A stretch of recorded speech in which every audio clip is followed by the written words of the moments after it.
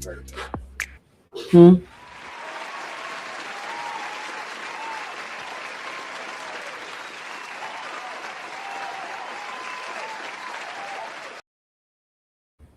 welcome to the channel. And this is R2 Cents, where we talk everything boxing, and everybody's entitled to their own opinion. In today's live, we will be discussing the GWOAT, Claressa Shields Fight Night Eve. Big card in Atlanta she got coming up tomorrow. Listen, let me preface this. This is probably not the show for the hardcores. If you hate Claressa Shields, this ain't the show for you. If you don't like her, if you don't like her hair, if you think she lying, if she talking to a married man, if she talk too much, if she lazy, if what else I done heard? She copying everything somebody else doing, if she don't fight nobody, if she can't fight, if her record is padded, she ain't bought her grandmama house that they foreclosed on. What else I got? She eat with her fingers. She eat out of paper plates. Her weave be too long. She too ratchet. She thinks she can beat up a man. Her ego too big. She always got to insert herself in things that don't apply to her. She talk too much. What else we got? I think that might be it. If I come up with anything else, I will report it back to y'all. So if any of those things you don't support, you don't, then this ain't gonna be the live for you. Because today we talking about the GWOAT. 18-0, 19-time world champion, over 5 divisions, 4 times undisputed in 3 different weight classes, 2-time gold medalist, 9 years pro, Claressa the GWOAT T-Rex Shields is who we're going to be discussing today. And this super ratchet fight card that she has put together. Now, I want some more people to pull up in here because I don't think people kind of realize like I get no, like let's put aside how you feel about what Claressa Shields is doing, and let's talk about what she is doing though. Now I just want to talk about what she's doing. I'm not talking. I don't want to talk about how I feel about what she's doing. And what Claressa Shields has done is create her own lane. She's created her own lane in women's boxing. People said she wasn't classy, she too ratchet, she too loud, she too masculine, she too, all of those things that y'all said she was too of. And that's fine. I'm not telling nobody that. I'm not here to try to convince of anybody of anything different. I'm just here to talk about what it is that she's actually doing. I'm just here to talk about what it is that she's actually doing. And what she has done is found her market. She's found her market. She's created a market. Love and Hip Hop, a whole franchise that went on for, let me look it up. How long did Love and Hip Hop go on? Love and Hip Hop. We want to try to act like ratchetness ain't a market. Now, I'm not saying I want her to be doing this or this is what she should be doing or whatever the case may be. And you can feel about it however you want to feel about it. How long? And this is just one example. How long did the Love and Hip Hop franchise run? The Love and Hip Hop franchise ran for 15 years. And that's just the love. That's just one little ratchet series I'm talking about. You got to remember, before the Love and Hip Hops, we had the Flavor of Loves and Charm School and all them other little crazy shows, right?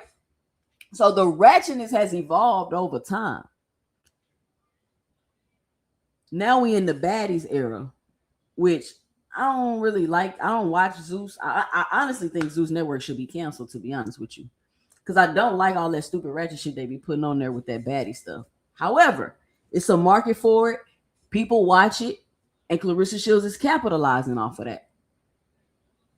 That's the only point that I'm trying to make, is that she's created her own lane, her own audience, and she's just trying to see how it works, I guess you could say.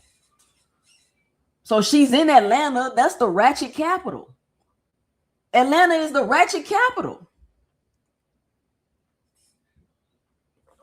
The sophisticated ratchet capital. So she's tapped into that. Who likes gossip and ratchetness? Women. So she's tapped into that.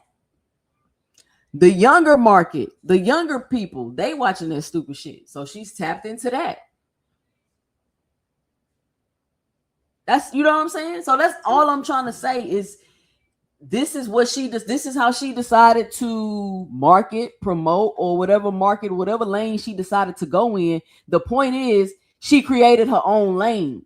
She has created her own lane, is what I'm trying to say. That's all. She's created her own lane. Whether you like it or not, or agree with it or not, you cannot deny the fact that she's created her own lane. Hold on.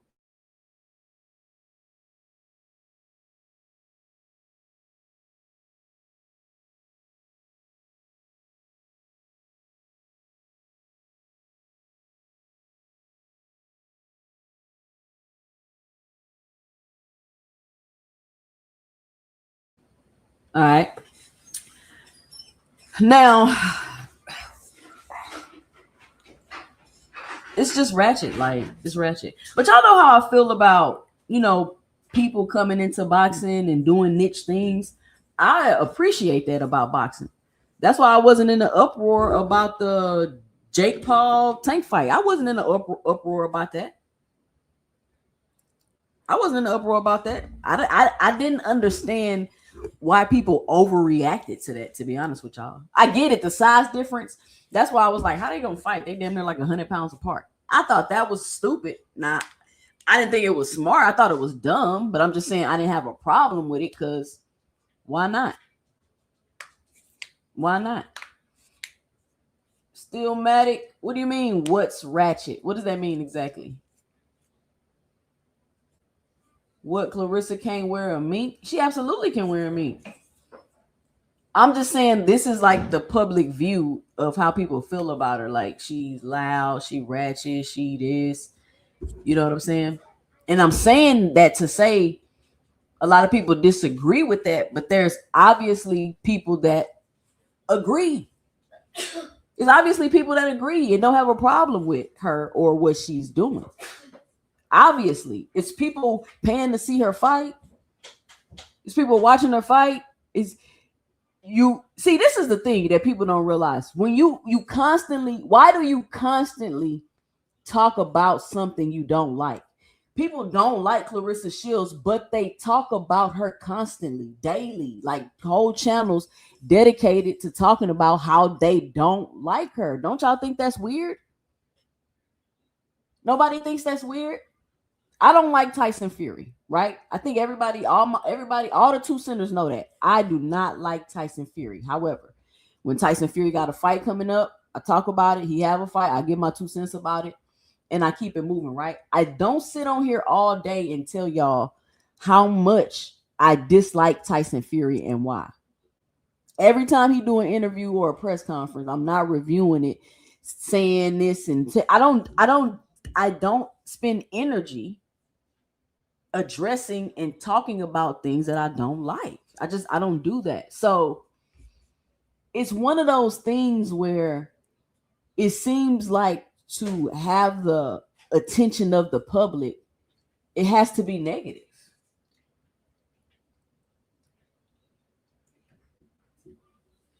Hold on, y'all. I got to put a rubber band on my daughter's hair.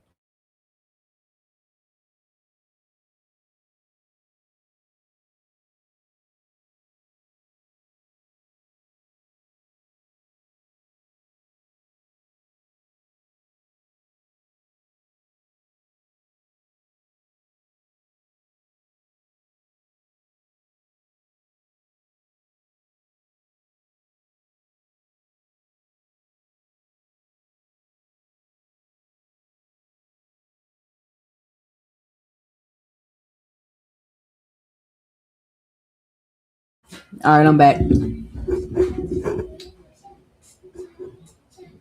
They say that about her because they take Layla's side of being the best ever. Listen, y'all. Layla Ali is not better than Claressa Shields. I'm sorry. I'm sorry. She's not better than Claressa Shields. She's not. Just go back and watch her fight. Just go back and watch her fight. I don't understand. All right. So that was my preference for the show. If you're gonna be on here upset and feel some type of way because I'm not on here shitting on Claressa Shields, then just don't watch the show because I'm not about to do it. I'm not about to shit on Claressa Shields. It's enough people doing that. I don't need to do it too. It's if you want to find shit on Claressa Shields videos, just type her name in and they all gonna pop up. You can go watch them.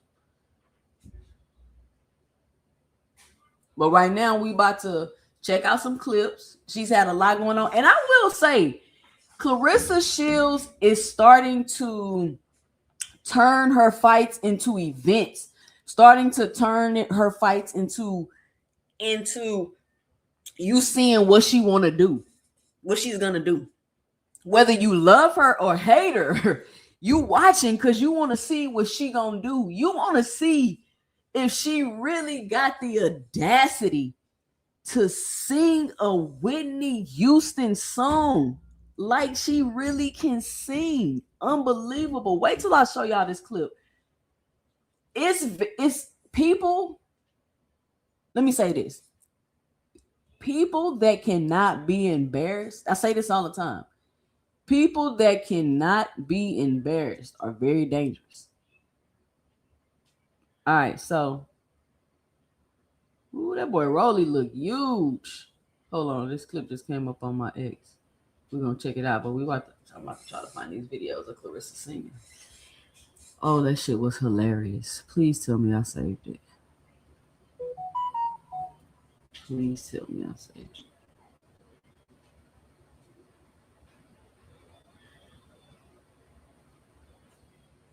Oh, where was she singing at, y'all? I gotta find this clip because it was too funny. Did y'all hear that Adrian Broner was in the hospital? I just seen that clip today saying he went to the hospital and Dean saying he gonna die if he keep drinking. Anybody seen that? I wish Claressa Shields would stop saying she could beat up Rolly. Seriously. I really wish she would stop saying that because it's just she just get everybody in the uproar every time she say that shit. Just stop saying it. But I think that's why she's doing it at this point. Cause she get folks in the uproar.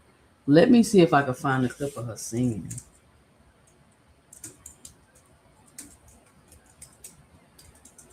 This was too funny to me. Like I don't know who told Claressa Shields she can sing, but she cannot. But it's cool though. But the audacity to sing Whitney Houston though, she got a line for that. I can't lie. You got a line for that one, Claressa.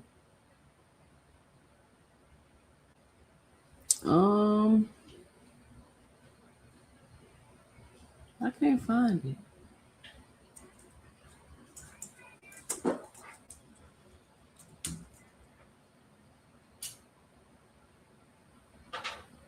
Let's see what we got. Let me go back. Did y'all see Floyd Money Mayweather at the press conference with Claressa T-Rex Shields? Now, when I see Floyd at the press conference, right, I feel Slogan 1 in the chat already hating. See, there you go. Look, she got a fight tomorrow, Slogan 1.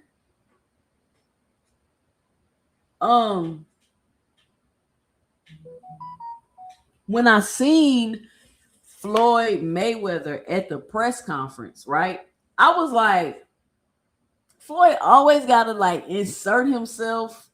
You know what I'm saying? Just like when Jerron did the Pivot podcast, he had to call on the phone and talk to Booz, and here he go in the press conference with Claressa. And you know, I be feeling like Floyd got to insert himself, just he be trying to get some clout. But I think it says a lot, to say the least. Floyd's quote unquote trying to get some clout with you. You feel me? But I think Floyd recognizes the talent. And I think it says a lot when he stamps a fighter. So for him to actually physically show up at her fight, I think that's dope, whether he clout chasing or not. He didn't have no whole bunch of jury on. He wasn't doing, you know what I'm saying? He was definitely trying to be seen, but he wasn't trying. Y'all know how he be at tank fights with the big chains on, like he still got it. You know what I'm saying? He wasn't doing none of that. He actually looked like he just threw something on and came to the press conference. But we're gonna pull it up. Y'all make sure y'all support the channel. Hit the Cash App at $2 Boxing, or let me know and drop it below your 2 cents in the super chat. I'm gonna be playing clips off the zone. They gonna demonetize it, so make sure y'all support the channel. For those of you that don't know or forgot, because we ain't been hitting the goal lately, the record on the show is 32 super chats. We always want to try to break the record, but just the goal for every show, because it's not free to run my YouTube channel. I do have expenses. 20 super chats is always the goal. I don't care if it's $1.99 or $199. Please be sure to support the channel. Also, when you support the channel, it lets me know I'm actually doing a good job and people are actually enjoying the content and they're actually finding value in it. So if you finding value in this content, if you loving the live, be sure to support the channel.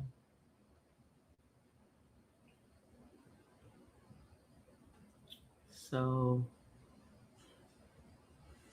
let's see.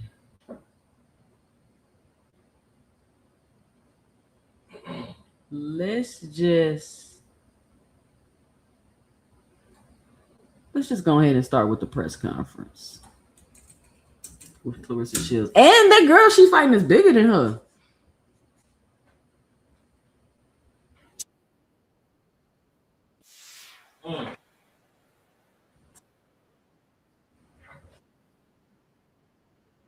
Admit, whether you like Claressa or not, she is becoming quite the showman. She is becoming quite the showman. I've been watching her all fight week. She's been doing the interviews. She's entertaining. People cannot stop watching her. People cannot stop talking about her. Oh, 2 cents is for the wrong reasons. Who do people continuously talk about for the right reasons? Go. Who's hella popular and everything they say about him be positive? Because when Floyd was on top, people wasn't speaking positively about Floyd. People was not speaking positively about Floyd. Jerron Ennis is on top. They not speaking positively about Jerron Boots Ennis. They saying he get hit too much. He almost got. They continuously to try to shit on him for 20 seconds of a fight, and that's because that's all they got. He don't do nothing else. Boots Claressa complete opposite, but they still get this crazy hate and criticism for some reason. Why is that? I'm not defending her. Don't get it twisted. Gaptooth Gang say they both Michigan natives. It makes sense to show love. I mean, Floyd just ain't coming to your fight because you from Michigan. Come on, Gap Tooth. He's there because she's the GWOAT. He wasn't at Amanda Serrano fight. I ain't seen him at the Amanda Serrano versus Katie Taylor fight.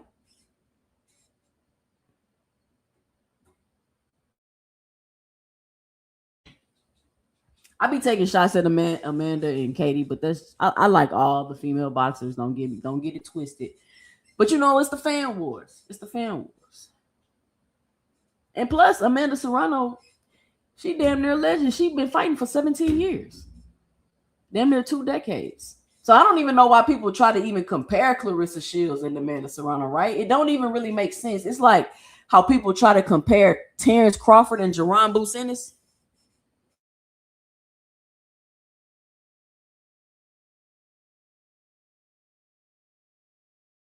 You know how people try to compare Jerron Bucenis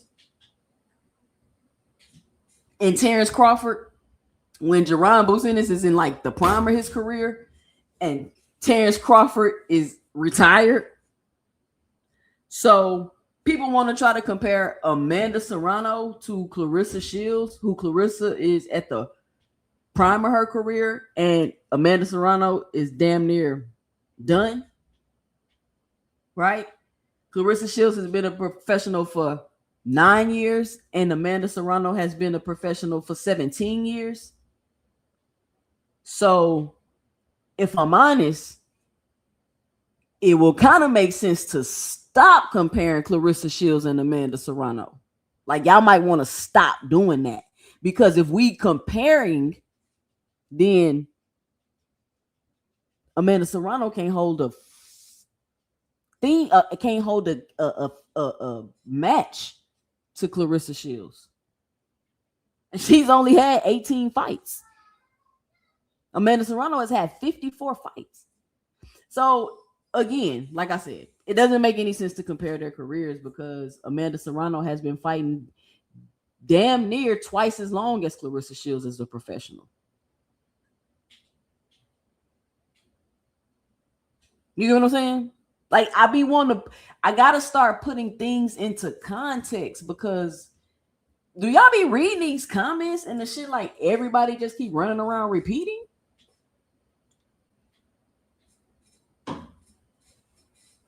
Ishmael, this ain't gonna be the show for you, bruh. I already know. Ishmael. Hey, Ishmael might be the funniest guy in the chats. Ishmael might be the funniest guy in the chats. I promise y'all. Y'all gotta start watching what Ishmael be saying. I don't think y'all be paying attention to what Ishmael be saying. But he got my attention. I've been peeping him, but he real funny. He real funny. But he be being serious though. He really not being funny at all. He said, but what I'm saying is she's the GWOAT and he's the GOAT. So it makes sense. But undefeated champs from Michigan, she's basically the female Floyd. And says, yeah, she said he calls her female TBE. Female TBE. What's up, Thomas? Ooh, he said I never seen Floyd at the Anthony Durrell fight. Uh-oh. Now, they tried to clown me on the panel earlier when I was like, who y'all think gonna win, Orlando Brown or Ray J? They 2 cents. But then guess what they doing? Guess what they did? Start talking about who they thought was gonna win, Orlando Brown or Ray J. Now, 2 centers. Let me know in the chat. Who do y'all got out of Orlando Brown and Ray J?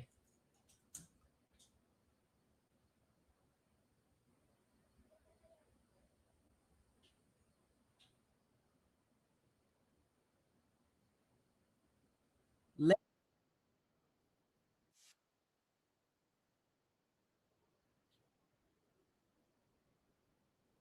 take a look at the face-off. All my hardcores, this ain't it, bro. This ain't it. This ain't the fight card for you. If you're a hardcore fan, all the boxing purists, this ain't the fight card for you. Now,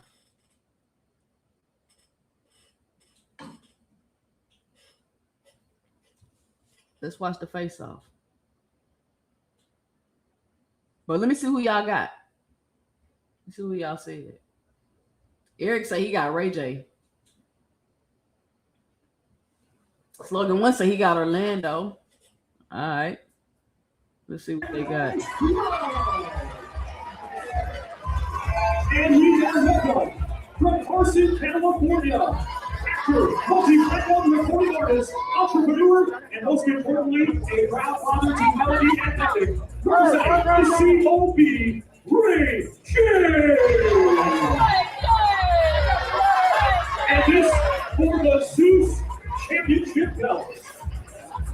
Why does Ray J got them gloves on? I forgot I had it sped up, y'all. I be watching videos on 1.5 speed, so when they be sped up, it sounds regular to me because I listen to all my videos on 1.5 speed. So I'm crazy, y'all. Don't worry about it. All right, here we go.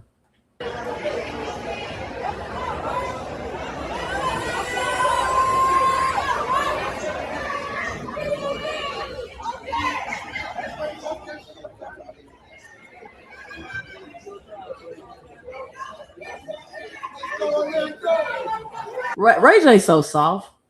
Look at the Zeus dude in the back. That boy icy.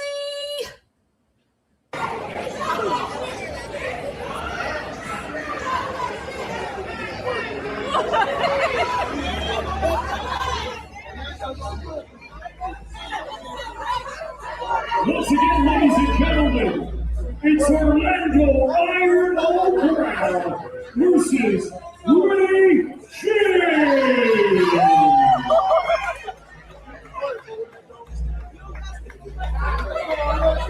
I'm not even gonna tell y'all what he just said, but I know y'all can read his lips. This man is out of control. For the Zeus Championship belt, live on Zeus.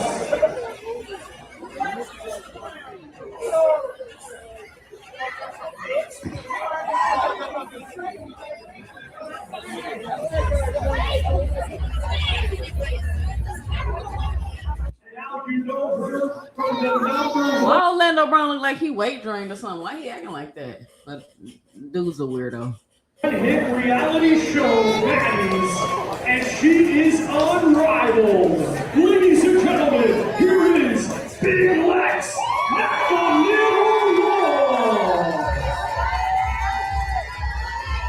Now I have no idea who these people are. Big Lex. Fellas in the chat, do y'all know who these people are? Can anybody explain? I think somebody said one of them was a baddies girl off a show, and one of them is Krishan Rock's sister. Was Krishan Rock's sister also on the show? Like, how do they end up in a fight? Like, I don't understand why they fighting. So if anybody want to run me down on the beef.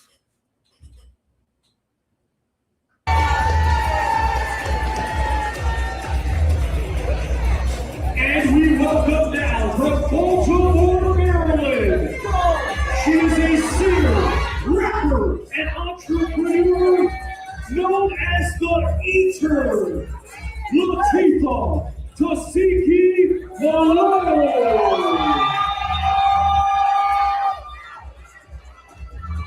And now the ladies face off for the final time.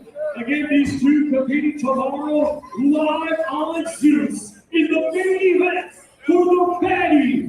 So is the Colts, like, what is that? Is that like a Michigan thing? Like, what's up with these Colts? Like, it's the summertime. I don't know where they at, but it's been like 111 degrees. Feels like 111 degrees outside where I'm at. We've been having a heat advisory every day. I would die if at any point of the day I put on one of these coats. It's crazy. Championship belt.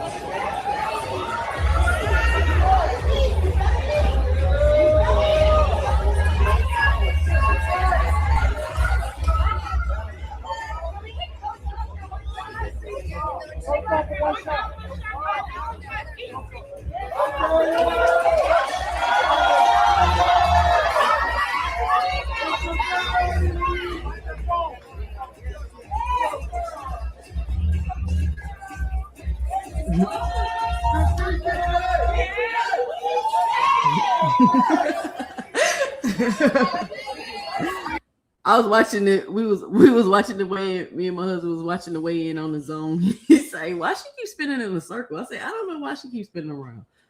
I guess she just want everybody to see that she got a swimsuit on."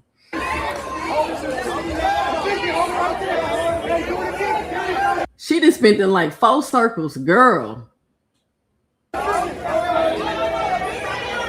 Big Lex, not the little one, versus Latifah Tasiki below. The main event on Zeus for the batting championship belt.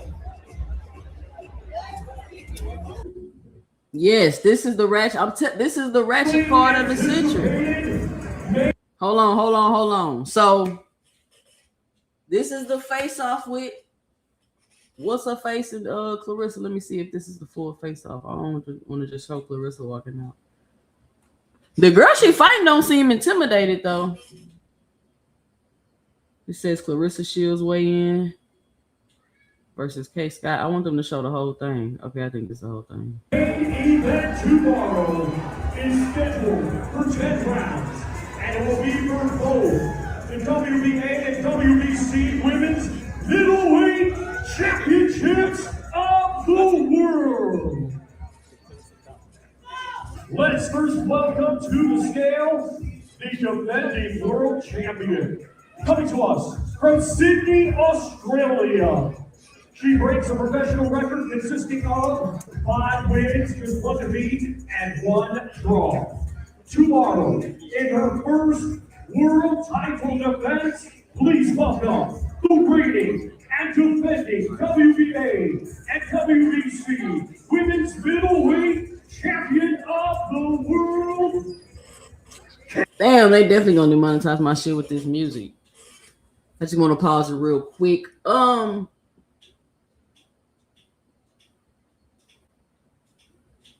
She look like her shorts too small. She look like when she take these shorts off, she gonna have like the imprint in her stomach.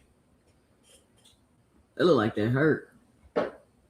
Claressa Shields.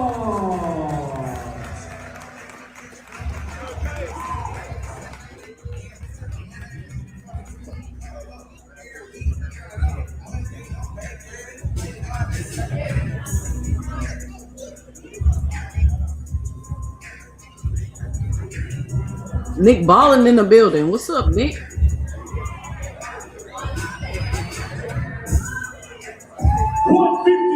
.8 for the defending world champion, Claressa. Wait, this girl. Do y'all see this girl? Look at her arm. Jesus. She is big.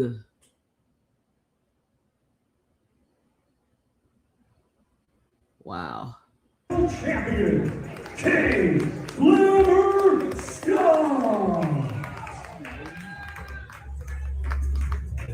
And now we welcome the challenger, a native of Flint, Michigan, Valley, right here in Atlanta, Georgia. A stellar amateur, becoming a 2-time Olympic gold medalist, now as a professional, undefeated, 18 wins. Y'all remember how empty T.O. and Shakur press conference sounded? It seemed like it's a lot of people there, don't it? Like Shakur and T.O. fucking press conference, it was echoing in there. It sounds like it's a lot of people here. 318 wins, all by way of knockout. Her accomplishments include winning 19 world titles in 5 different weight divisions, becoming the undisputed light middleweight and middleweight world champion, the current undisputed heavyweight world champion, and the #1 pound for pound female fighter in the world. Y'all are killing me in the comments. Y'all killing me in the comments. Come on, GWOAT. Let's go. Let's go, GWOAT.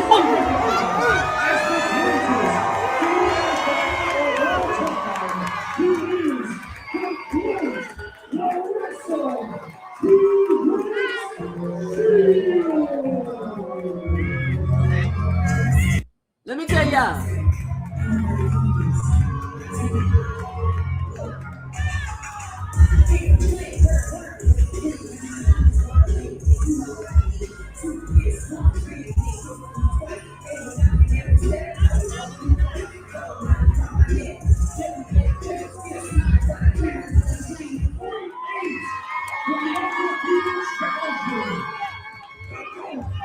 Claressa Shields.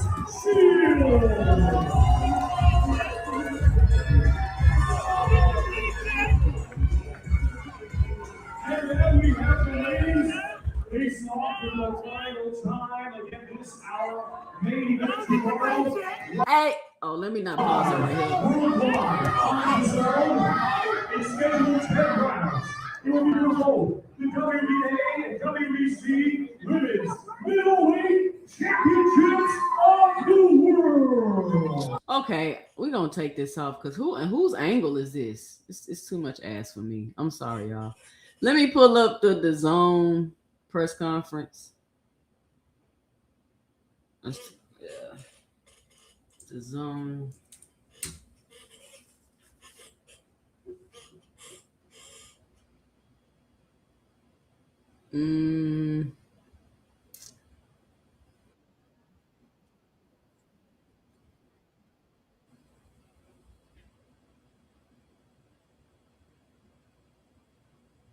All right, we're gonna watch it from the zone because I ain't want the booty view.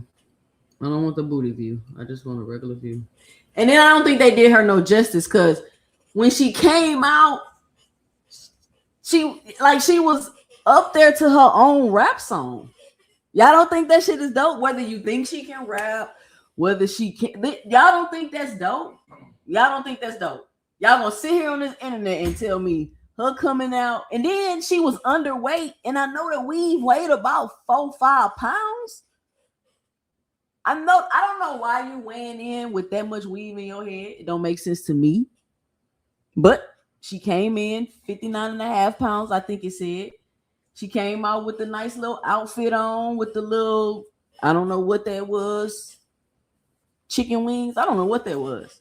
The half meat, the meat throw over, the shoulder meat. I don't know what it was, but she came out. She looking good. She got the outfit on, her rap song on. Everybody there screaming and yelling for her. Somebody just said in the chat, it's entertaining. I mean, I'm saying like Claressa putting on right now. She putting on. You can't deny that. I'm not talking about how you feel about it. I'm talking about what she's doing. Here we go. Let's go. We're going to watch it without the booty view. Fellas, I know y'all was probably cool. I can't do it. All right. And it will be for both the WBA and WBC Women's Middleweight Championships of the World. Let's first welcome to the scale the defending world champion. Coming to us from Sydney, Australia. She brings a professional record consisting of 5 wins, just 1 defeat, and 1 draw. Tomorrow, in her first world title defense, please welcome the reigning and defending WBA and WBC Women's Middleweight Champion of the World, K. Glamour Scott.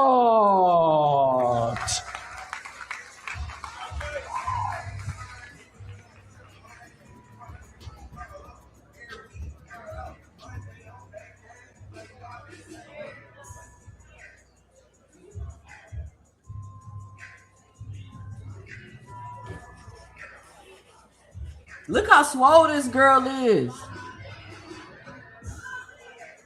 158.8 for the defending world champion, K. Glamour Scott. And now we welcome the challenger, a native of Flint, Michigan, now making her home right here in Atlanta, Georgia. Y'all hear that crowd? Y'all hear that crowd? They wasn't for Shakur like that at that T.O. press conference. She acting just like Shakur. Well, it ain't working for Shakur acting like Shakur. Shakur acting like Shakur, it ain't working for him. But it's clearly working for Claressa Shields. Stellar amateur, becoming a two-time Olympic gold medalist, now as a professional. Undefeated, 18 wins, 3 of her 18 wins come by way of knockout. Her accomplishments include winning 19 world titles in 5 different weight divisions, becoming the undisputed light middleweight and middleweight world champion, the current undisputed heavyweight world champion, and the #1 pound for pound female fighter. Look at what Blue said. Sound like a bunch of women. Sound like a bunch of women. She bringing you know what I'm saying? That's a whole like, and it's a casual. It's probably the casual woman too. This ain't just no woman boxing fan. And now this is she's bringing out the casual women. She's bringing out the casual women. Just like Tank do. Interesting. Fighter in the world, ladies and gentlemen, universally recognized as the greatest female fighter of all time. Here is the GWOAT, Claressa T-Rex Shields.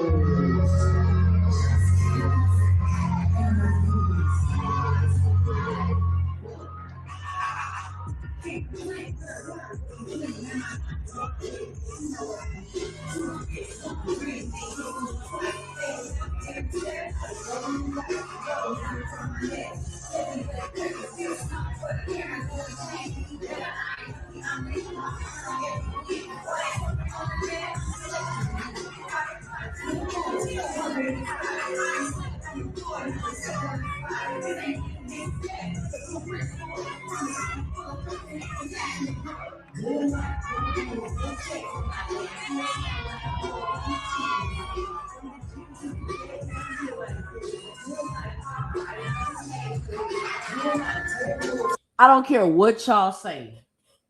That shit is dope. I don't care what y'all say. She at her fight. She brought all these people out.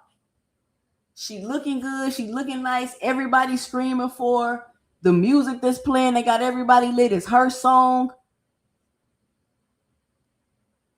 Who else in boxing? She on some Roy Jones shit. Y'all must have forgot. He coming out rapping, dude. Hey, listen. I don't know. Y'all can feel how y'all want to feel about it. I think the shit is dope. Blue say, I'm not gonna lie, this is the best I've ever seen her look. She looked good with her last fight with Franchon Cruz in the green outfit too. She looked good. She been looking good. She's stepping it up.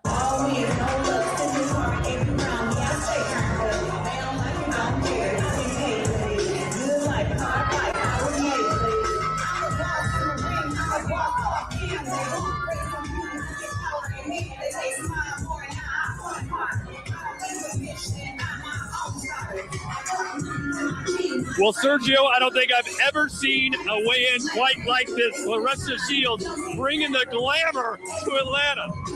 Hey, it's not supposed to be the one called glamour, but look at Claressa Shields, the GWOAT, shining, stunning here in Atlanta. The crowd is loving it. And look at that physique. 155.8 for the undefeated challenger, the GOAT, Claressa T-Rex Shields. Rick Timms makes a very valid point. He says, where is Layla and her praise though? I thought she respected fit boxers. Layla got to come back and eat those words, don't she, Rick?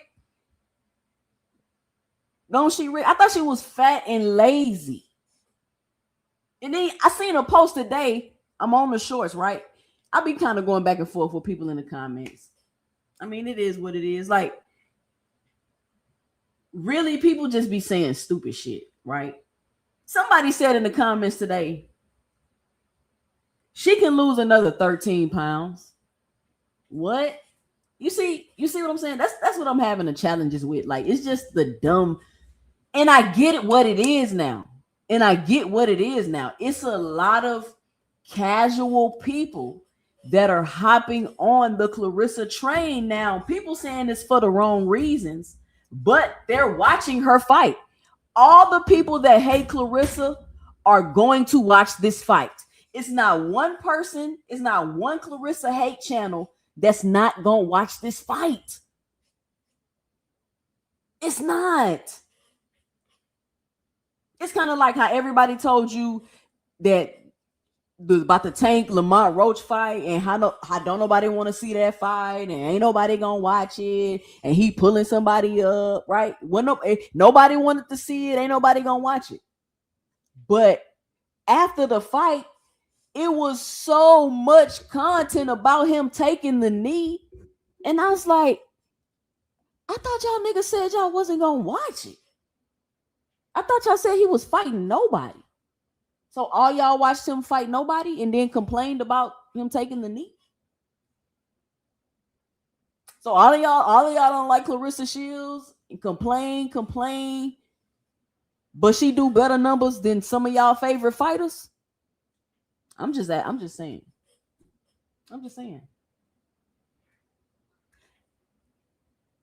It's one of those things, like,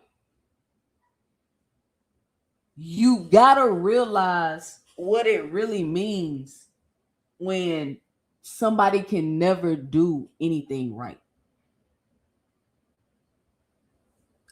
You gotta realize what that means. And now we have the ladies face off for the final time. Again, this our main event tomorrow, live worldwide on DAZN.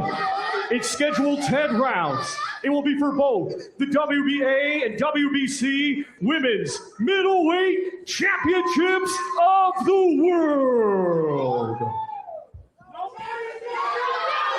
Sergio, suddenly I feel underdressed right now. That's called swag, Todd. Something you and Chris Mannix do not have. You think Kay is intimidated by this whole scene right now? No way. No way. That is not her temperament. I loved everything that Kay Scott said to us leading up to this fight. The fighter means she is not intimidated, waiting for this moment. But of course, we know that Claressa Shields is born for this moment.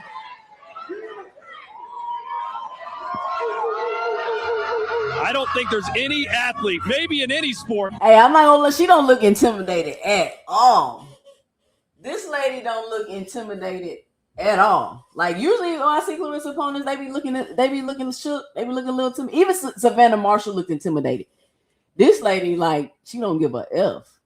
Interesting.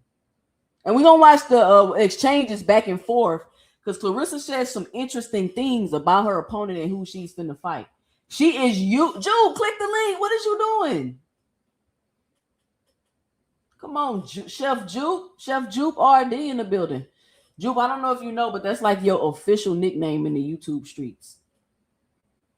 Chef Jupe RD. That is your. And Jupo. They really starting to call you Jupo now.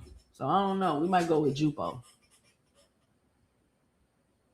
That enjoys the bright lights and the fame more than Claressa Shields. Hey, much deserved. She worked hard for that fame, and finally she has her moment, her shine, and she loves shining.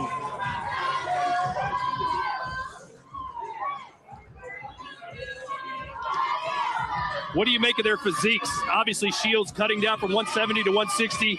I'm sure it's not easy for Kay to cut down to 160 either. She is a big woman. I think they're both in incredible shape.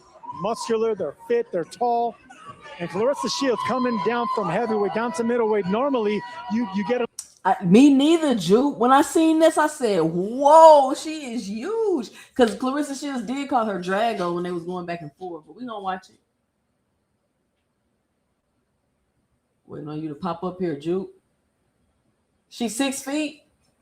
Let's look up her dimensions. How big is this girl? Let's look up.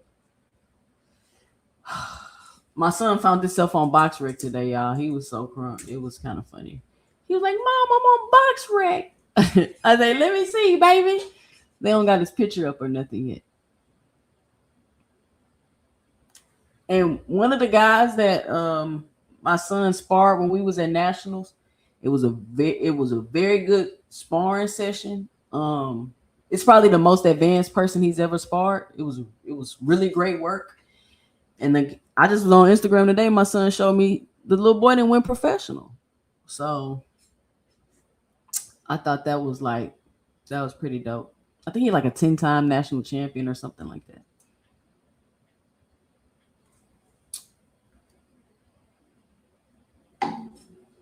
Oh, Juke say she coming. She ain't just getting on. All right, Juke. My bad. I ain't mean to rush you, Juke. Well, come on, Juke. This the GWOAT. A little bit less muscle. She's sculpted still. She still has that muscular frame. All right, let's hear from the champ. She's standing by with Kayla. Okay, this is a long anticipated fight that a lot of people in here, outside of here, are waiting for. How ready are you for this one? I've never been more ready in my life, so bring it on. You said that you feel underestimated by both Claressa and the world. Why?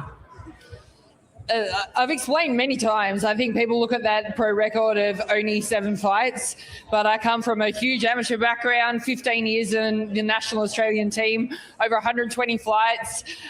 So I'm not new to this. My first pro fight was an 8-rounder, so I'm ready, more than ready. You also said okay. Now, when Terrence Crawford fought Madrimov with 10 professional fights, people said, "Oh, he got an extensive amateur background." And when you overseas and you amateur, it's like professional because they get paid to be amateurs over there.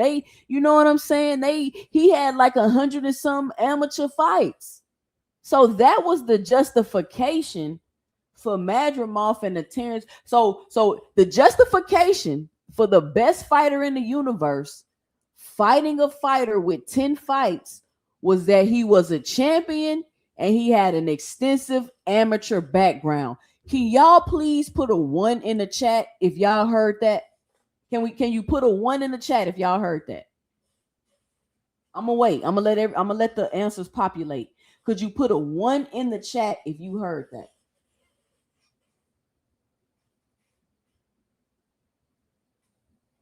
Kadir say he thinks she natural.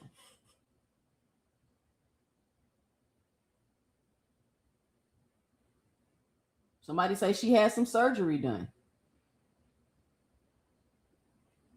Kadir say, look at her shoulders and arms.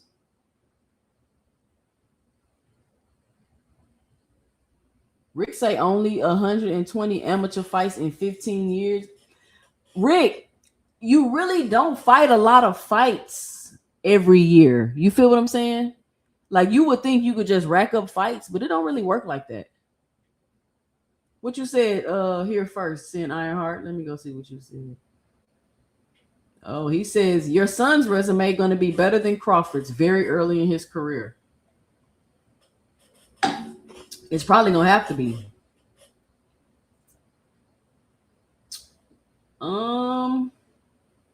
What's up, Brian? Oh, Dondrick with the 1, Lee Jackson with the 1, Randall with the 1, Cash Crypto with the 1, Million Films with the 1. So,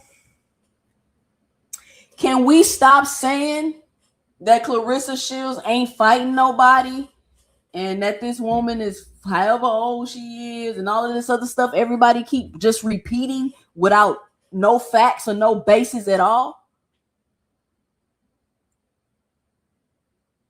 Without no facts and no basis at all. Didn't they say Lomachenko got fast tracked because he had a good amateur background? So now having a good amateur background doesn't mean anything? Because I do see how people like to flip-flop with the amateur background. Right? They like to flip-flop with it when it's convenient. but we not flip-flopping. That's all I'm trying to say. Is like let's just speak about things with a tad bit of context. That's it. That's all I'm asking. That you feel more on point physically, mentally, emotionally for this. What gives you the confidence going into tomorrow that you're ready to get in the ring? Because camp's been absolutely bang on. As you said, all those points, I've marked them off 10 out of 10 the whole way through. So that's all I can do. Control controllables. Oh, this is the girl that came to Claressa Shields' gym from Australia. Y'all remember when I showed y'all that video and I was telling y'all how them Australians be thinking they so tough and that's why Tim Tszyu got his ass whooped? Remember? That's who this is. I didn't realize that till she started talking. Yeah, she came to Claressa's workout and started. But I gotta find that. Chef Jupe RD in the building, ladies and gentlemen. What up, Toussaint?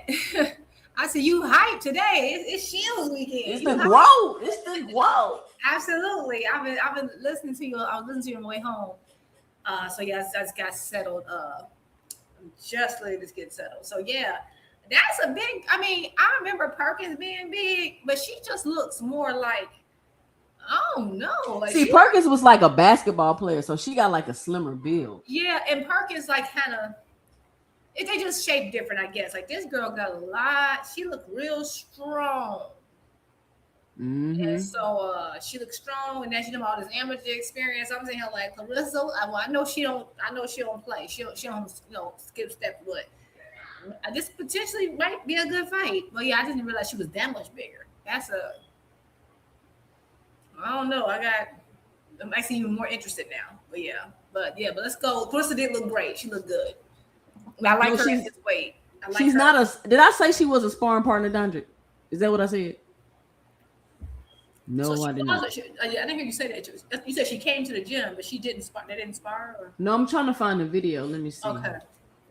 Yeah, but yeah, she look. I'm about to figure out more because I didn't really do my homework on her, and I don't remember seeing a previous fight from her. I probably have. I probably forgot. So I kind of need to do my due diligence, I guess, before tomorrow, and figure that out. But yeah, I mean, of course, I got to go no matter what. But I mean, Claressa her like, look at her like. Her shoulders are very wide. That's what it is. Something. Mm-hmm. She is huge. And you're right. She don't seem intimidated at all. She seems ready for the moment. No. Hold on. Let me see if I can find it. Comes to Claressa. Oh, Rick Tim says that Perkins is 6 feet. K is 5'10". We sure about that? I'm just joking. Yeah, I believe you, Mr. Rick. All right, we're gonna watch some of her media workout too when we get through with this press conference. It's GWOAT night, y'all.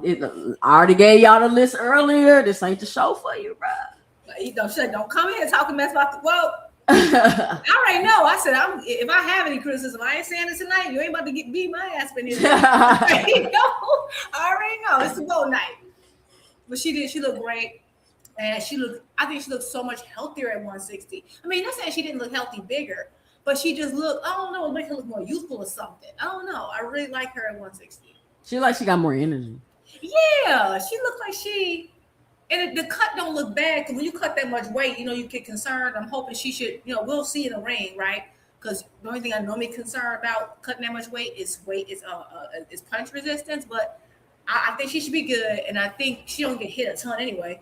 And I think that she looked more spry, like she got more energy, and I just think this is more her natural weight to me. Right, it's a little meaty at a heavyweight, but I get what you can't go in there, giving nobody a 30-pound weight advantage. So, and listen, I ain't gonna lie to y'all, but I got a rule. It's 2 people who I said there's no more betting on a knockout, and that is Shakur Stevenson and Claressa Shields. I don't care who they fighting, who I think they gonna knock out. And Devin Haney, he's on the list too. I don't care who they fighting or who I think they gonna knock out. I'm not betting on no KO. I'm not. I've been yeah. Listen, I don't even bet because like I'm frugal, man. If I lose $5, I'm mad. Cause I'm like, I could have had a burger with that. Do you know how fun it is to lose money? No, I don't think it's fun at all. Listen, It is a blast. Vegas, It I is never a get. blast. You know what it is? I like if I spend money, I want like an experience or something tangible.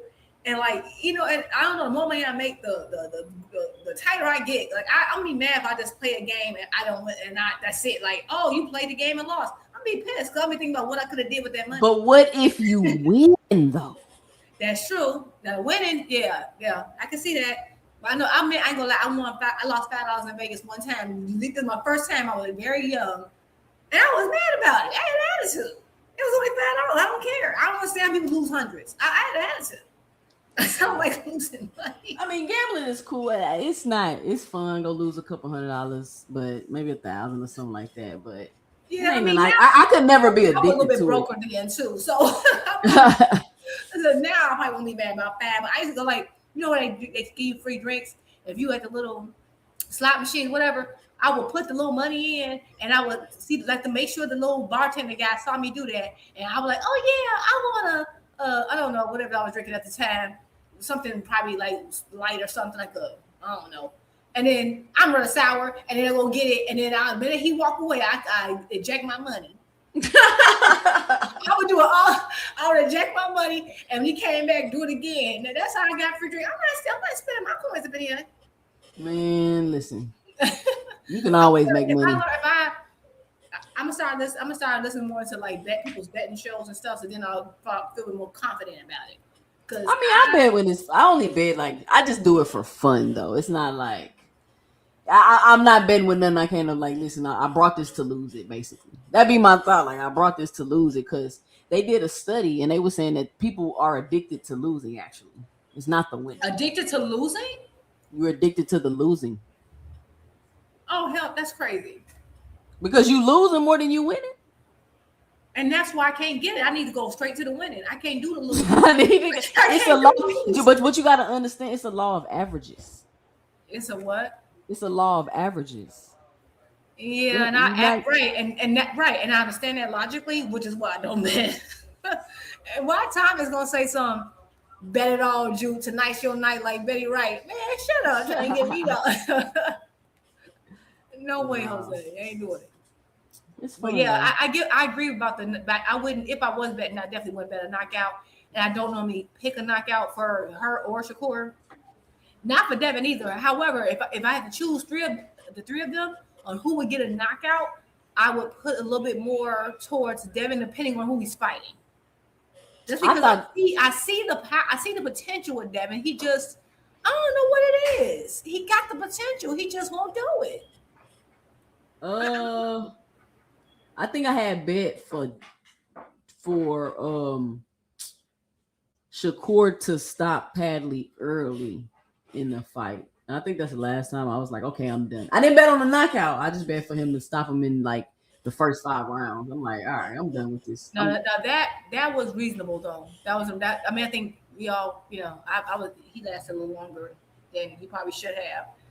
But yeah, I'm done betting on Shakur. And all that. Shakur was also trying to using that fight to preserve his hands because of his hand issues. So maybe I don't know, but I need them. He could have stopped Tio. Huh? He could have stopped Tio. Oh, I think so too. I think if he really wanted to pressure it, yeah. Like there was no time where I thought Tio was that buzzed, but I think if he just stepped on the gas and that's something where like certain fighters, I hate when they just like oh, just you got power. Power ain't nothing. It's not just that you have power, but power is a gift. It's a gift just like athleticism.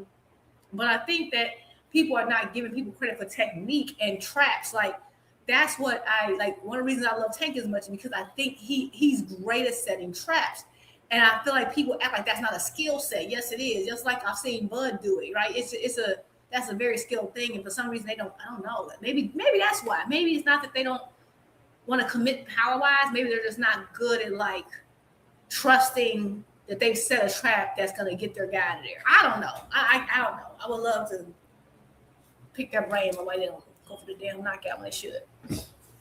Claressa go for it. The problem is I think she ends up smothering her stuff sometimes. She gets so excited.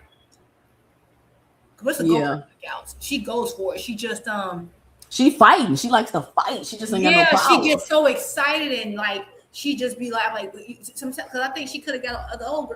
Who was the other chick she had out of there? She just got too excited, and kind of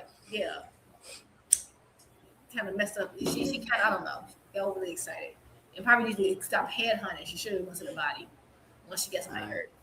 All right, let's drop this. I'm bringing the best version of me. I hope I see the best version of her, and we'll see who's holding the belts at the end. And what do you want to prove? I want to prove that I'm the best middleweight fighter in the world. I want to give her first zero as well. Make her lose her zero as well. Best of luck. Thanks, Kay. Thank you. Let me tell you, them all they arrogant. Them Aussies, they arrogant as hell. Y'all see how arrogant Tim Tszyu was? He thought he was finna go in there and beat Bakram at the Fundora had just beat him up. I'm trying to be nice. At the Tim Tszyu had just beat him up. He ain't know what hit him. Tim Tszyu after the fight was like, "Oh, what happened? The fight over?" All right, Claressa, the GWOAT show has come to Atlanta. You wanted this fight here in the South. How are you feeling now that it's almost here? I feel great. I feel in shape. I feel fast. I feel like this is a dream come true for me.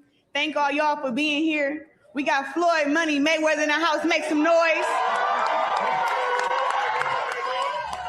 See, Floyd ain't, you know what I'm saying? He ain't come, you know what I'm saying? He ain't come to attention whorish. You know what I'm saying? He ain't got the jewelry I respect that. And Claressa looks so pretty right there. Oh my God, she looks gorgeous. So she does. And I'm happy that it's not. I'm sorry. I'm just saying I'm happy he didn't go in there right trying to like make it about him and just supporting his, Michigan sister. I like that he, just chilling. He's still cloud chasing a little bit, but it's cool. People who I compare my accolades to, but when you got Floyd Mayweather coming to your weigh-in and coming to your fight, you always feel super special. He's an idol of mine. And I'm going to put on a great performance for y'all tomorrow because Kay Scott is underestimating me. She think I took her life. She think I didn't look at her workouts. And I didn't stalk her Instagram. I stalked her. She was my girlfriend for the camp. I wasn't even able to have no sex with my man. So she was my girlfriend. So me and you in love, and I'm going to make some good love come fight night, baby. I want to knock it out. All right? You are the queen of the heavyweight division, undisputed at heavyweight. Been 3 years, though, since you've been at 160 pounds. How are you feeling at this weight? I made weight easy. Easy. Now, Drew, what weight was her last fight at? Chat, what fight was her last? What you say was her last fight at? Her last fight, wasn't her last fight at heavyweight? 175. Yeah, I thought it was a heavyweight. So she went from 175 to 160. It's 15 pounds. Down to 160. She's dropping 15 pounds. Is that enough for you niggas? Is that enough weight for her to drop? How much more weight y'all want her to lose? And just by the way, that's a huge drop because especially for women, again, we have naturally women have more body fat. You're going to cut so much before you not feel healthy. You got to keep some body fat on you. So it's much harder. And she's still young, but she ain't that young. It becomes harder. So the fact that she did it and don't look crazy, she don't look crazy, man. She dogged that out. She look amazing. Kadir say she's in tremendous shape. He says, I thought she had no discipline. Who said she had no discipline? I hadn't even heard that one. I ain't even heard that how the hell does she have no discipline? Y'all just saying anything. How she got no discipline, Jude? How she what? No, she definitely got no. How she got no discipline? I've never questioned her discipline. I think she's a woman who's comfortable in her own body, and I think that she was fine with the extra weight. I really do. I think she also likes being shapely, which is nothing wrong with that as a woman because she's a naturally shapely girl, and I think she was fine. But then once she cut the weight, she realized, oh, okay, I'm still, she still snatch, she still look good. But But no, I never saw her as like undisciplined because I mean we didn't see her move around weight before. She's been doing it her whole career. She's no, a champion in 5 divisions. No, do not go to 147. No, I mean, could she potentially? But I think that's risky. That's a lot. That's very dangerous. Her coming down 15 pounds, pretty much regardless of who she's fighting. That's what's crazy is that this was so crazy. Meanwhile, if in men's, if they be like, okay, why don't you meet me at this weight class? And like they meet me 3-4 pounds. Oh my God, you're draining him. You're trying to kill him. It's crazy. But the women, they be like, drop 30 pounds tomorrow. I'm like, what? And these are men. They don't have that. They don't need all that body fat. I said, you know what I said, you? Because they were saying it ain't nobody for Devin to fight at 147. I said, shit, he should go to 30. He should really go try to fight Bam or Inoue. Yeah, and my thing is, you keep calling us Tank. Go to 135 and fight Tank. Why not? That's less. Wait, what's that? How many pounds is that? 147, 130. That's only 12 pounds. That's less than what she dropped. She just dropped 15. Right. Okay, but then drop. That's what I'm saying. Like they got a high. I don't know if y'all realize this, gentlemen, but y'all have a higher bar than for the women than y'all do the men. I don't know if y'all noticed that. Because why can't Devin drop down? Yeah, he should go down because it ain't no competition at 47. All the competition at like he should. You know what? Since Shakur won't fight him, he should go fight O'Shaquie Foster. Yeah, go get Shocked out the way. He should go get Shocked at one. He can meet Shocked at 135. Also, I don't want to hear any more complaints about no rehydration clauses. Oh my God, you can't eat and rehydrate. You shouldn't need to rehydrate if you at your real weight. You wouldn't need to rehydrate that much. They weren't rehydrating that much back in the day. Watch, you gonna hear somebody tomorrow. 10-pound rehydration pound complaints. Now that y'all done had Claressa drop 15 and want her to drop another 15 or 12. I don't want to hear no more now.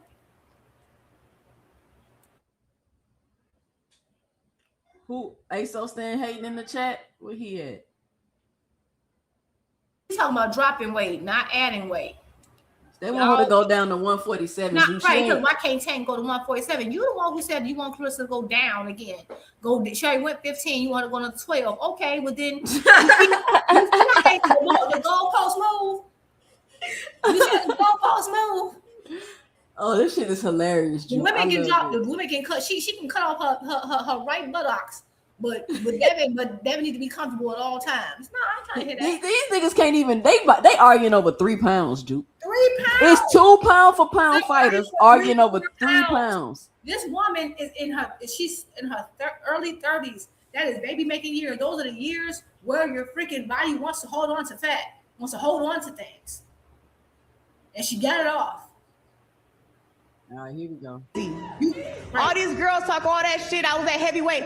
I was at heavyweight because these bums who was at 54 and 47 and 60, 68 did not want to fight me after I destroyed and ran through 5 different divisions. And they were trying to start me out the sport. They wanted to get the GWOAT out.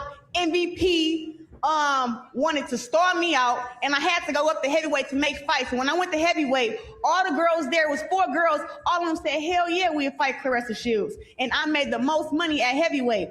Now that I've cleared out the heavyweight division, I'm back at middleweight. That's my weight class where they giving away ring belts. Ring belts only go in 1 and 2 fights. And I'm automatically number 2 with or without a belt because I reigned their 2-time undisputed champion at middleweight. So therefore, I'm back at my division. I'm coming to get the belts.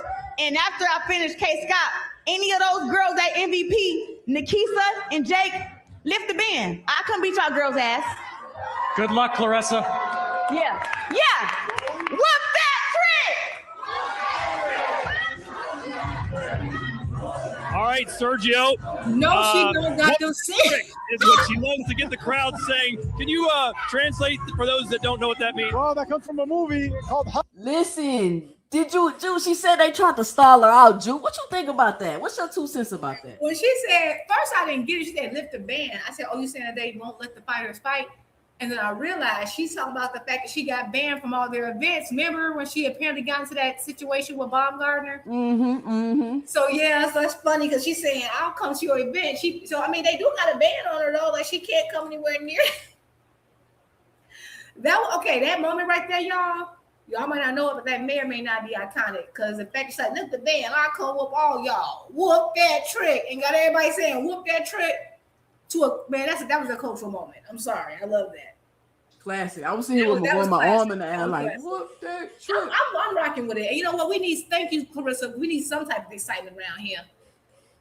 She holding down boxing right now. Let's go. Oh, we got some about negotiations. I'm sick of it. Sure. She giving us something else to talk about besides negotiations, Ju. I'm so tired. But she said the girls was outpricing themselves and they didn't want to fight her. She's gonna talk about it more when we go over the press conference. But okay, like, what do you think about that? Because the narrative is that she don't want to fight nobody, and I don't even know. It don't even make sense to me. Like she moving up to heavyweight because ain't nobody up there, and she want to go up there and pick easy fights. And I think people could possibly be outpricing. Like that sounds like a reality to me. Like MVP trying to stall her out because she ain't signed with them type of situation. You know what I'm saying? It's boxing. Why do people act like this don't happen in boxing? That'd be my challenge. Oh, definitely. And I think that I think there's a war, and I think we talk about the war in boxing. We talk more about the men's side, but there's clearly multiple little, proxy wars, and not just proxy wars, but other little smaller battles going on too. Like, right? Okay, so you have Jake Paul. Y'all got to stop this. Y'all got to stop this. But go ahead. Yeah, they're gonna try to make it about Devin tonight, and I'm so tired of that man. He's been doing the same BS for 6 years. I think that you got Jake Paul who's entered the fray, which I'm not really like anti Jake Paul in terms of a promoter, right? Because I think he is doing good things in women's boxing. But I will say that he came in after Claressa, because again, the very first all-female pay-per-view card was her during the pandemic. I remember because I bought it. And I think, but he's doing good things. And I think that he's trying to run a monopoly, and he's trying to force her to come. And again, that can happen, may not happen, but I feel like I don't get the whole, she don't want to fight anybody, because like when you ask them who is it she's supposed to be fighting, they don't have anyone for you. They don't have a name. And they're like, we want Shadeja. Well, we saw what happened with Shadeja, right? I want that fight too, but Shadeja now needs to heal up and get back into the fold. So I don't get that either. Like, oh, she don't want to fight anybody. It's not that she don't want to fight anybody. Y'all don't want her to, again, cut off her left buttocks to go down and fight people that she is like. You want her to emaciate herself to fight people and give people besides the full advantage. That's a theme that's going on here, right? Like the Baumgartner fight, I always said was silly. Again, it's the same thing as Bibble versus freaking Shock. That's literally the size difference. Bibble versus Shock. You wouldn't dare ask for it in men's boxing. It's stupid. So that's just, I get it. They don't like each other. They have this issue. Baumgartner was silly for calling her out, because like, hop your little butt up there if you're going to talk mess. And I think Claressa should have ignored her, because I don't know, right? So who else was she supposed to be fighting? And now I think that with what's her name? What's the blonde girl at the bottom? God dang it. She was on the top rank. The one who fought and lost to Baumgartner, but she didn't. She wanted to rematch. Oh, Michaela Mayer. Michaela Mayer. I think there's potential now. She do got a bob. I call her blind. I don't know why I call her Blonde Bob. I don't know why. I can't ever remember her name. So you know what I mean, Blonde Bob. I think that it's a chance for her and Claressa to fight now, because I understand that she's at 154, so they're only one division apart. Because Michaela's always been a little bit bigger, so I can see that happening. But I just no. I believe that Jake Paul is, he got a ban on her now. I think he's gonna want her to bring her to heel, right? And I just think that that's gonna be a problem with getting these fights done. But I think eventually, if it gets big enough, they're gonna have to find a way. But I don't think she's dunking anybody. I don't think she's like, oh, don't want to fight the people. It's just that the women's pool is smaller, and so some of these women have just a little older because they've been fighting for a long time, right? And it's not their fault that they came into the sport before boxing got this big for them. Like this is the highest that women's boxing has ever been, and it just so happened they were already in the mix, So I mean, and then what do you feel about? And we're gonna finish this part of the press conference. This part of the weigh-in at this. What do you feel about people just saying, "Oh, she should go to Jake Paul. She should sign with MVP. She should have went to Jake Paul." And I always kind of joke and be like, "She don't need the white man." She don't need to go to Jake Paul. You feel what I'm saying? And so I think that's a strange like phenomenon when it was like, oh, Terrence Crawford should go sign with Al Heyman, and it's like, no, you know what I'm saying? It's like the complete opposite sentiment, and it's just I think that that's strange, but I don't know why it's such a push for her to make to have. She should have just signed with, and they're making it seem like, oh, she would have made more money. She would have this and that. And I'm just like, if it's kind of like how they was like Tank should go work with Turkey. It's like if they feel like what they are doing is sufficing for them, then I mean, what are we talking about? She doesn't need the white man, literally. So this is what I think. I get what you're saying. This is what I think. I think normally when and if I push for someone to be signed to a particular outfit, promotional company, what have you, I normally do that. I'm very consistent about like, it depends on the situation, right? So in Claressa's situation, there's not another woman boxer. Like she is the GWOAT. She is like, if you want to talk about women's boxing, she is the face of boxing. And I know people are like, oh, but Katie Taylor. No, she's not. Katie Taylor is known in the UK. No one knows her in the United States. Claressa's known in both. Okay? There's not anyone who follows any sort of boxing that don't know who Claressa Shields is. She would be the equivalent to the face of boxing, right? So you go where the star is. That's always been the rule, right? So even if you got the majority of the vote, you got a lot of big heavy hitters, right? That's fine. In Terrence Crawford's case, unfortunately for him, there were names at 147 during his tenure. There were a lot of other names that was like big names, just like him. He wasn't the only big name, and you had the biggest, which was Spence at the time, right? And before Spence, I think it was Pacquiao and Thurman, right?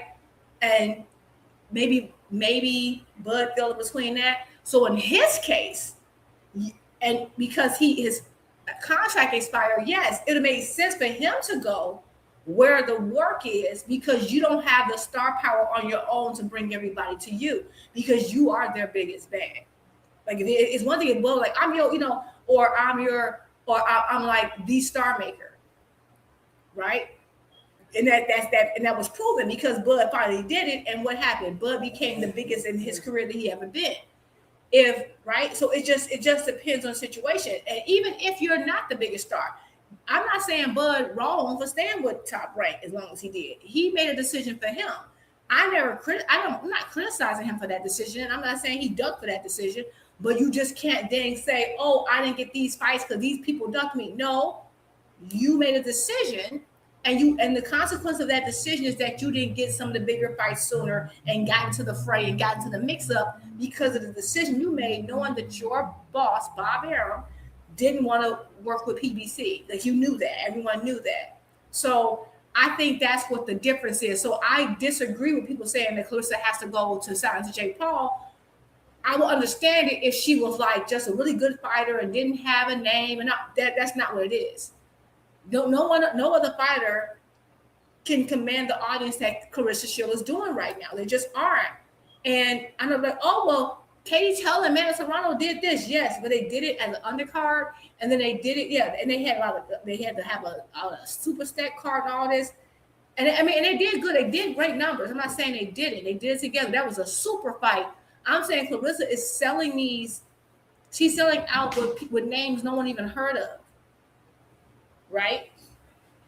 And so, you know what, Ju? People never take into consideration that Amanda Serrano been fighting almost 2 decades. No, and she has. Like, this is what I'm saying. They keep Katie Taylor said Amanda Serrano. Amanda has been around a long time.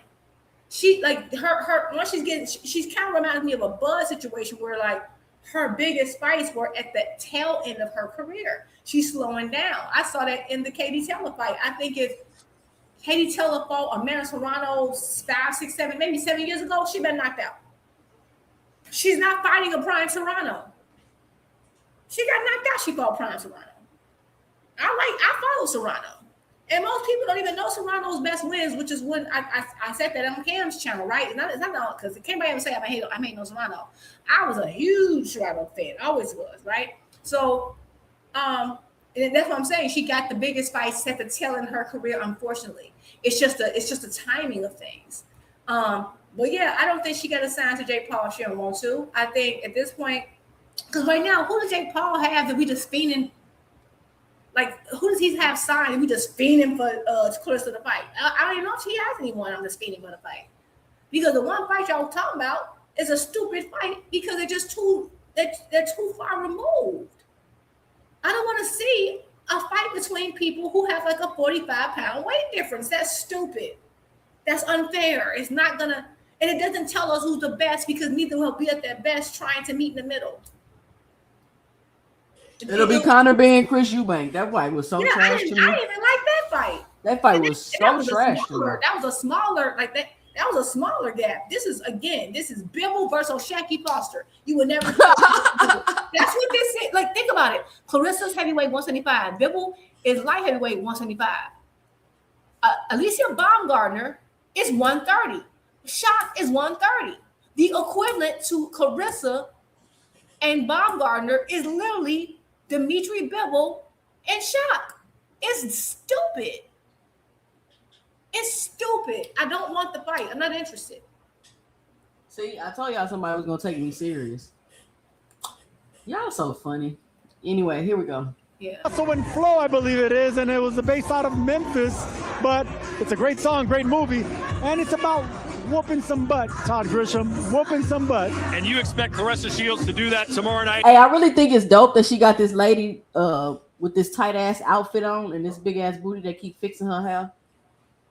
Like, yes, babe. You yes. You know how, like, if you ever been to a wedding in the information about always fixing your dress and hair. That is so cute. I love that. That is so dope. Yes, I love it. I was like, she add her little flavor to the whole event. The atmosphere seemed nice. Claressa seemed happy. She's smiling. Like, this shit dope. Like, she's so happy, and I'm so happy, and she should be. She should be. I'm happy that she deserves it. I'm happy for her. All right, let me see. Shout out to Randall with the $1.99 in the super chat, just showing support to the channel. Shout out to Randall, the first super chat of the night. Randall, you the only one enjoying the show, Randall.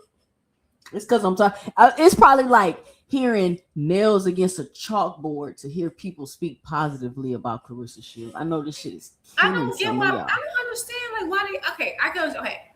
Does she do some things that I dislike? Yes. Do I need to highlight everything I dislike about her 24/7? No. There's some things I don't like about Tank. I've highlighted them, but they don't mean like they're in a moment. I'm like, let's bring up the fact that she did this one thing a couple months ago. Like, we don't gotta do that all the time. Like, I like Alicia Baumgardner. I'm a fan. And some people like, I still like her, right? I don't gotta talk about all the negative all the time. And I think this is a positive moment, and we need to uplift her. Like, and what I love about this specifically, because all this positivity and like all this love is centered around her boxing, not anything else. Boxing. Exactly. And I wish I could go to Atlanta because I wish I could be there. Hannibal saying, listen, Hannibal been agreeing with us all night, Juke. You know what? Maybe he's not feeling well. You know who else? Boxing Hacker agree with us about Claressa too. Oh, all right, here we go. A broken clock is right 2 times a day. Exactly. As she comes back down to middleweight, why are you so confident? Well, listen, we are watching greatness in the making. We are watching something special. Claressa Shields has speed, she has technique, and she's growing into her power. She says she's hitting harder now. Now that she's coming down from heavyweight, you can believe that she brought out that strength. So I expect her to get a knockout come Saturday. There are some fighters that hate fight week. They hate the weigh-ins. They hate the media. Just look how she handles everything, Sergio. She is so in her element. Because she's a show woman. You know, some people are just born for the light. Some people want and expect the popularity to follow them. Claressa Shields is cut from that championship cloth, and she loves the limelight because she's born for it.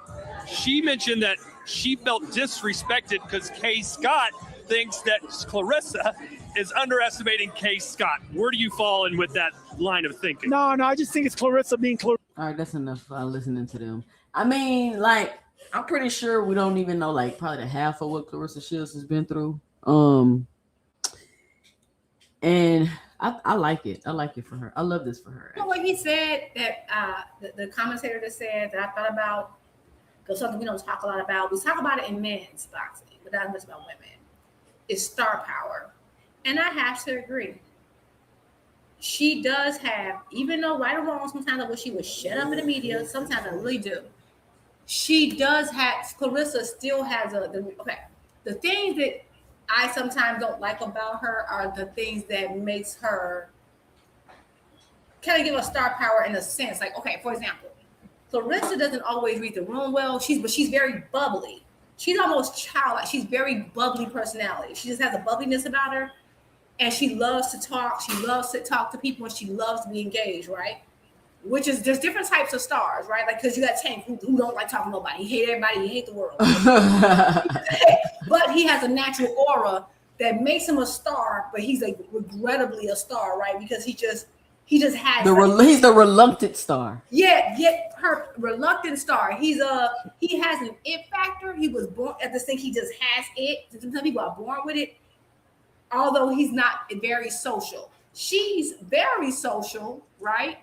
And I think so even though whatever aura she might not have that Tank has, she makes up for it, and just her ability. Like, she's very approachable. She's very, wears her heart on her sleeve, and she's gonna give you an interview and engage. She's just very engaging and social, and I think that's what makes her interesting to watch versus the other women stars. Baumgartner will talk too, but I don't think the Baumgartner, I don't say it's not as bubbly. Katie Taylor's kind of, she's a fighter. Like, Katie Taylor's not, like, she doesn't have the personality. Neither does Serrano.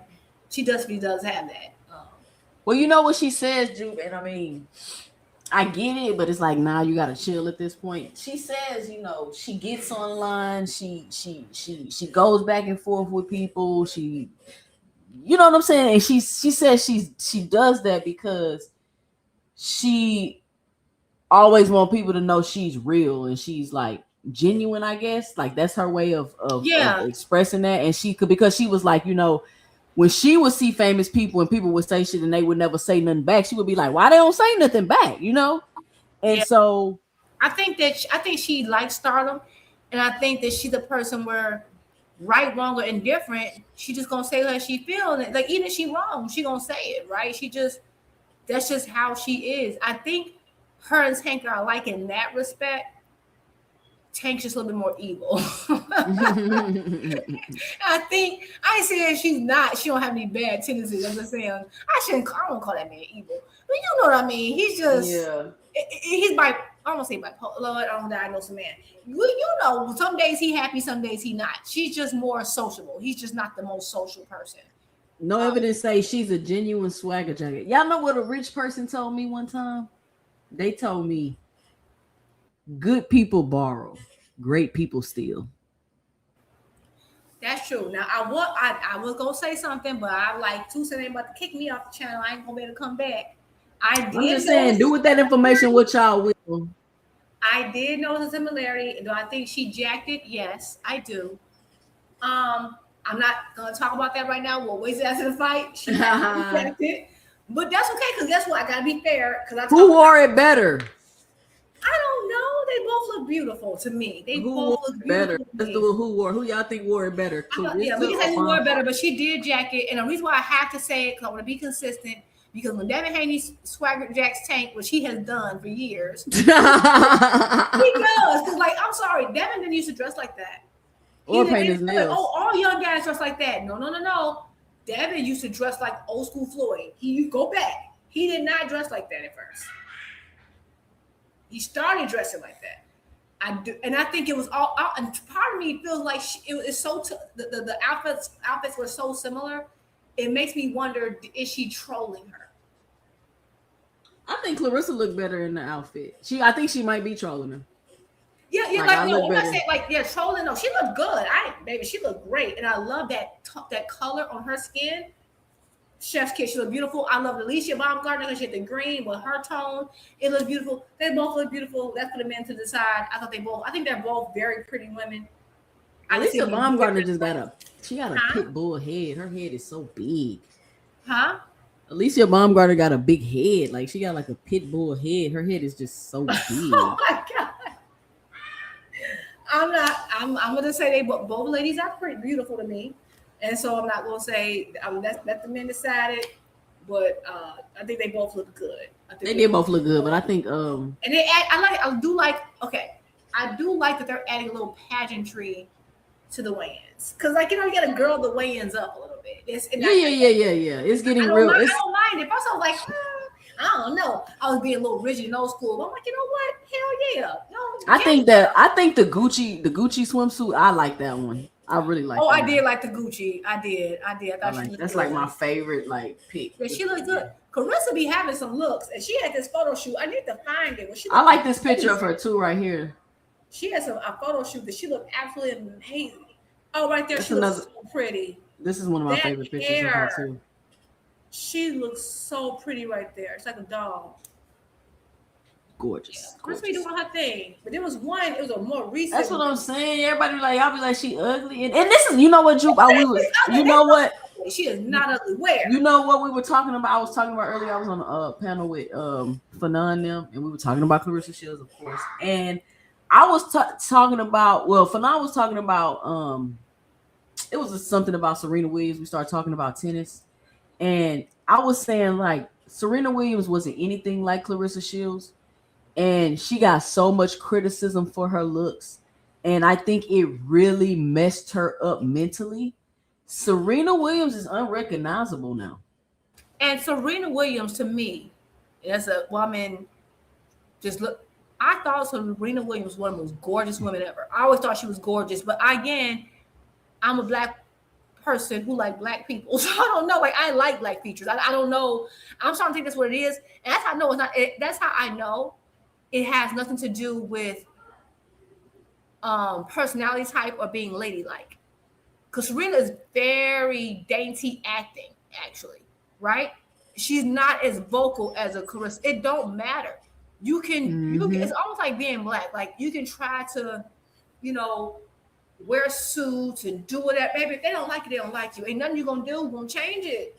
There's nothing. You can dress up nice. You can speak the King's English. It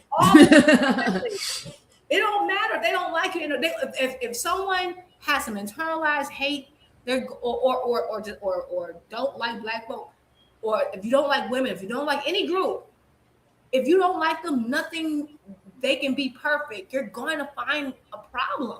But look at the men in the chat. Serena was bad before she fucked up her face. I mean, that's unfortunate. Hold on, let me see. Serena failed the F off. Serena looks like a cartoon character now. Bleaching and shit. F out of here. I feel like, unfortunately, Serena. I mean, I wish people. Serena got a lot of hate. I think she was told how ugly she was every day for like 20 years. And they called her fat too.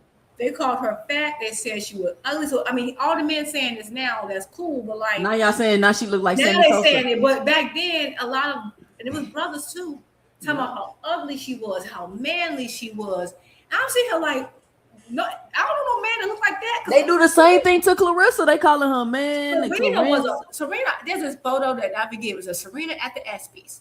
I'm a woman, and I did a double take. That's how bad this woman. I was like, God, dog. Like, I wish I was. My figure was like that. Serena looked like perfection, and I'm like, people are saying she's ugly. I'm saying like, what? And it was just so much of it. And you remember, she's a public figure. So there's not a time when she doesn't see these comments, and to see it for years, it's easy to say like, okay, you just gotta ignore it. But like that does chip away at a person over time.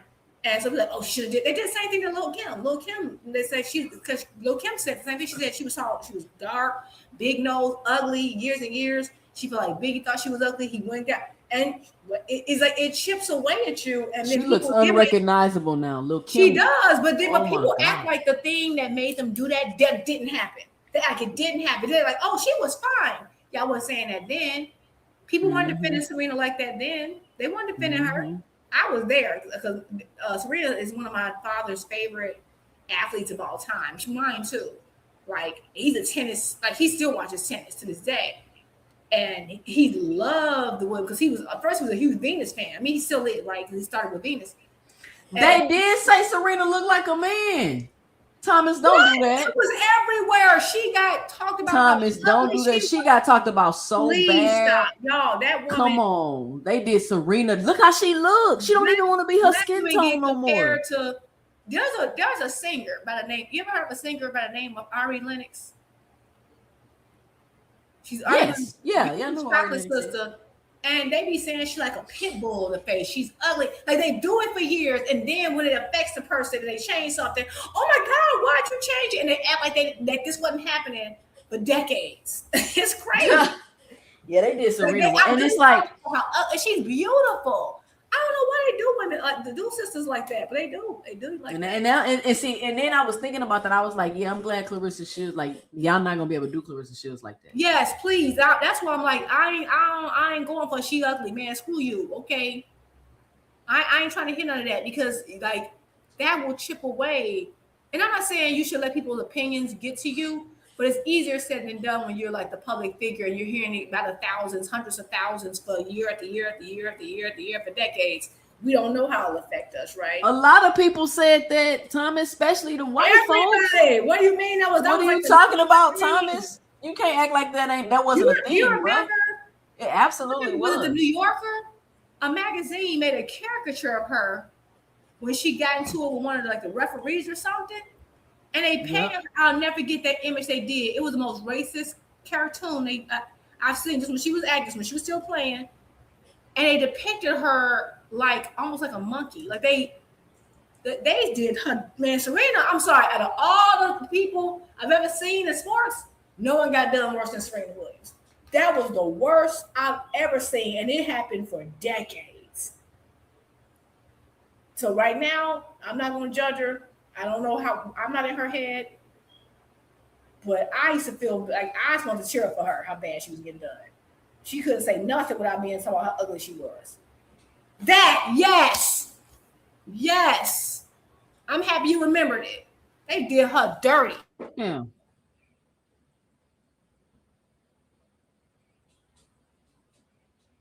That's it right there. That's crazy. Why she so big? This is a Washington Post. This ain't no small blog. This is the Washington Post, one of the largest nationally syndicated newspapers in the country, and that's how they depicted that girl. And then look what it says. It says the long history behind the racist attacks on Serena Williams. Oh yeah, okay. No, my bad. The Washington Post talked about it. Oh yeah. I think it was the New York. No, the Washington Post is the one who gathered all the different racist attacks they did over the years. But who did that original photo? Because someone did that photo. I can't remember who it was. It say the racist cartoonist behind deletes Twitter as his newspaper tries to defend him.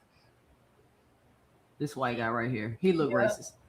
But dudes were talking about how ugly she was. I mean, that woman. And no one, didn't nobody come to her end. Like it wasn't no people like, oh no, we're gonna come together with Serena. They didn't do that. They kept on about their day. Anyway, I mean, I'm just saying. Sometimes you get caught up in shit, but sometimes you just gotta just kind of be like, think objectively, like. Yeah, and sometimes you might need to step away. I don't know, but like being. And I remember, matter of fact, maybe they was talking about how ugly they were when they were kids. Remember when they father was still alive? And they would hit the little beads in their hair, and they was calling them ugly when they was children. Like I mean, they didn't even wait till they got to womanhood. They was like, yeah, wow. They was trashing then. That's crazy. I'm a little sensitive and defensive of little black girls and black women because of I know I've seen it and it's messed up. Anyway, so yeah, Clarissa's gorgeous and she looked amazing. And I'm not about to trash her or Bob Gardner's looks ever. That's just me. I have a thing about it. So yeah, I mean, I'm just saying, like they hate it. Like it's like I don't know why people. This is the thing though. It's enough negative things about Claressa Shields. If you want to hear negative shit, you can go find it. You're just not gonna find it here because people act as if she's not doing anything positive. Yeah. That's she does some things I don't like, but I'm like, tonight ain't about that. So yeah, like you said, she does some things I don't. But I'm like, well, it's not that I don't like it. I just be like, I don't want things to distract from how amazing she is. Like what I'm saying, like you got a movie about you, you got all these great things going. I just be like, I don't want this to distract from how great you are, right? I feel like that's a trap that sometimes you can fall into. But at the end of the day, she just being herself though. Yeah, she is. She's unapologetically. Yes, and I remember she 30, 31. She's been, she's young. Like most of our mistakes wasn't made in the public. Hers are. Facts. All right, here we go. Fighters here on the stage, and I want to start to my left with the champion, Kay Scott. Kay, 17 have tried, 17 have failed. One tried twice, couldn't beat Claressa Shields. Why do you believe that you can be the one to do it? 18. 17 tried. One tried twice, I said. Oh, I'm about to say what? I know you're always going to correct me. I'm counting numbers. Like what? Go ahead. Carry on. Why do you believe that you can be the one to do it?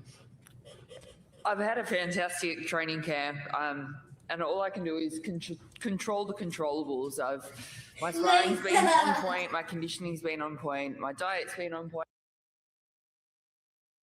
Go show me where I call her a hoochie mama. ASO stand.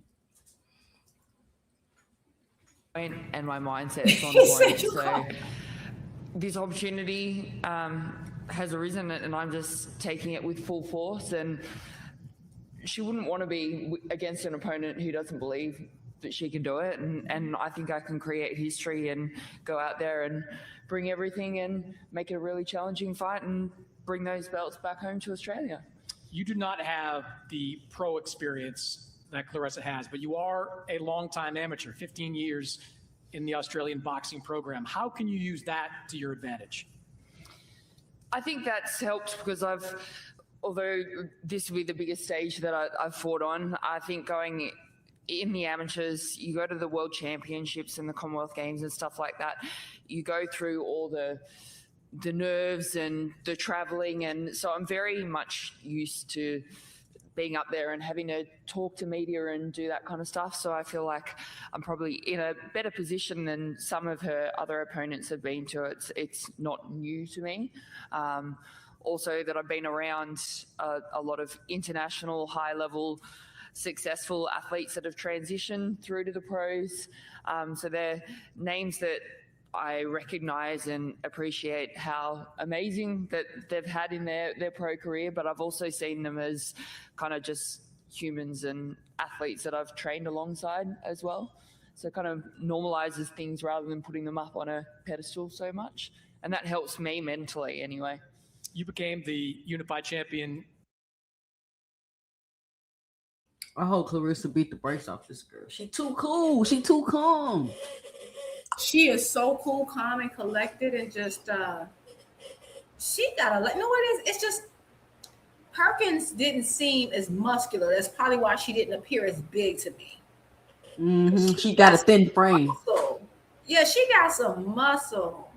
She looked like she a bodybuilder or something. Yeah, she has that bodybuilding type. Because I'm not used to that. Like most women fighters, like okay, there's some people who are nasty. Again, everyone's different. Some people have a little bit more, like are just muscular, have more muscle, and that could be that. But that don't look like that. Like for example, Alicia Baumgartner, and she did test for something before, right? But Alicia, I saw pictures when she was a kid. She just have a little bit more natural muscle, I think. Too. Yeah. But this is like down to where it's giving snack pack. Oh no, but her arms look it's great. Giving snack pack. Like is she like? I wonder how she's training. Is it all bodybuilding? Like is she just lifting mad weight? I can barely listen to what she's saying. I'm looking at her arms and her shoulders. She built better than Tim Tszyu. Listen, she probably whoops him there. Oh no, she might take Tim. Oh, I'm joking. She ain't beat no Tim Tszyu. But I'm just saying, Tim Tszyu. It might not be easy. That shit crazy. She might get Tim. What do you think you showed people in that fight? I think I had a fair bit of tenacity in the ring and just I don't give up. I won't give up. So I know I'm going to be in for a battle, and but I'm ready for it. And I think she's been underestimating me a little bit, but we'll see. I'm ready for everything that she comes at me with. Why do you think she's been underestimating you? I think it's easy too. I feel like the whole world has underestimated me, mostly because they just see that pro record of only being 7 fights there. But we'll just see on Saturday night. I think it's going to be a really exciting fight for everyone to watch. I'm not underestimating you at all. That's what I think. Now you're underestimating me thinking that. Okay. I have been in the gym training 3-4 times a day. I've been dieting. Claressa takes her craft very seriously. Like, I don't know what none of y'all think this is, but she takes her craft very seriously. If y'all can't tell, like, I don't be knowing like what some of y'all be saying. Usually I do a 6-week camp. I did 12 for you. 12, not because of the weight. I've been made weight last week. That was simple. Me making the weight. No, I trained for you. I watched you. I know we're good in the amateurs. I know you are more experienced. The girls in the amateurs, majority of them may box better than the girls in the pro. So I don't take your record of being 5-1-1 as a joke.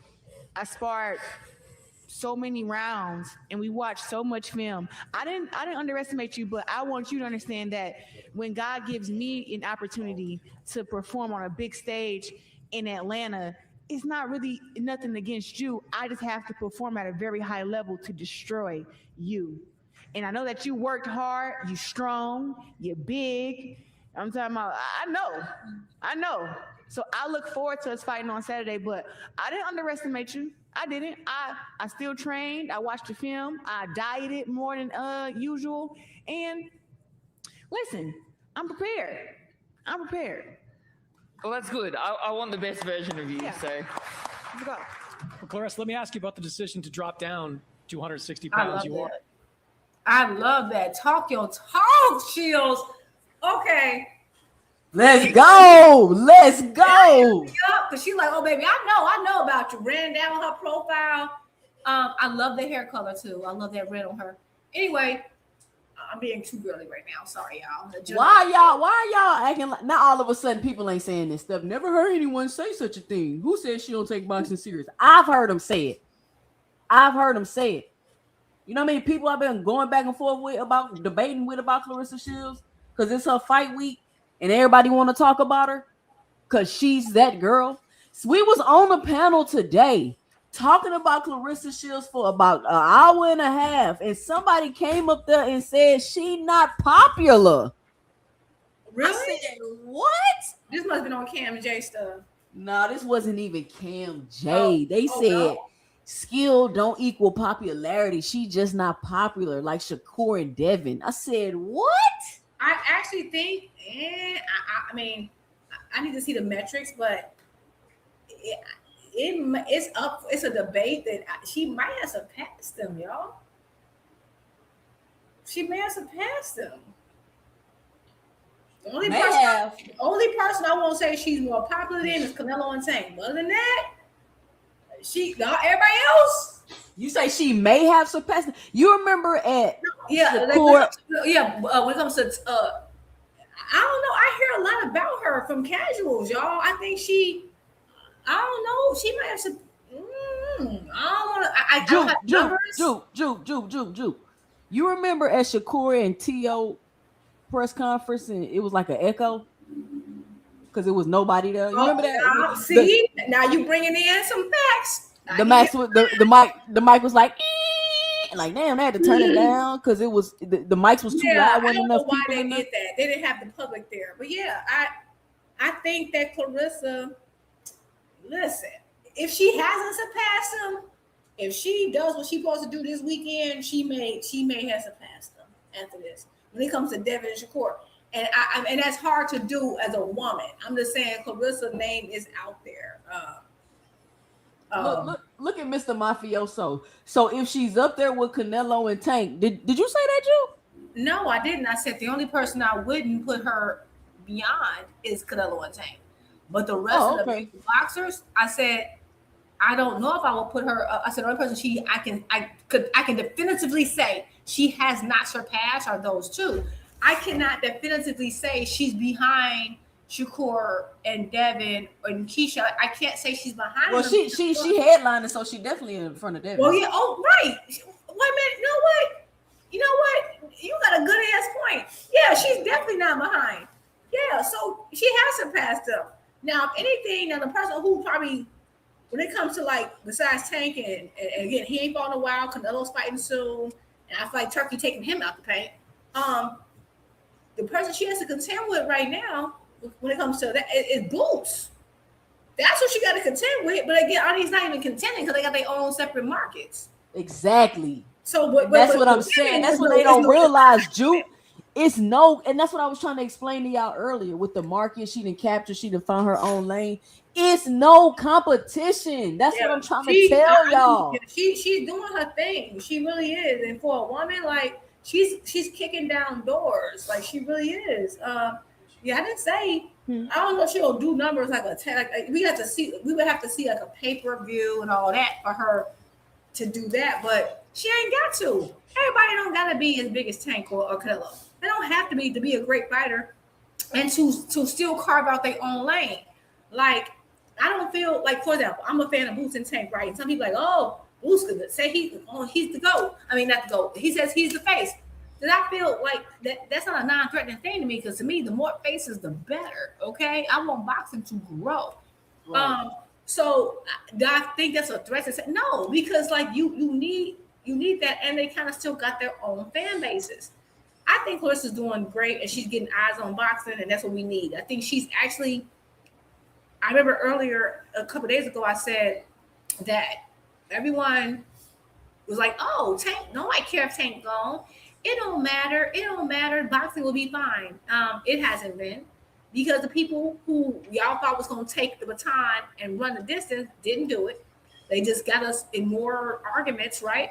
And the few people who have, like I said, who's doing something to move the sport forward is Abdullah, Benavidez, Boots, and I feel like the other person who I regret I didn't mention, I don't even know why I didn't mention her, is Claressa, because she's got the most fervor and she's adding fans. She how you know you're becoming a face or you're doing something is when you're adding people to the sport. Like you want to grow the fan base. I feel like because like someone earlier said when they were clapping, it's not like all women in there. Yeah, that's a good thing. So we can have more women in these comment section and just be me, Tueston, and Key on occasion. That's a good thing. She's getting more women involved. That's great. Women spend money. All of y'all know that. we like to go out. We'll go to events. Give us a reason to get cute dressed up. We're going. Are the reigning undisputed champion in the heavyweight division. You could have gone to any weight class to fight. Why was this the right division and the right fight for you? Well, I can't go to any weight class. I have to just go to 160. That's the lowest I can go at this time in my life. I would say that I was at heavyweight. Well, first of all, I want to say something. I was undisputed twice at middleweight. It became extremely hard for me to get opponents at middleweight after I destroyed Savannah Marshall. After I beat her, these girls want $500, $700, $1 million to fight against me. And it was like, bro, I'm barely making that. How the hell are we going to pay you that?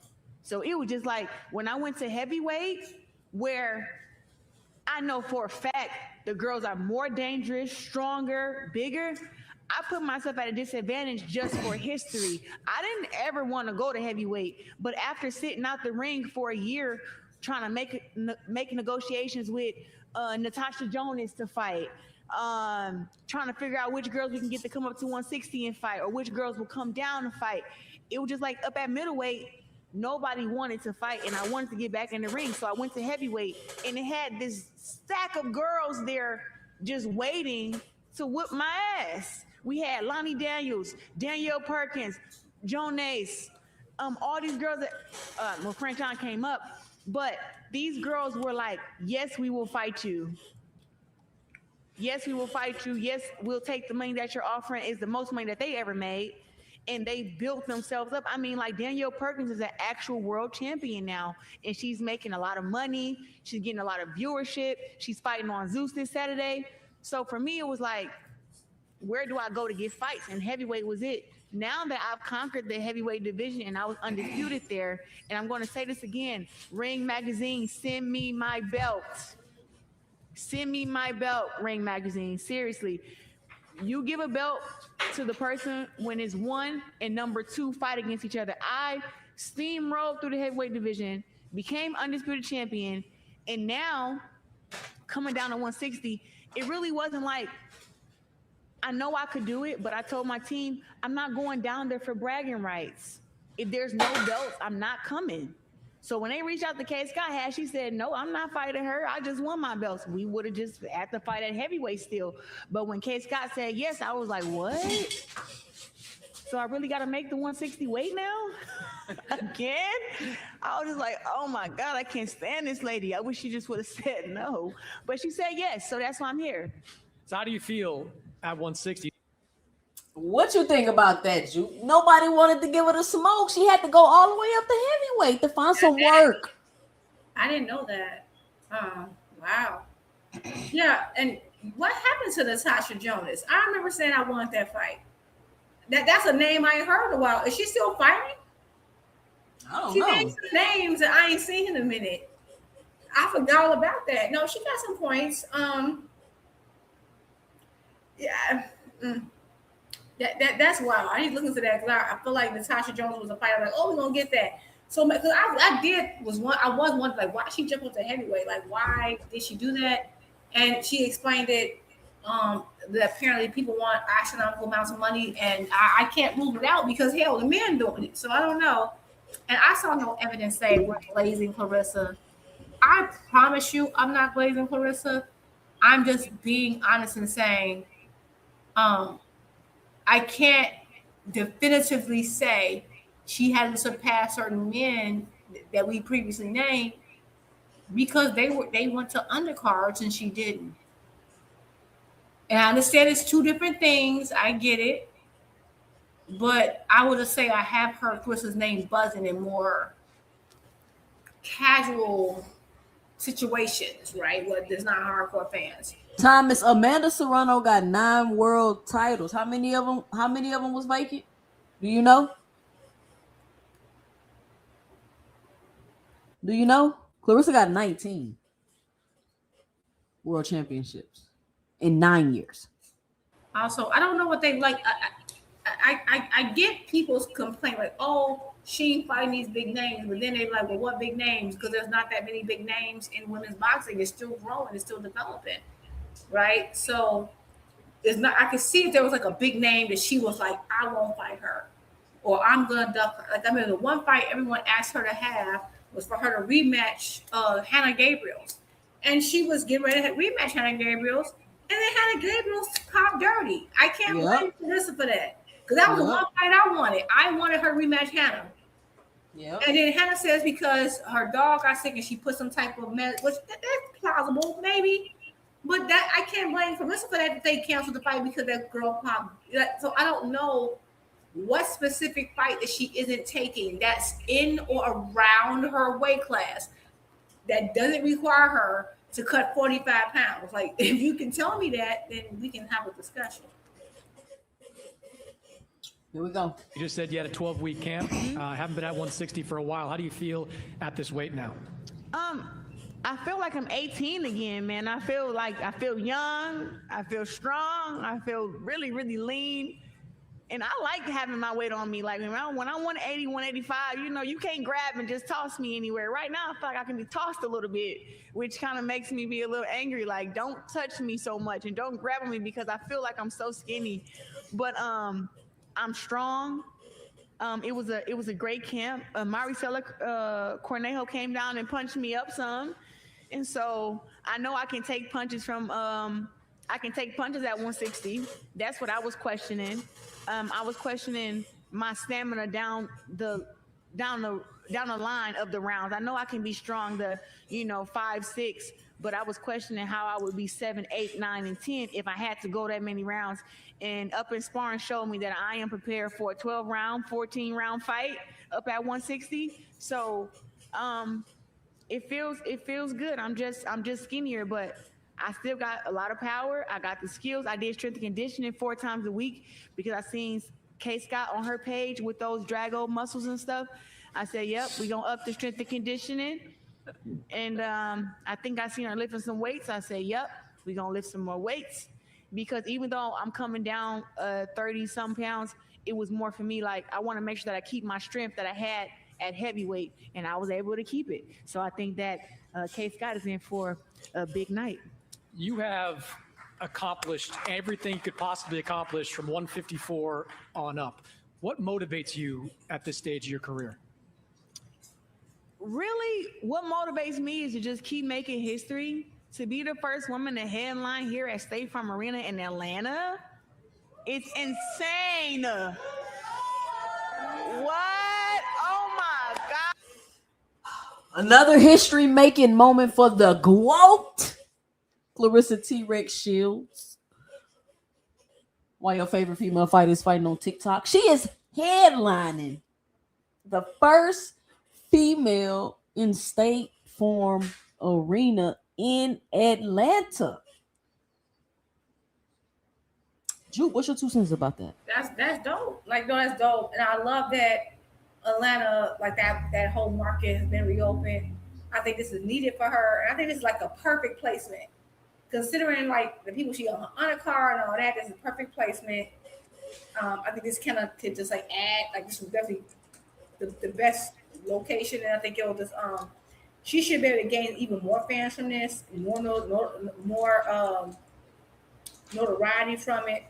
But it's crazy that this is the first. That's just because you know there hasn't been that many women boxing events and like all over. Like it's been kind of like limited, and so the fact that she's the first to do it in Atlanta is dope.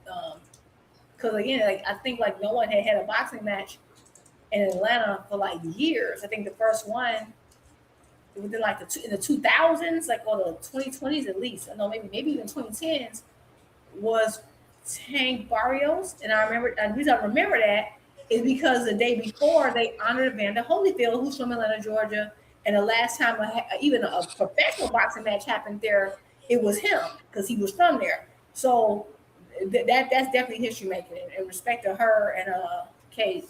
By the way, I'm sorry, I like that hair color on her. I think she should do more red. Yeah, it's cute. It's like an auburn color. Yeah, it's like a reddish brown. I love that. Yeah, it's like an auburn. So pretty. Listen, when I turned pro, I just was like, where you at? Andre, raise your hand. D-Rail. My uncle here, right? And he won a bronze medal from Flint, Michigan. And he's been like an idol of mine since I was a kid, right? And when I turned pro, we prayed and stuff. And you know, he told me, and I want people to understand this story. He told me this out of love and care and him being as honest as he could be to me. He said, Claressa, so you turning pro, what's your goals? I said, I want to make $1 million and I want to fight on TV. He said, Claressa, look at me. He looked me dead in my face. He said, you're never going to make $1 million in boxing and they're never going to put you on TV. Swear to God. But he said it because it never was done before. He like Layla Ali wasn't able to get put on TV, and he fought on one of Layla Ali undercards when he was coming up. He was like, they don't respect women. And he been knowing me since I was 12 years old, 11. He like, yo, they don't respect women.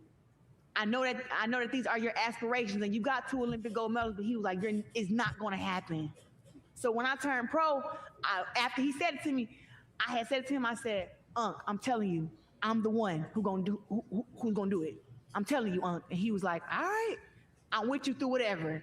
He was in my corner my first pro fight. He's in my corner this Saturday. Like, and he's so amazed. He like, yo, your 4th fight, I'm fighting on TV, the main event at Showtime, fighting for a world title.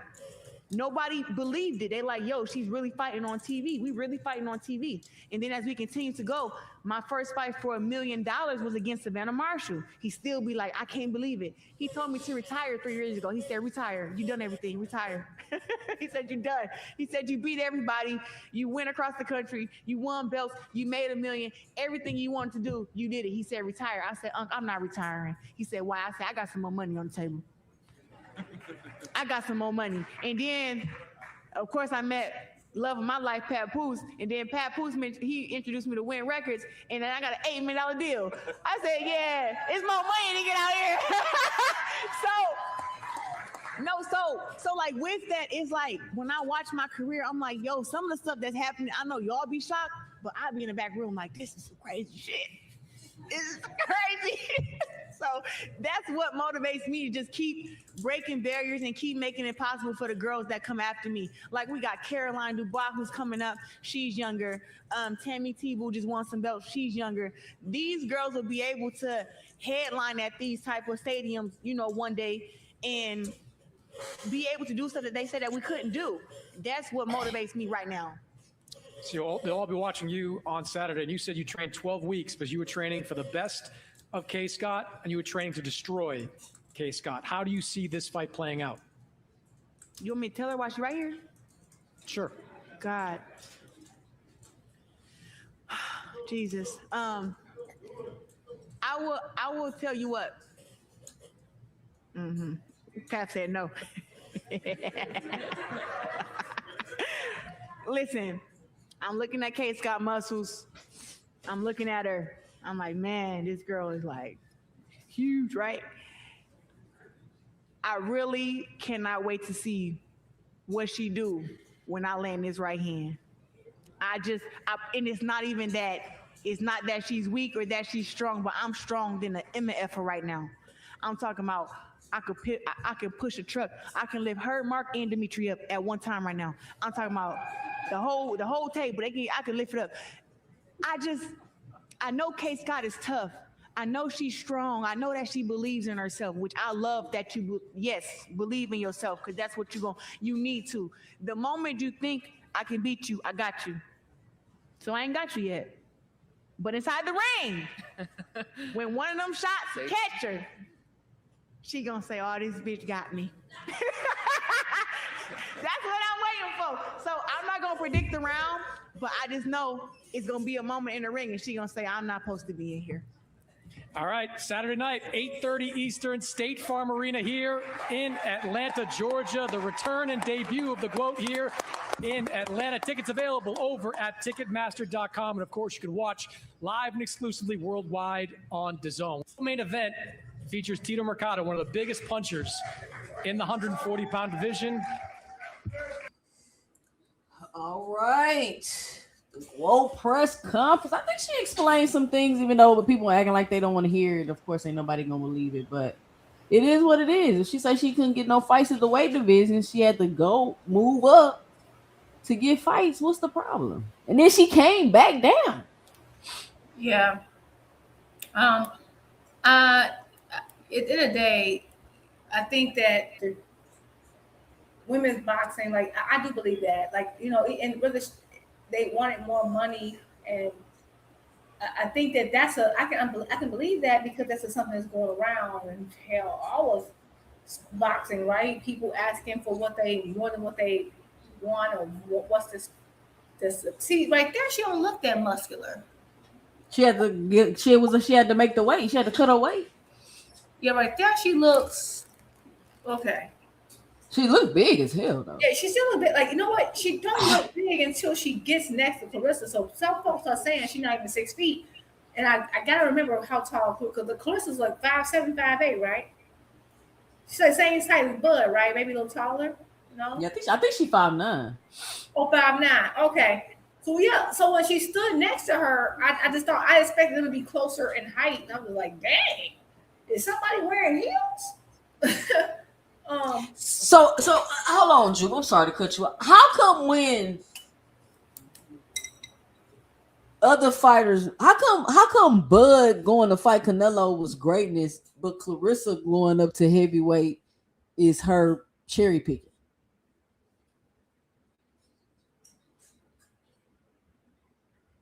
They think she moved up the heavyweight to cherry pick? Yeah. Well, okay. Let's ask this question. I don't think so. I think that people just don't watch. I think most people, even me, like I do watch women's boxing, but not as much as I used to, because I've been busy, right? And I do watch stuff, but like there's like for this Kate woman, like her, I'm not. I will admit, I don't remember seeing her fight before. The only person she moved up to fight her at heavyweight was Franchon Cruz, right? Who else did she move up to fight her at heavyweight? Cam J. Yeah, and I don't get. Again, I don't understand this. I don't get it. Like, I think people, you know what it is? I'll be real with you. I think boxing fans just are not, I think it's a very pessimistic. Like, I can understand she did something, was calling folks out. Like, I can understand she was like Haney, like, calling folks out, had 18 negotiations. They all failed, like, consistently for years. Like, I can understand like I feel like anybody who has irritated with Haney should, right? And right now Shakur too, right? Tank got some criticism, right? Because he need to get his stuff right so he won't have these issues. But I don't understand who it is she's supposed to be fighting that she's avoiding or cherry picking, because she can only fight it's a sport, and there's not that. The women have even less names than the men. The men are even running out of names, right? She about to get her ass whooped, Juke. You say what? She about to get her ass whooped, Juke. Oh yeah, I don't like her form. And she looks slow as hell. But I would say sometimes when people are a little awkward though, she look awkward. Her movement. Awkward is what to get folk. But I think, I bet you some smoke on them punches though. Okay, she leaner than I thought. Okay. I was worried about her being bulky. Okay. She do look stiff. Kadir say she looks stiff. Kadir is like our Kadir, what we gonna call you? You tell us about like if they look natural, they body type. Kadir is our trainer. Kadir is 2 Cents Boxing's official trainer. He gonna let us. He's our strength and conditioning coach. Kadir is 2 Cents Boxing. Strength and conditioning coach. He knows about working out and stuff or something. Yeah, that's Kadir. That's the dude that be doing like 1,500 push-ups every day. Oh, child, and me and push-ups. Me and push-ups feel low. He's our strength and conditioning coach. She is stiff as hell. I need a strength and conditioning, but not for that. I need it for like I'm trying to build muscle. But the reason why I don't use videos like this to gauge speed is because sometimes when you're like just doing stuff, they're just doing stuff for show sometimes, and sometimes it's about like, I don't know. I've seen people look slow when they're doing a workout and then get in the ring and look fast. It's just that I don't expect that they're doing it at the optimal speed that they're going to do when they're actually fighting. I've noticed that when people are like they're not always like shadow boxing, they're not always doing it in the but Cam J, you keep saying she brought people up to heavyweight. She's not a heavyweight either. She's not a heavyweight. And I think it's clear she's not a heavyweight. That's why she looks so good right now. She looked. I don't get it. She looked a little. I personally, of all I've seen Claressa fight when she first started 154. I've seen her 160. I want to see her 168. I've seen her 175. To me, she looks the best at 160 and 154. To me, right? And right now, this is the best I've seen her. And maybe 154 is a pipe dream now. I'm sorry, but this is one. Wait a minute, what fight is it said again, y'all? Yeah, 150 to 160.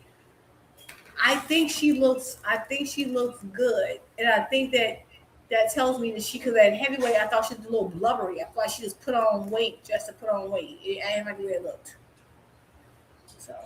Yeah, she did look like she just got in the ring and was fighting. Yeah, she just looked a little, and I feel like it did affect her speed a little bit. I'm used to seeing her faster. So that's just my opinion. This is my opinion. So if she's undisputed at heavyweight, but she pulled up everybody to fight him, how she get undisputed at heavyweight?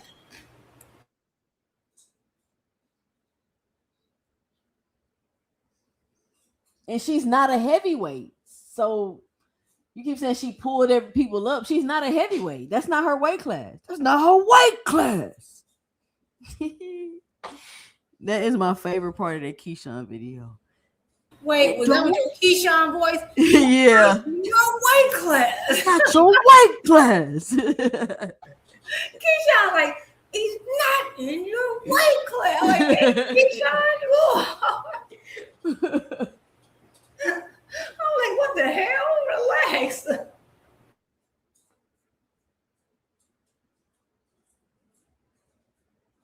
I don't know what they want. I just feel like it don't matter. It's crazy because like anything you can criticize. Okay, it's one thing to criticize Shields. And Cam, my guy. Hey, Cam. Hey, you my guy. What I don't understand, this is where it don't make sense to me personally. Okay, it's one thing if you criticize Claressa, but to criticize Claressa and then say, well, Amanda Serrano did these things. Anything you can criticize Claressa for, Amanda did for longer. Like that's what's crazy to me. Like, oh, these bacon and she brought this person up. So did Amanda. Like, there's nothing Claressa did that you're gonna have a problem with that Amanda didn't do. It's just that Claressa got more accolades in shorter time, right? I just don't get like.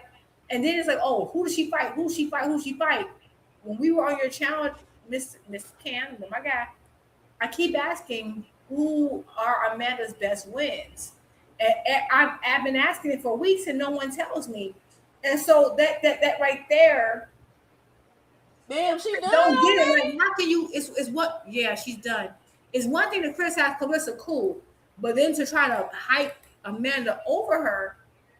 When Amanda's, if you really look at her resume, you'll realize that everything you're criticizing Claressa for, she's done that tempo. It's crazy. I don't get it.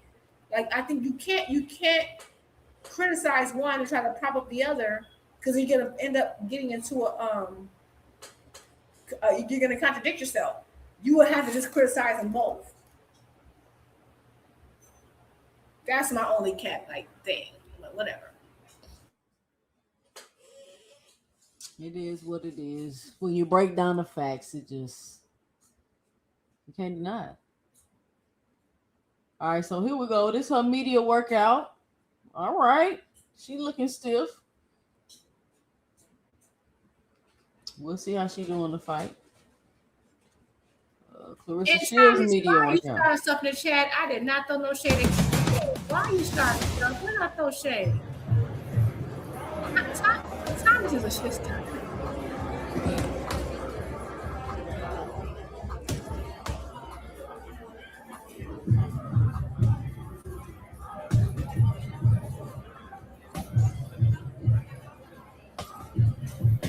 You remember we was cooking on Cam channel by Claressa? He was about to shut the show down. He was like, all right, y'all. I was like, damn, Cam, you gonna shut the show down? Because we frying them boys up here. We was frying them on the panels. Cam was about to close the show. I was like, damn, Cam, he's gonna shut us down? Man, I'm gonna end up getting kicked off Cam's show because now Thomas got him thinking I'm talking bad. Thomas started hella BS in the chat.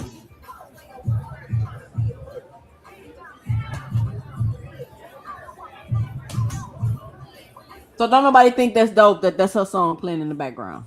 Nobody think that's dope? I don't care if you. I go front. It's dope. Do I like? I don't care if you like the song or not. That shit is dope. I can agree it's dope. Do I like the song? No. Can I agree it's dope? Yes.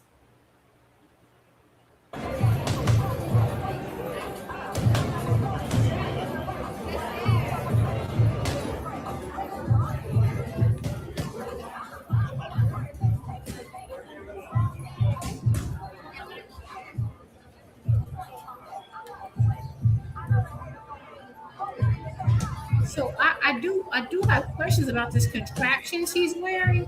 Is giving Bruce Lee. I don't know what the hell Claressa got on. What is that? Like it's. I thought is that a tool? It's like a biker outfit or something. Like she about to go ride a bike. The Tour de France. I don't know what she got on. Okay, the colors are giving me Bruce Lee. Remember Bruce Lee with the yellow and the black? But like, It's giving Bruce Lee. That's what I thought about. That's maybe because I'm just old. That's my child.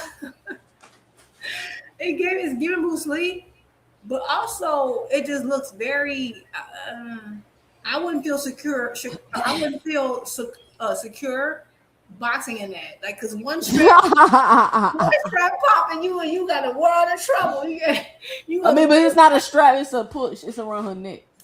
Right, but the strap from the neck is coming from the groin. I don't like that. It's cute, but like, I don't know. I just need someone to engineer it differently. I don't know. I don't feel comfortable. She like she about to go put on a bike helmet. It's like if she stands straight up, the strap's gonna pop. I don't like it.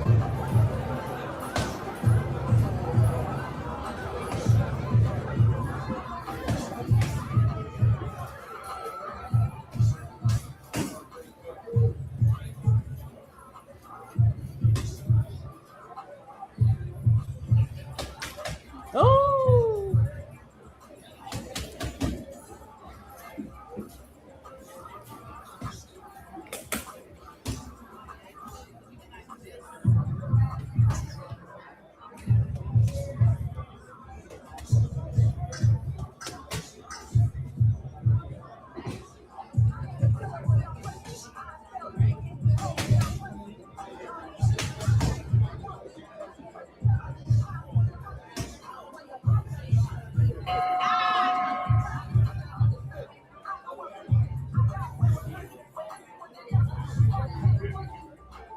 Damn, look at all them people that to see Claressa for the media workout.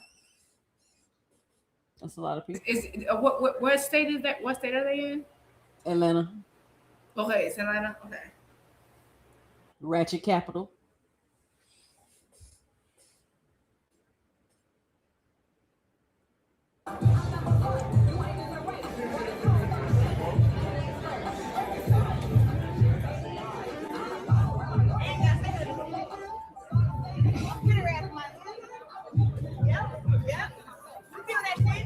Y'all know why she got that knee brace on. I was wondering why she got that knee brace on. Like, what's up with her knee?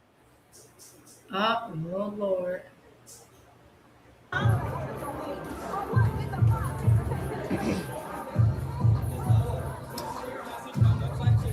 Didn't Claressa have some type of knee surgery a few years back?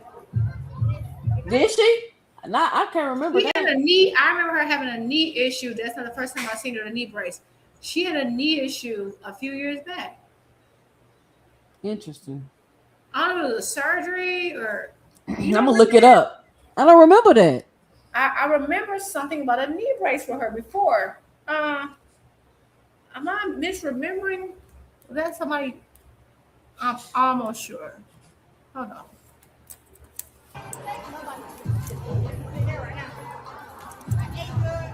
Look, dude, she talking in between rounds. This girl don't ever stop talking.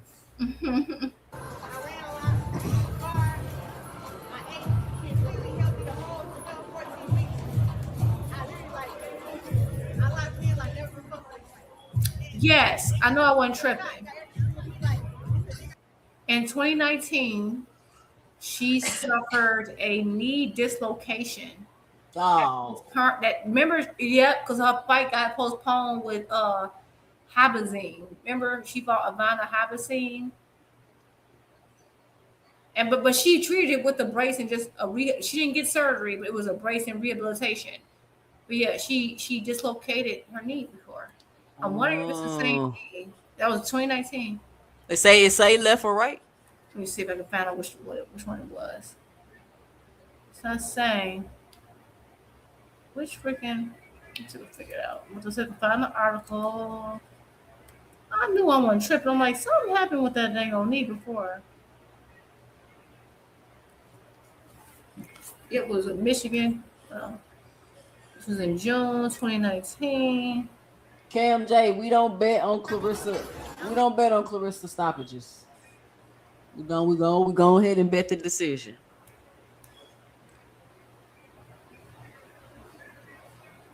We go ahead and we don't bet Claressa stoppages. We don't bet Shakur stoppages, and we don't bet Devin stoppages. We go ahead and bet the decision.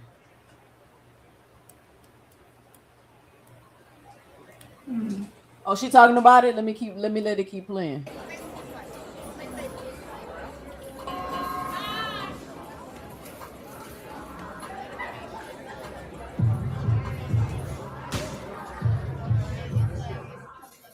Kadir, how she looking? Hey, that jab is snappy though. Claressa got a good jab. She really do.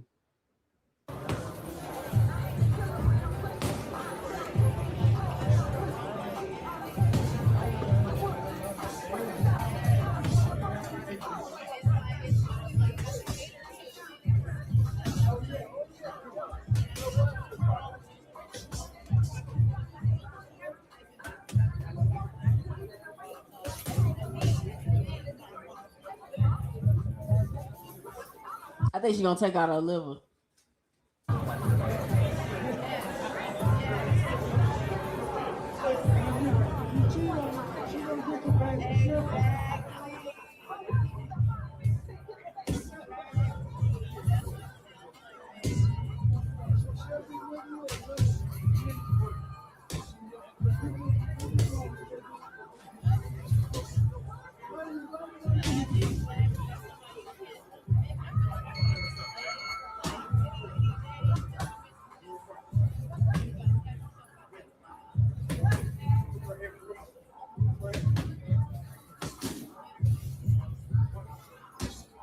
It's a different knee. It was her right knee in June of 2019.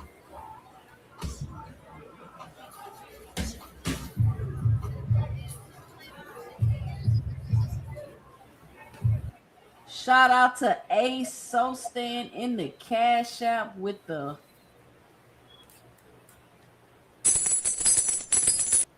ooh, that's loud. Oh. $5 with the eye roll. Shout out to A Sostan.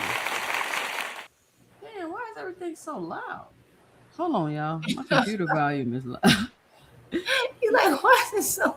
The fuck? All right. All of you heard me too saying it was her. It's a different knee. She injured her right knee in 2019. Okay, she injured her right knee, ladies and gentlemen. It's looking like the brace is on her left knee. Right. Ooh. She injured it doing road work, they said. Nasty work.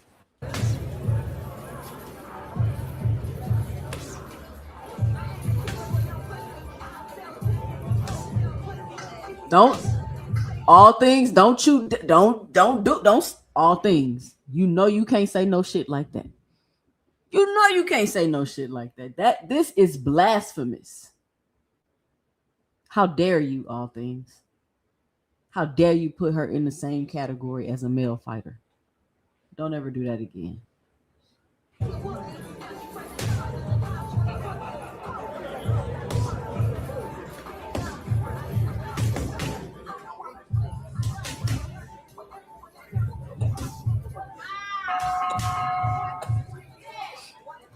I mean, where does she got no skill at? Where is she windmilling at? Like, somebody told me she ain't got no skill. She just be in there windmilling. She windmilled her way around the world twice and got 2 gold medals. She windmilled her way to 19 world championships. She just windmilled straight on through that. She windmilled 4 times undisputed. You can just windmill your way to 4-time undisputed. Maybe these other hoes need to be windmilling too. What are we talking about? You still. I'm just saying, and y'all know how y'all hear people say stuff, and then you be like, you just found the most outrageous fan that you could find to repeat that dumb shit. I'm not doing that. The stuff I'm saying, allegedly reasonable people are telling me these things, supposedly. This is not me just finding the most crazed person on the internet and repeating what they're saying. These are supposed to be logical boxing fans saying these things to me.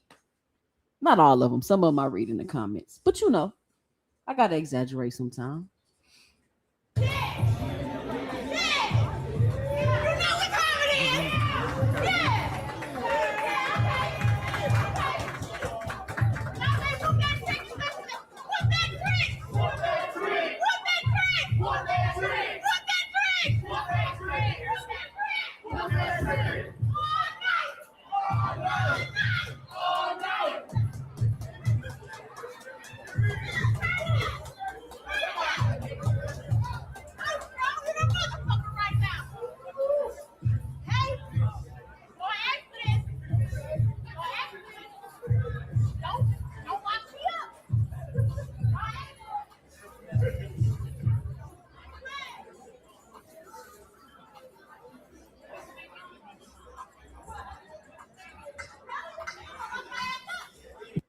What's the last time y'all seen a media workout this entertaining?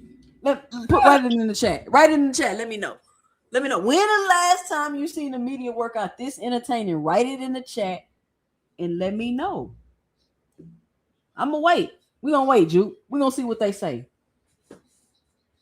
Don't call me names. Don't say. Let me know the last time you seen a media workout this entertaining, please.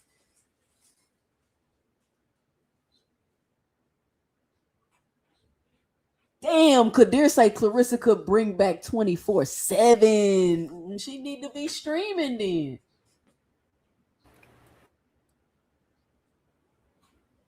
Kadir say she is entertaining. Thomas, I didn't ask you if I'm wilding. I said, when is the last time you seen a media workout this entertaining? That's just a question. That's the question. That's all. Juke, when the last time you seen a media workout this entertaining? Since the two centers in the chat can't seem to answer. I'm trying to think. Probably the next person to ask. This is entertaining. It definitely is. I'm trying to remember the last one. I don't know.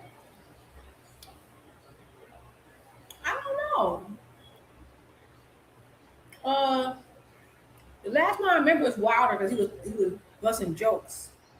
So I don't know. Tank don't ever show up to his. So I don't know. Okay, the last one. Okay. The last one he did show, maybe Frank Martin, because he rolled in there and acted all goofy. Oh yeah, he was acting silly. That was a good one. No, but that was the media workout. That was probably the most entertaining one. But the other ones he'll be showing up too. But that one he showed up, he was in a good mood that day, was acting silly. That's probably the last one. But other than that, yeah, you might got it. Okay. I'm just asking you. We just pointing out objective facts. Yeah, that's all we doing. I'm just pointing out objective facts. That's all I'm doing. And the question is, when is the last time you seen a media workout that was entertaining? That's it. That's entertaining. That's all I'm asking.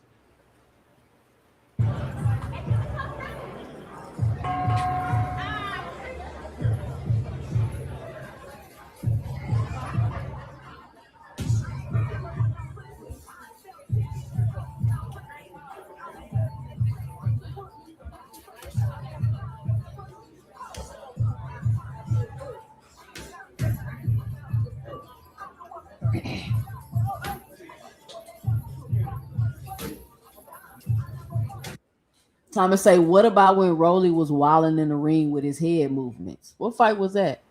So the media thing, or in the ring? I'm trying to remember which fight. I will say Rolly is absolutely entertaining at all times. Absolutely. Rolly's just entertaining. Her jab is not stiff. That is cap, Thomas. Her jab snappy in the mug.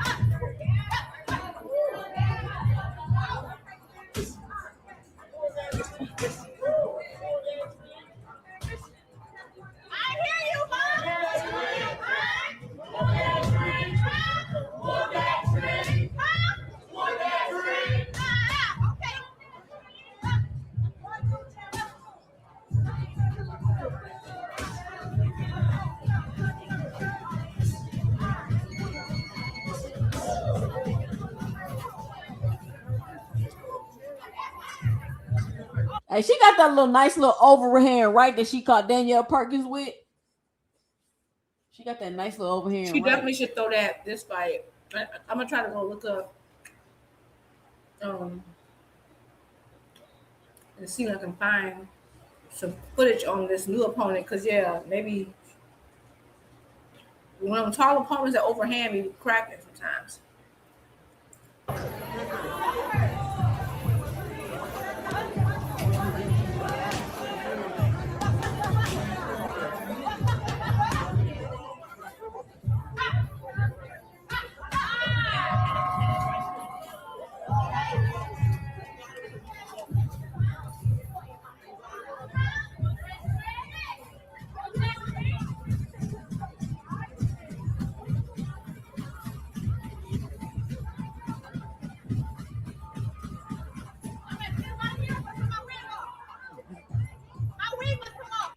I don't know who designed this, but this little black line going, this shit is terrible. What is this? Sandra remind me of that Bruce Lee Enter the Dragon, that yellow black, not Enter the Dragon, whatever he wore, black and red. Yeah, the whole stripes, the whole the B line. I don't know if I like it. What the heck? This shit is dumb. And it's just like, I don't know. It's just too. It's too sofa. It's very It don't sofa. seem too. It don't seem supportive. I don't know. Too many things can go wrong with this. Maybe somebody sent it to her, like maybe a little clothing brand or something. You know how they be. Maybe, but can't you see one wrong snap? I just see it hair breaking loose. She gonna have a Janet Jackson moment. Yes, it just seems like one snap. I just need thicker straps or something. I don't know. They really gonna hate her then. She can't let that happen, Claressa. I just need. I don't feel like I wouldn't feel comfortable doing all that type. I don't know. I mean, she rocking it, all things. I'm just saying, me personally, I don't like it. But she look. I'm not saying she look bad, and I'm just saying it's a no for me. Yeah, maybe because she's not as heavy. Like somebody like O'Shea absolutely couldn't wear that. Absolutely could. Like maybe she can get away with it. Yeah. I don't know, but even if for her, like she just see. Yeah. Claressa.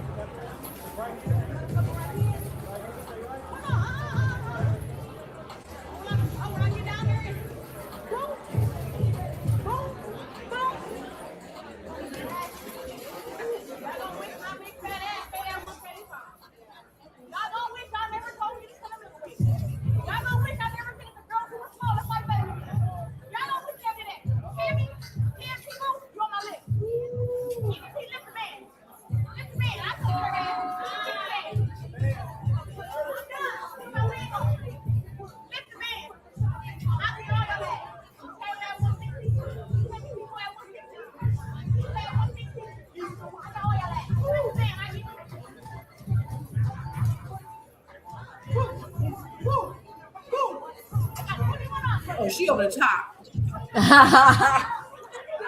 She having a good time.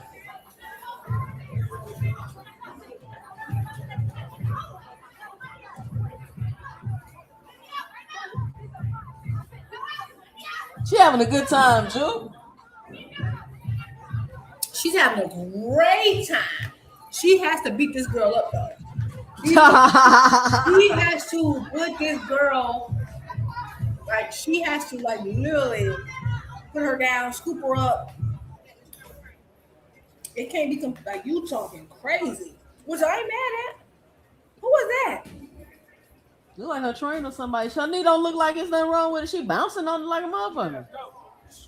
Ooh, the jab snappy. Her hands are fast as hell though.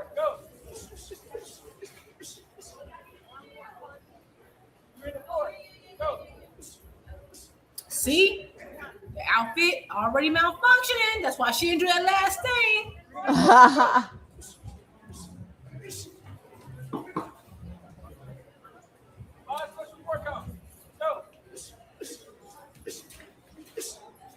Damn.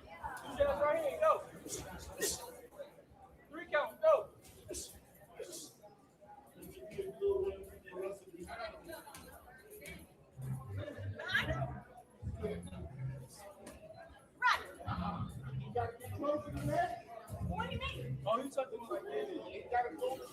Oh, I never seen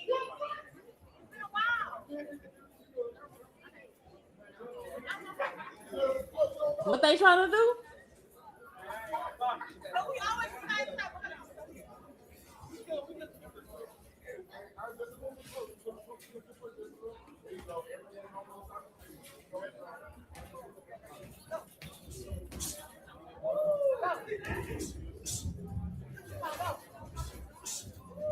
She faster than him.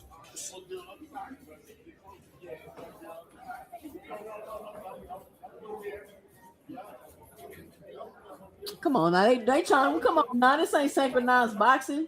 They doing. I mean, this is like I will say of all the media workers I've ever seen, this is the most. This is a lot. I mean, she got the synchronized boxing going on. Right.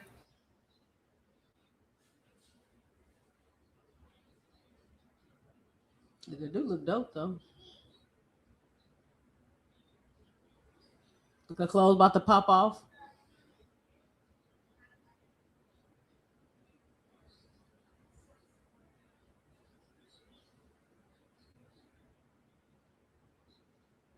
That shit do look dope though.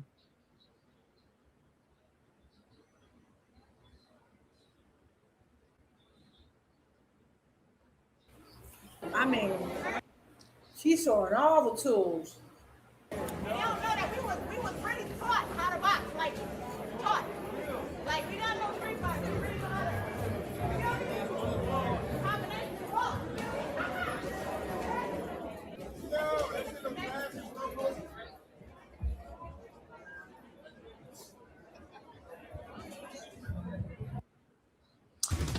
I mean, it just ain't nobody that's gonna beat her, bro. She's the person that could beat Claressa Shields probably ain't even born yet. Nobody finna beat her. So, just want to ask you, 2 Cent. Sometimes when someone doesn't show a lot of stuff at the workout, I mean, I never do the public work. I never take the public workout into much consideration. I feel like that's kind of a newer thing too. Hold on, Randall with the $4.99 in the super chat. Just showing support to the channel. Randall back in the super chat tonight. Shout out to Randall. Shout out to Randall sponsoring the show tonight. What's this? Oh, we just watched this. Okay, so what you think, Jude? I think she looked great at the public workout. I feel like she is clearly wants to just like put on a show and like you know she took that media. This is the most serious I've ever seen anybody take a media workout. Cause like normally you throw a few things, whatever, and you go on about your way. She showed a few things, some more things, synchronized boxing. I ain't seen that before. She clearly wants to. What it seems like in this fight, she wants to show her showmanship, right? Which is smart because, like you know, you have a whole nother brand of boxing promoter. Like you know, you got the whole MVP thing, and I got all these names, and you're trying like I'm a one woman team. I'm a one woman army, and so she's doing all this, which I like. I ain't mad at it. Now her opponent didn't show much, did some things, didn't look that fast. But I haven't seen this woman fight before, and if I have, I don't remember because I've watched a lot of women fight. Sometimes I don't remember names, but just because she didn't choose to display everything and chose to like do a few basic things, don't mean that that's how she gonna look in the ring, right? Because this lady is giving me. Like I want to sneak in through the back door. You know how like fighters always have like okay, especially big name fighters like okay, you have that one person in your mind who you think can beat them, but the person that ends up giving them trouble is the person you don't see coming. So I just want to make sure that this is not that for her. Well, she said she ain't taking it lightly. Yeah. So long as she ain't taking it lightly, I get the showmanship. But I don't think she's taking it lightly. It's just that I feel like there's so much unknown about the opponent. Again, and maybe some people have seen her fight. Maybe she trash. I don't know. That media workout left much to be desired. But again, I feel like people don't really I noticed that most men boxers make the media workout. They're not really trying to show too much anyway. Right? And her not doing as much made me think, okay, what she got in the tuck. So, but Claressa looked great though, and I think she made it fun, interactive. She's adding something to these events, and I think that says a lot, and that's going to help women's boxing. She got Atlanta on notice, so I think that she's carried this completely right the whole way. Okay. Now let's check out Orlando Brown's media workout. They the co-main, y'all. Don't get mad at me. They the co-main.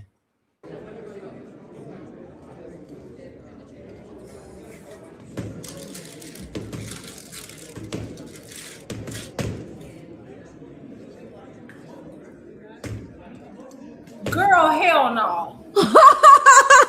Oh, hell no. What in the world is this? This is Orlando Brown versus Ray J. This Orlando Brown media workout. I can't. I'm walking away. No. Who sanctioned this? Juke. You gotta support, I know you fucking lying. Juke, you know Orlando Brown and Ray J was fighting. Not on this card. They the co-main. I've been praising and trying to show. See, this is the what is going? Why he like he's scared of the mid?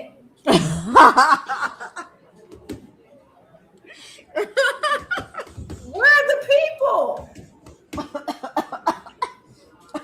No, this is not happening. Why is he acting like the mid is gonna slap him or something? Why he look tired? Juke, you cracking me up, Juke. Look how he walking. What is going on? It's a celebrity boxing match, Juke. He locked in. Look how focused he is. Look at that jab, Juke. He's snapping it. Listen to the mid pop. Why is he so slow? Why he like he's terrified of the mid? Why is he doing his body like that to throw that right? Juke, you got me dying over here. He got caught by the overhead. Oh my god. The trainer his head. It looked like he ain't practicing at all. He probably did, but he's too old. Like, This is what they got winning, Juke. They got him beating Ray J. What? The two centers say he gonna beat Ray J. I can only imagine how bad Ray J gonna look. This. We gonna watch his media workout next. This is the worst media workout in the history of media workouts. Well, you glad you got to witness it live when it happened? Believe. Oh my god, this whole baby. Why are you doing his shoulders like that? Stop it. Why are you doing his shoulders? Chat saying because I know. They saying he gonna beat Ray J, Juke. That's what they saying in the chat. Where were y'all even? Everybody say he's stomping Ray J. I'm not saying he won't. But wait a minute, why he so close? Why he looks and why he ain't got no like workout stuff on? Why he just wearing whatever he wore to the mall? Why he spinning around? Yo, why he wearing the outfit that he went to the mall in the gym for the workout? He forgot he had to work out. He got a regular cargo shorts and a t-shirt. Why he That's not work. That's not workout clothes. Why he sweaty like that? You're so close to each other. Hey, look at this uppercut. Why he keeps?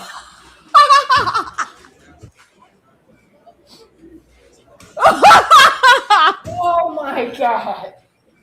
I know you did not. Why he got that uppercut like that? No. Now I gave Claressa praise. Why would she put this?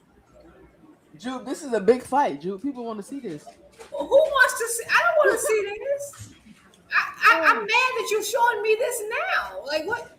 Who wants to see this? Jude, look at the uppercut, Jude. What?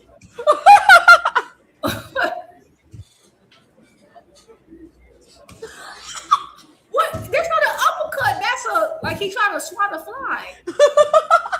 That's not an uppercut. The uppercut, your shoulder blade has to move upward. That's not an uppercut. No, hold on. That's not a. Look at it. That's not an uppercut. No. My stomach hurt. That's not a. Oh, my stomach. I gotta go back. Oh my God. Oh my God. This is tragic. And this is why I feel bad for our child stars. They shouldn't have to be. Oh my God. Oh, that That hurt. was not an uppercut. That was a fly swat. Oh my God, that hurt. Oh my God. He didn't try his head straightened it. Okay, you seen him with the quick little combo? Okay. Okay, you got the 1, 2, 3. Beep, beep, beep. 1, 2, 1. Who is this man holding the mitts? And how ain't no way. He looks tired already. He is tired.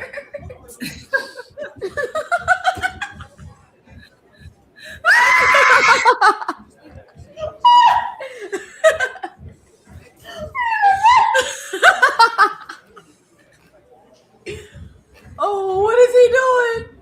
Oh, what is that? Oh my God. Oh my God. Hey, look at this guy right here, though. Look at this guy right here. I did not mean to scream. Y'all, this is the worst thing I've ever seen. Oh my God. Oh, my stomach hurts so bad. Who set this fight up? Who chose Zeus Network, Zeus Network. Okay, Zeus Network is they're the who what that's their zone. It's the network. It's like the zone, they fighting on Zeus. It's their own network. It's an app. Like okay, so we gonna so this show gonna come up. Okay, I don't have Zeus Network. Yeah, you don't have Zeus. So so I don't have to Oh no, it's on the zone. It's on the zone. It's gonna be on the zone? Absolutely. Okay, so Zeus Okay, why is Zeus Network doing the zone fights? I'm confused. Okay, somebody needs to explain like I'm 3. Well, I think it's on the zone. I don't know. I don't think it's gonna be on. I don't know if it's gonna be on the Zeus Network. Right, but I know, like this man. Okay, Orlando is not signed to the zone, right? I don't know what they got. It's a celebrity match, so however they do that. Right, why are we putting celebrity matches on professional boxing? Because Claressa mixing it up. I don't know if I like that. I'm sorry. This is terrible. I don't know. I have to pay. You know what? First of all, I've been mad as hell if I gotta go. I'm gonna pay and watch this fight, and then I see this man. But that's what I'm saying. You not the market she trying to reach. What market wants to see Orlando coked out jump? Well, I'm messed up. The ratchet market. I should have said it. I should have said that. Lord forbid. I don't know what's going on with that man. What demographic wants to see? Because that he's older. He's not young. Who wants to see him and Ray J? They're older people. Like they're closer to my age. Who wants to go see them fight each other? People want to see it, Jupe. I don't know. Oh, show Ray J. All right, we're gonna watch Ray J next. What is he doing now? What is this? I can't believe this. I can't believe that they. This is the love and hip hop market. Okay, I get you. But And it's in Atlanta. But does the love and hip hop market remember him from Hey Raven? You know Orlando Brown. He been pretty relevant. Where? On the internet, telling all the stories about the Diddy parties in Hollywood and all of that. I'm not on the internet enough, apparently. Yeah. Maybe I'm the problem.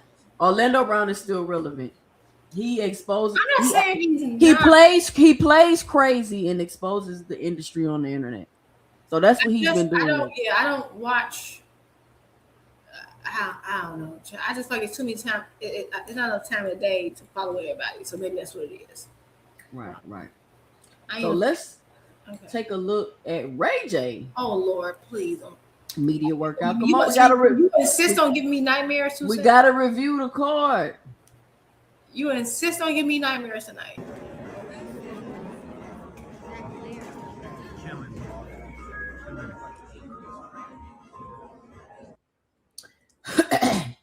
And Ray J been locked in with Boone and AB. I mean with Dean and AB, so he should have been training. Oh my God! I didn't think it can get worse. He looked better than Orlando. Does he? Why is he so? Damn. Cam J said, "Bro, I'm watching AB and Dean stream. Ray J smoking cigarettes on the stream. Right now? Yep. Ray J smoking right now, and knowing he got to fight tomorrow. How was he with AB and D? He got to fight tomorrow. He should be in Atlanta. I can't. Oh, they might be in Atlanta. Wait. Juke, you remember that guy that used to smoke at the weigh-ins and stuff? That Mexican boxer? You know what I'm talking about? I remember what you're talking about. I don't know. I can't remember what his name is. Yeah, he was a fighter. He was a Mexican boxer.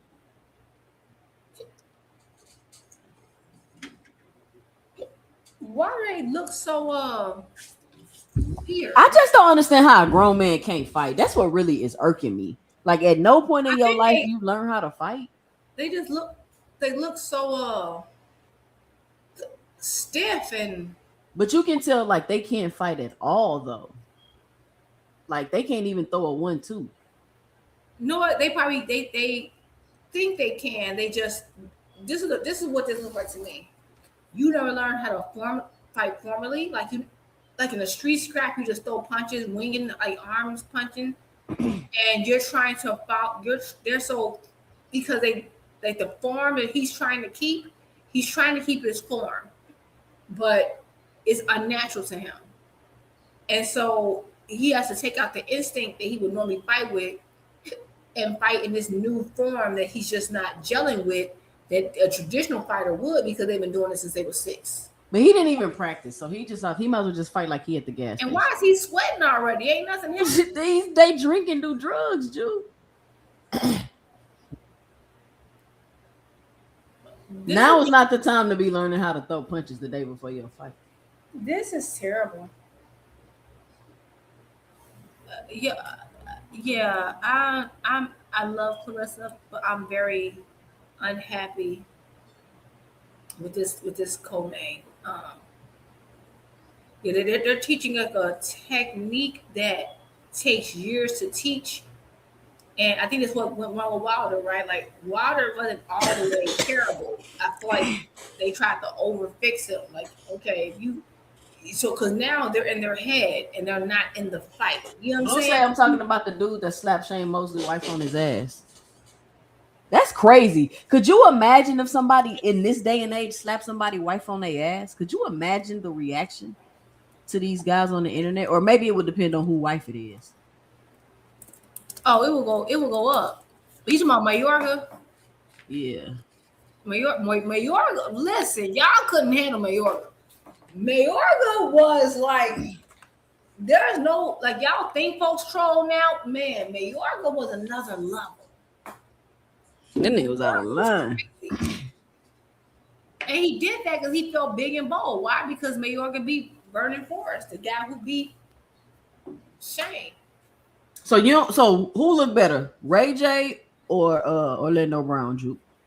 There's no better. There's only worse and worse. You gotta pick one, worse and worse. No, I will not. Who looked the least worse? Okay, let me ask you a question. What would you rate Orlando Brown on a scale of 1 to 10? A negative 1,000. Negative 1,000. And so, okay, fine. Let me just try to. Okay. Yes, you gotta cooperate, Juke. We gotta support Claressa. No, because Claressa should have gave me something better to support, and I love her. I'm supporting. But you gotta understand the market and the lane oh she my in. God, this is torture to me. You said this is torture. Okay. Like, that's why I said I did say this wasn't for the boxing purists, though. I did say that. I did. But I'm open. Like I'm cool with them doing a pageantry. I'm not like some old rigid lady. I'm really trying, but like this is. I've accepted everything she's done until this shit here. I don't like it. I'm sorry. So I'm gonna say this. That's fine. I'm gonna say this. They both look slow. They both look exhausted.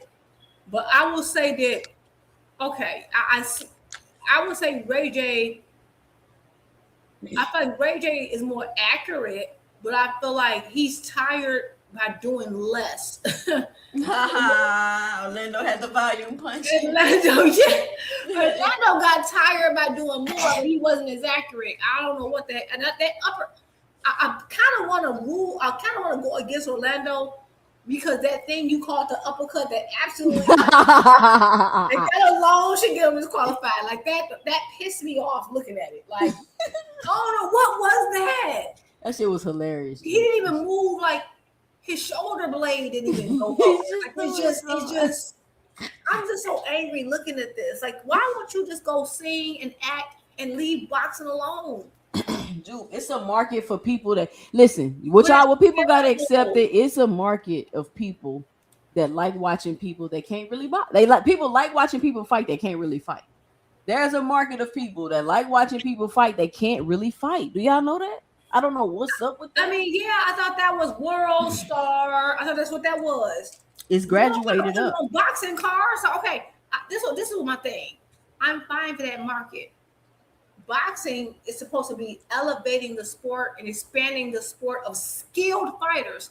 I don't like that these two non-boxing dudes are taking up the space of someone who's like and getting it in the dirt right now. They about to do better numbers than Devin Haney. It pisses. They might, but it pisses me off that they're getting. We keep wondering why. Oh, how come there ain't this many boxers anymore? Because they can grind, fight their way up in rankings, and they're not going to get put on these other cards. These two lame dudes will. I'm sorry, like it's taking. Like I watch boxing cards to see skill. If I want to see some BS, I'll watch Love and Hip Hop. They got their own platform. Why? Like everything don't got to be Love and Hip Hop. Everything ain't got to be World Star. If I want that, I'll go there. That don't mean you need to take over boxing. They shouldn't be on this card. Now that I vehemently disagree with. I'm sorry, like no, like because this is a triple down effect. Everything ain't got to be a clown show. I don't like it. But yeah, I don't know who looked worse. They both look terrible. I don't care who wins. They both lose. Boxing loses in my opinion with this fight, and maybe they both. Like I said, Jupe, she drawing more people to the sport. But she isn't though. She just drawing people. She okay. Drawing people to the sport. Okay, maybe she is. We'll see. I won't rule that out. Maybe she is. But is she drawing people who actually want to see the skill and talent of people who actually can fight, or is she just But how is that fair to be like it only got to be people that care about the skill and talent and actually you know what I'm saying? Because that's what the sport is. Boxing is. But she is the skill and the talent that they really coming to see. I know, but are they coming for her? Or are they just coming to see Love and Hip Hop Junior? I don't know. It depends. This is we'll see after the fight. I'm a reserve some of my judgment, not all. Some of it to after the fight. But that I know. If I have to spend the type of money that boxing matches charge, I don't want to see two non-skilled dudes in there. No, you charge too much for that. No, that's like I'm not. If I pay a steakhouse and you give me ground beef instead of a sirloin or no, I'll be mad. I don't want that. You charge. See, and that's why I was saying at the beginning of the show, this is not for your boxing purists. This ain't for your hardcore. Yeah, but it's not just boxing purists. I'm not even getting. Forget boxing purists. I'm not even getting boxing because that's not boxing. Like my thing is, if it's a celebrity, okay, what sound like they're trying to do? Remember Celebrity Deathmatch, the claymation form? Just do Celebrity Deathmatch and make it his own thing, and then fine, I'll accept that. But I just feel like. And then we got two baddies on the card, apparently. From baddies who? From the show Baddies. I don't want. Okay, I don't know who these people are. It's another reality show where they just be on there fighting. So they got two of them on the card. Maybe I'm becoming an old grumpy woman. I don't know. It's just who these people are. The reality of it is the sport is evolving, and it's just becoming. Let me tell you what's happening. Reality TV is dying, and so all reality show people are flocking to a sport that's more easily acceptable. And I know reality TV shows are dying because my mother is a huge reality TV show person, and their ratings are down, and you don't get the hip hop shows, and they're flocking to the next thing so they can find the next thing. And once they find the next thing, they're gonna leave boxing. I'm telling you what's happening now. They're gonna flock to it right now so they can make some money. And then once they find something that's not as hard, they're gonna move from that too. Probably. But who, I mean, hey, it is what it is. We gonna see what happens. I with this fight, I don't know. Like I said, Ray J looked slightly more accurate. He looked less afraid of the pass, but the pass was above him. He looked less afraid of the pass. He Orlando like he was terrified of the pass. Hey, he was fighting it for dear life. That's why he got tired quick. So I don't know. Like, didn't Orlando like he was scared of the pad he was punching? He looked terrified. He looked like he was terrified. Like he got smacked with it before and he don't want it to happen again. I don't know. And he was all scrunched up. Like, Ray J looked like he was super concentrating. Like delayed or something. It looked delayed. This is gonna be a mess. Yeah, it's gonna be pretty ratchet. It's gonna be pretty ratchet. Great. They said it's a lot of fights on this card, so let's look up the fight card. Yeah. Cause I think it's some decent fights on here though. Yeah. Didn't somebody say somebody got canceled off the card or something? Somebody said Tito McCardo got canceled, but then somebody just said he's still fighting, and then I think they said Danielle Perkins didn't make weight. Wait. What? Perkins didn't make? Wait. So there's 2 fights canceled? They said it was 2 fights canceled, but then somebody just said that Tito McCardo is fighting. So I'm about to look it up. Okay. Y'all tell me if I'm tripping. Ask Cam J. Well, give me the menu to plug. What's the news, bro? Aircraft said, "You get off my line mode." I'm really not. I'm open. I just don't want to see people. If I want to see people who can't fight, I'll just watch World Star. I can watch anybody, random Joe Smo fight for free. I thought we were paying for the talent. Not on this card. Like there's talent on this card though. That's only 2 fights. I see untalented people fight all day. I can go into a grocery store parking lot and see that. That's all I'm saying.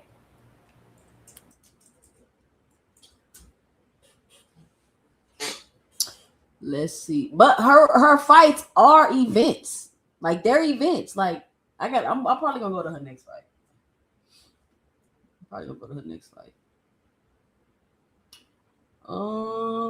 Where's the fight card?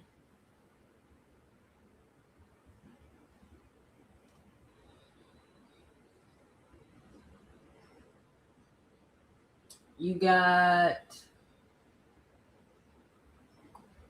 Caroline versus B. Ferreira, Troy Isaac. Is this the card? I don't know if that's the card.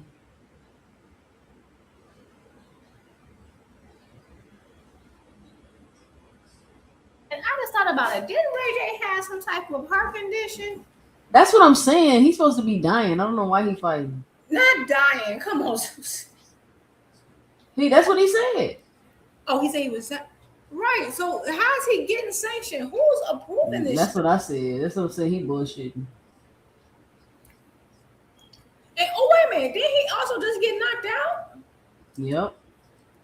Has enough time passed for him to Dude, listen, I don't know. That's on him. If he want to die, if he dies, he dies. But what I'm saying is, like, what is the state of Georgia is allowing this to happen? I guess so.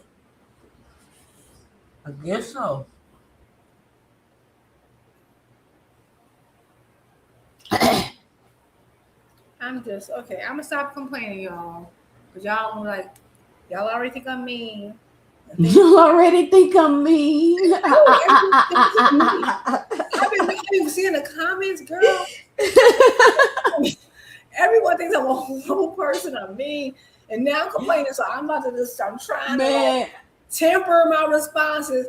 Why? I was trying my best to let me just try to be. I was trying my best with Blue the other day. And he was going off. I'm trying to be nice. Like everyone be like, they seem like they can't stand my ass. I'm trying to be nice, so I'm trying to be nicer. Y'all already think I'm mean, so I'm not trying to trash this fight. I don't understand why. They just mad they ain't get to be mean to you first. I'm trying to be less mean, y'all. I really am mean. No, they think being direct is being mean. Yeah, they think I'm like the Antichrist around this mug. I'm like, I don't think I'm that bad. They be like, oh, she's terrible. They mean they just can't beat you in the debate. They be mad.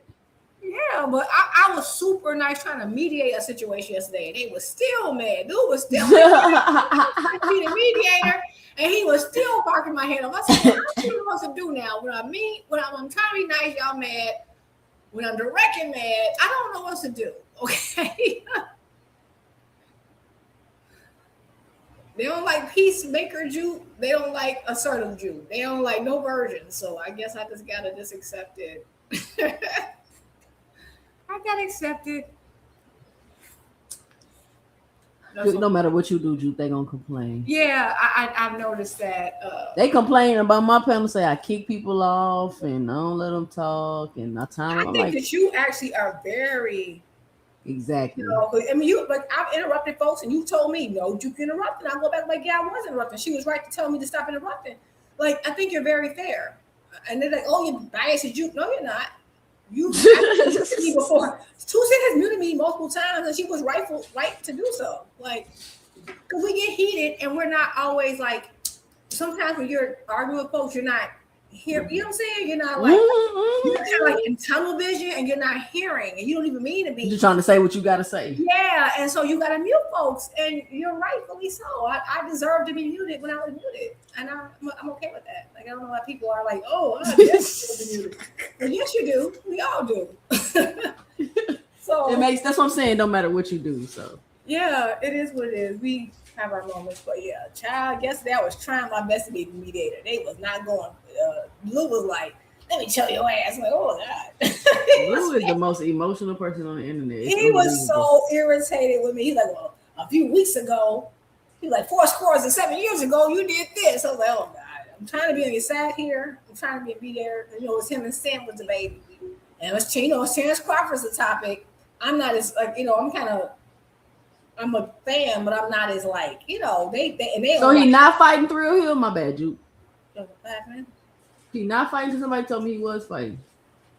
Yeah, okay, so that's right, because Mercado was supposed to be fighting what's his name? To go. That fight's not happening. What happened to go? They say he was overweight, I think. That's right. I did see that. But someone said he was over about 10 pounds. It was 10 pounds. Like, he ain't even trying to make the weight at all. And To Go came from a smaller division. So how the heck did you not make it? What is going on with boxing? I don't know why nobody making weight. That's strange, ain't it? 10 pounds over. That's crazy, because I remember, isn't To Go the same dude that Ryan Garcia fought? Yep. And I remember that was a fight that Ryan Garcia played weight games with To Go, because he agreed with a weight. Yep, that's him. And so this was in 140. To Go came, because To Go didn't make 140 when he fought Ryan. I don't think. If I recall, this is crazy. I was interested in seeing Tito Mercado, because isn't everybody being so disappointing? Like, god damn, like what's up with all this disappointment going on in boxing right now? It's getting ridiculous. It's a terrible year, and I said it's gonna get bad, and it is absolutely just got. Juke, what do after inflation you go through a period of what, Juke? Stagnation and then deflation. Stagflation and then what, Juke? Deflation. So would you say we've been pretty stagnant? And do you remember when I told them? Remember when we had that economics lesson? Mm-hmm. And I said, "Do you know what happens after a period of inflation? Do y'all know what happened?" Remember, I broke it down for them. Yeah. Y'all remember that too, Centers? Y'all remember when I had that economics lesson for y'all, and I broke down after inflation is usually a period of stagflation, and then you go into deflation. Yeah. So wouldn't y'all agree we're in a period of stagflation right now? Yes or no? Did I not tell y'all this? Yes or no? At some point, y'all gonna have to give me my credit, bro. Like, y'all just gonna have to give it to me. No, and you're right. And it's crazy because remember someone was like, oh, y'all all an echo chamber. Y'all sound the same. It's because if you understand economics, you kind of know what's the cycle of it and what it ushers you into. And yeah, because boxing was like, that's why I kept like arguing with guys in the chat. Like, listen to me, please listen to me. Like, the things you're rooting for is going to ruin boxing. And no, turkey, bow to turkey, turkey, turkey, turkey. I'm like, I see what, because if you understand anything about economics, business, anything, you know this is going to make boxing worse. It's just more boxing. Did it? And now we're here. I mean, see, y'all be thinking I can predict the future. I'm not predicting the future. You don't have to predict. You just know, like, if you paid attention to markets long enough, if you pay attention to boxing itself long enough, you know. And actually, I don't know what new topic you're gonna get into, but something I want to bring up, and I wish I can find it. So two cent, was it Twitter? I was on somewhere. I saw some tweet that came across. I don't even think I saw it on Twitter, but it was somebody's posted a screenshot. And they said, like, they were talking about the last great year of boxing, right? They were talking about, like, okay, if you look at the last, I don't know, 10 years of boxing and, like, you know, how it's been ups and downs. And they had such a good point, because I've been saying it too, because before I saw that, remember I always said the last great year of boxing was 2023? I've been saying that for like about a year now. And this, I don't know if I have time. I don't know if you're going to go ahead. Do I have time to rattle off the fights that happened in 2023 just really quickly? Go ahead. Okay. Just to let you know how far we have went, like, strayed. And let you know, 2023 was the last year we had Showtime also. We had PBC Showtime. That was the last year. In 2023, we had Errol versus Bud, Tank versus Ryan, Fulton versus Inouye, Usyk versus Dubois, Devin versus Loma, Benavidez versus Plant, Beterbiev versus Yard, Canelo versus Jermell, Benavidez versus Andrade, Joe Joyce versus Zhang, Katie Taylor versus Cameron, Liam Smith versus Eubank, Lee Wood versus Mauricio Lara 2. By the way, that was a super good fight that people forget about. Cordina versus Rakhmov. We had Taylor versus Timofimo Lopez. Navarrete versus Valdez. Lee Woods versus Josh Warrington. Regis versus Devin. Robizes versus Rafael Espinoza. Ben Rodriguez versus Sonny Edwards. Naoya Inoue versus Topolis. That was that was all 1 year. That was all 2023. That every last fight, and there's some that I like that's not even on that list. That was all in one calendar year. That was when Showtime was still around and PBC Showtime. And then what happened at the end of 2023 that changed that momentum? Who showed up on the scene that changed it? Like, think about a person who just surfaced in 2024, late 2023.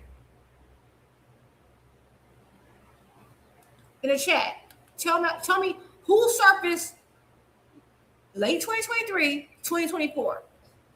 The person that everyone's talking about now, we didn't know during that time. Yes, Aircraft, Turkey.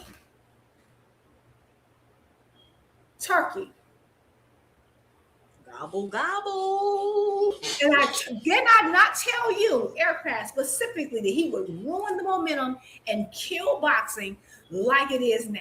Didn't I say he would instead of expanding boxing, it would contract? Y'all couldn't wait for Gobble Gobble to take over. He contracted it. I said it would be worse. That year was the most casual fans we've had in I don't know how long. And y'all got them all to start talking about Gobble Gobble. The minute that man stepped on the scene, he ruined it. We were at an apex. Boxing was on the way to start overtaking other sports. He came in and said, nope, y'all getting too much shine. I want to bring you over to this place. Canelo was the star. Now, what happened? From 2024 to 2025, we went from Cinco de Mayo being a big year, a big date in boxing, to now no one even talks about it anymore. Why? Because of Turkey. But everyone hated Al Heyman. When the majority of those fights I just listed were due to who? Al Heyman. Preach.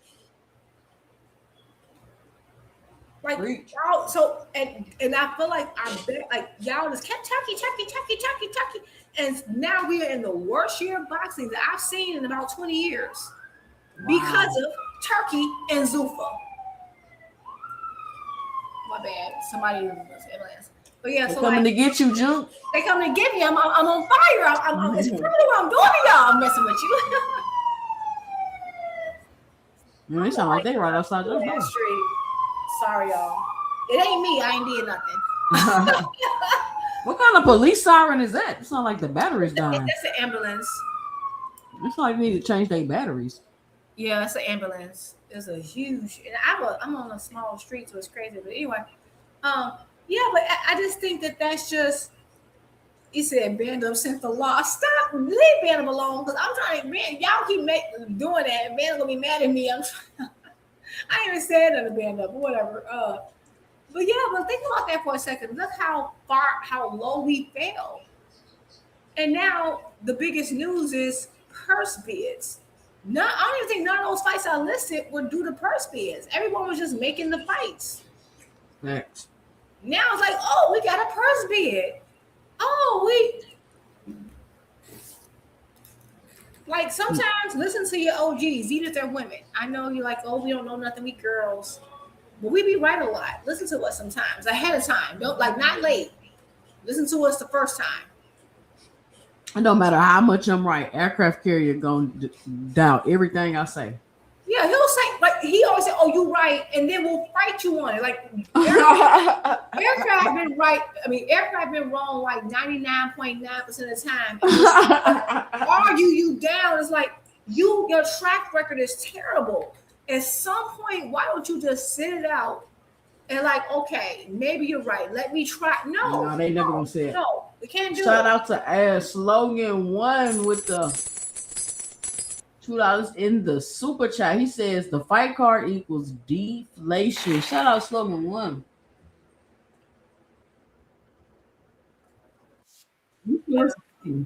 But I'm mourning. I guess I'm in mourning because that was such a good year. I was like, oh, we off to a great start. And I also noticed that, and maybe I'm wrong, Turkey's a rival, and suddenly all these networks not wanting to do boxing anymore. ESPN, Showtime. Yep. And isn't it just so convenient that they all decide to step away from boxing all the time? People don't realize that the goal was to get them away from the networks so they could all be pushed onto the zone. Like exactly. People keep acting like this is such a great. People keep acting like it's so great. They all under the zone. I keep telling y'all, no, it's not so great. I don't think it is either, because again, they're gonna end up because we're like, oh, they should be having dates right now. But guess what? Now they're gonna fight over dates because it's just too many names. And the zone, they all listen. All of our American platforms are on the sinking ship of the zone that Americans don't even fuck with anyway. And that's why I think it was smart for PBC to not say, okay, we're gonna try y'all out. We're gonna have a few dates for just until the end of 2026. But guess what? We still keeping our Paramount, because my brother watched the fight on not Paramount, my bad, Amazon. They kept their deal. I think that all these people just let's come on the zone. They're gonna start, because this is one thing. So there was a time when like PBC would have a card and Topic can have a card, and Showtime and ESPN, those cards will overlap, and it was fine. Like even though people would complain, but hey, you had more boxing that you could watch, right?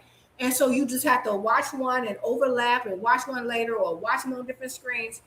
But guess what? If they're all in the zone, they're not going to do that because it's against the zone's best interest to put two opposing fights on at the same time.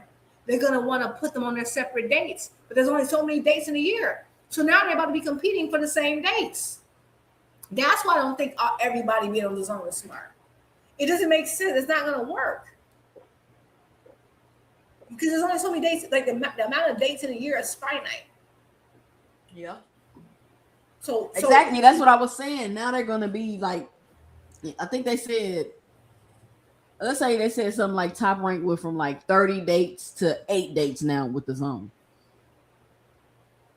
You know what I'm saying? Like, I don't think people realize that this was the plan, because now you're gonna have 2 entities, Zuffa and the Zone, and that's it. That's all it's gonna be. Like, the more competition, the better. Like, all the fans is happy. Like, y'all go watch. Go watch my video. Hold on, Juke. Okay. Y'all go watch my video. You might be cheering on the demise of boxing and don't even know it. Matter of fact, I'm finna play it. When me and Juke finish talking and we watch this Claressa video, I'm gonna end the show with my "y'all might be cheering on the downfall of boxing and don't even know it" video. But go ahead, Juke. Yeah, no, I agree. I'm not like, I think I'm cool. Okay, I'm actually cool with PBC's arrangement with the Zone. I don't have a problem with it. I'm perfectly fine with their arrangement because they still keeping some independence, but I think they actually need to keep that Amazon deal. But I also think that, I don't think it's a coincidence that all these people suddenly got out of boxing once Turkey showed up. And then now Turkey's suddenly making deals with those same people. Right? Because a new person came in who owned Paramount, shut down almost everything Showtime, funneled all the money to one area, and then suddenly Turkey got a deal with Paramount. I don't think it's a coincidence. It's definitely not, and we've already proved that on Ladies Night. I don't think it's a coincidence because it wasn't just PBC, it wasn't just sports and boxing that shut down. Again, because you know the executives, once Paramount got bought, they got bought Paramount, and then Showtime was under Paramount. Right. So that's how they were able to get PBC off, and then they had TKO executives that were working at ESPN, which got Bob Arum to lose his ESPN deal. You remember, because they was talking about giving Bob Arum his ESPN deal back once they found out that happened.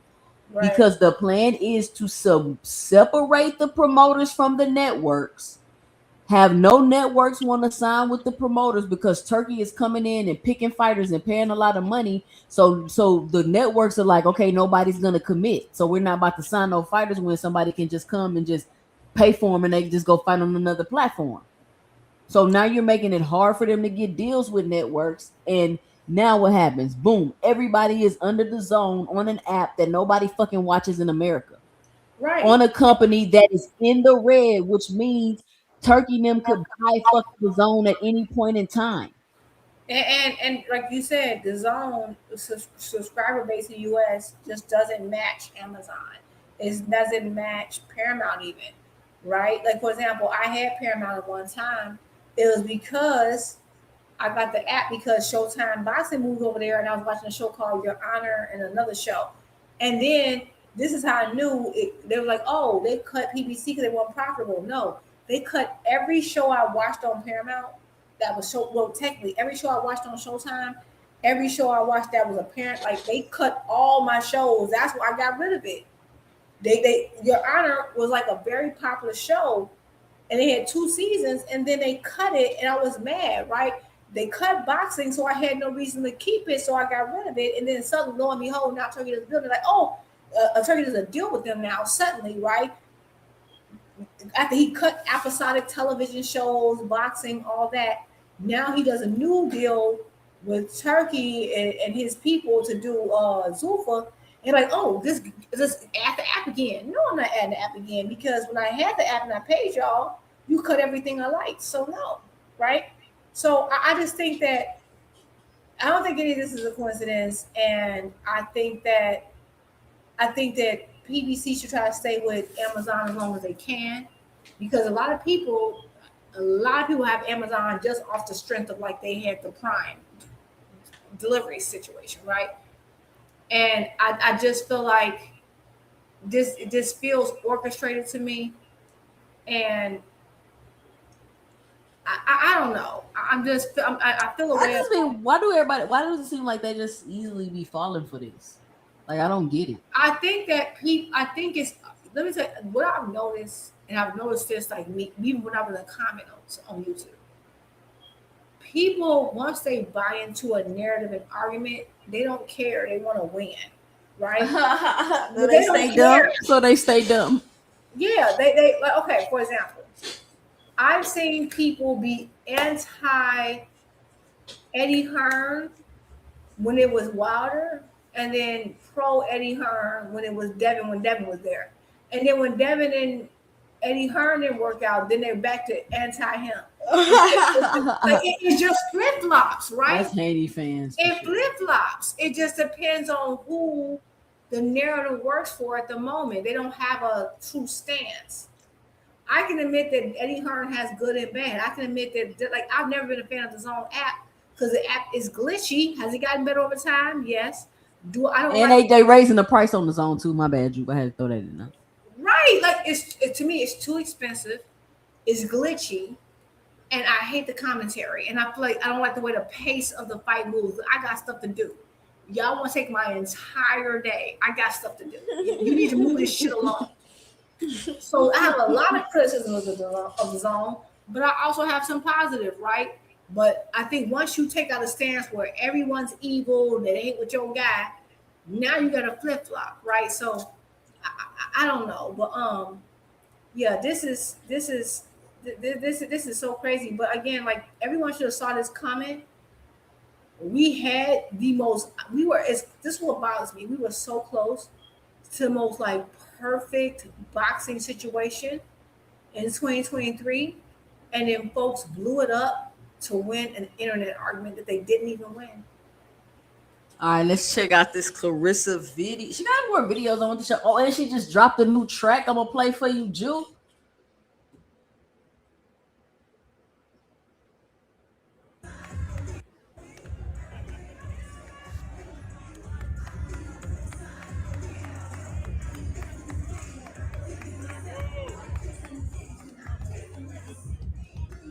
Their hairdresser is taking me out.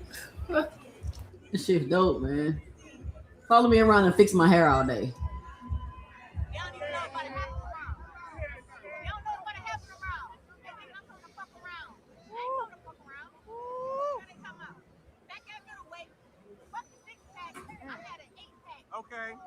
Okay. With an 8-pack at 31 years old, these motherfuckers is mad. I look better than all of them. Oh, I'm so pretty, I'm so cute. I look better than you. I got more packs than you. I'm sexier than you. I'm way better than you. I'm gonna whoop that Scott ass tomorrow. And then after I whoop that Scott, watch that be on the internet chirping again. And I want to say something. Hold on. Can y'all hear? I don't beef with bitches. I beat them. So any girl thinking she beefing with me, if you don't want to get talk your stuff. Talk your shit, Claressa. How many rounds? You gonna knock it out? How many rounds? 6, 7. Hold on, I gotta run that back. I beat them. Hold on. Can y'all hear? I don't beef with bitches. I beat them. So any girl thinking she beefing with me, if you don't want to get beat, you better go find somebody else to beef with. I don't beef with bitches, bro. I beat them. That's it. How many rounds? You gonna knock it out? How many rounds? 6, 7. 6, 7. Honestly, 6, 5. Put my money on 5. 5 to 6. She bullshitting. Nigga say I'm putting my money on 5. That's when the delusion take over. Like, girl, just get the lead and shut the hell up. Just get the dub and shut up, girl. I'm putting my money on 5. Claressa Crazy, out there. Girl. She's selling it though. She's selling it. I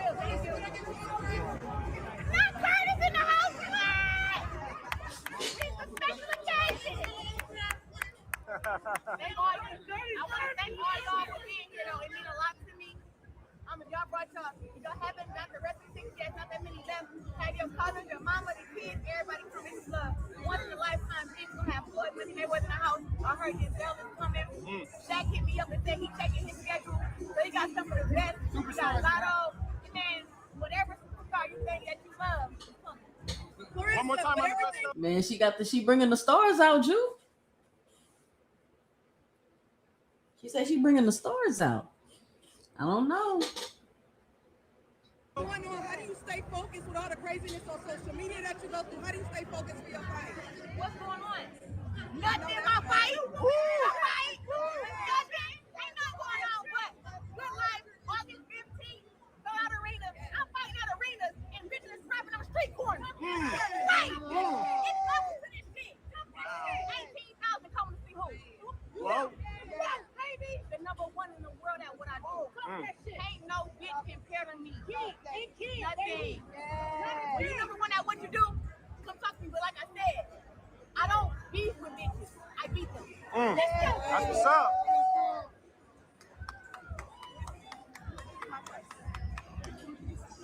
I feel good, and you know what? That shit sounds terrible. That is hurting my ears. Oh my god. Whew. That sounds terrible. Okay. Clarissa's in her element. She talking about she popping her stuff. She is having a good time. Yeah, she's enjoying this, and I just don't want her. I want her to conserve some of her energy for fight night. That's my only thing. But yeah, she doing her thing. She looks amazing. She looks healthy.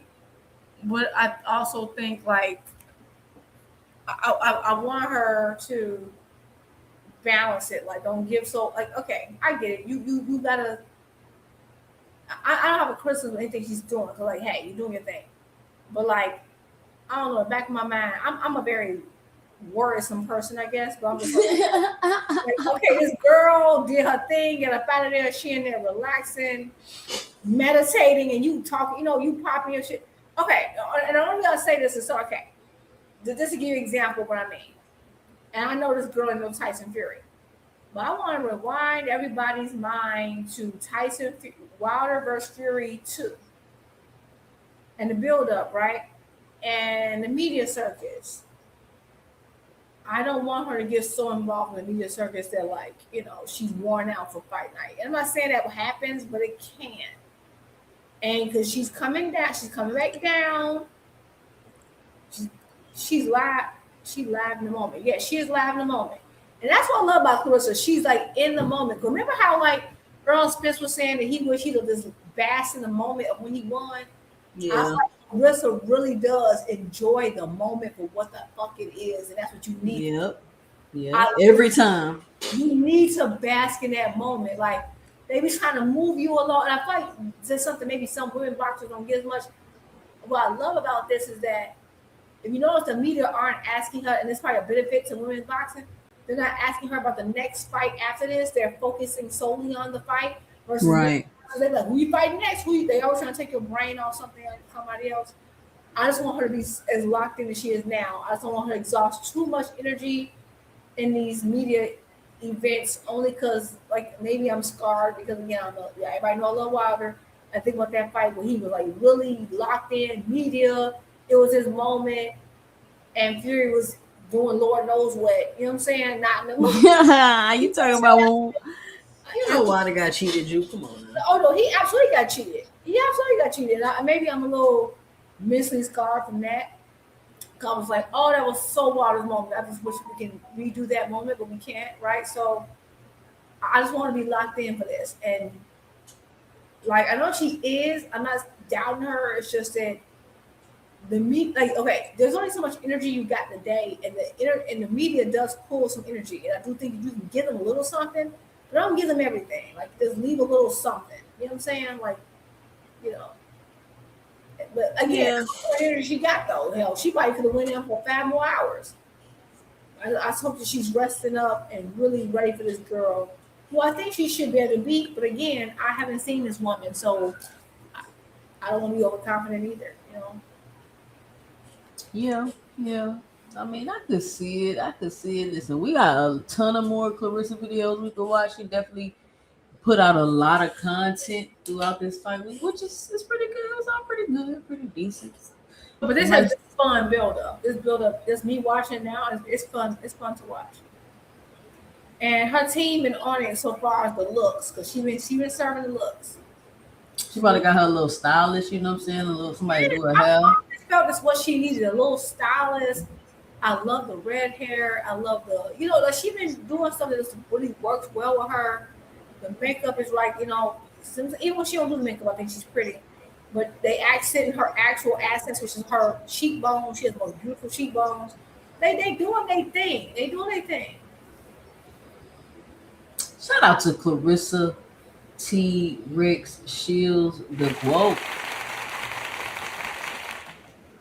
All right, we go and shout out to everybody that joined me tonight for Ladies Night. Y'all join me tomorrow for the fight party. Put a one in the chat if you're gonna be here tomorrow for the fight party. Jupe say she ain't coming. I did not say that. I'm gonna try. I got a lot going this weekend. I should be available by then. Like, I got a birthday, a baby shower. Oh my god, this whole weekend is gonna be exhausting. But not a birthday and a baby shower. My social battery can't do all that. Family got. Listen, they didn't sold up my whole. But yeah, I got a few things to do, but I want to watch. I told them, hey, I got a boxing match to watch, right? But you can't be like, hey, I know your birthday today, but screw you. Of course, it's fine. So I'm gonna make my best. I'm gonna try. I think I will though. I think what it's sounding like, I should be good. The baby shower is Sunday, but I just gotta shop and help set up and stuff. So yeah, I'm gonna figure it out. Yeah, but I'm definitely gonna come up because I love doing the women's fights live. Because I think the ladies be getting down. Like, I would never want to miss a Claressa fight call. So, right. My best. Right. You definitely can't miss that co-main. Ray J and Orlando Brown. I may intentionally miss that co-main. Now, who I do want to see on the card, from what I saw, is, and I know maybe I'm too much of a boxing head, is a Teep Overton. I don't know if y'all know who that is. Yeah. He's the one that I'm interested. I like watching. I first saw him on PBC's Fox, I think. He's a 175 pounder. That's from Atlanta. No, he's not from Atlanta. My bad. It's the other one from Atlanta. Anywho, he's an up and coming boxer that I really, really like. You'll know him because he has no hair. He has that condition where all his hair falls out, so he don't have hair. Like, he don't have eyebrow hair or anything. But anyway, he's a really good fighter, and I think that he's one of the young guns that could potentially electrify 175. So he's fighting. This is like his step-up fight. I think he's fighting Angulo, the same Angulo that Benavidez fought and Berlanga fought. So that's the fight I really am interested in on the card.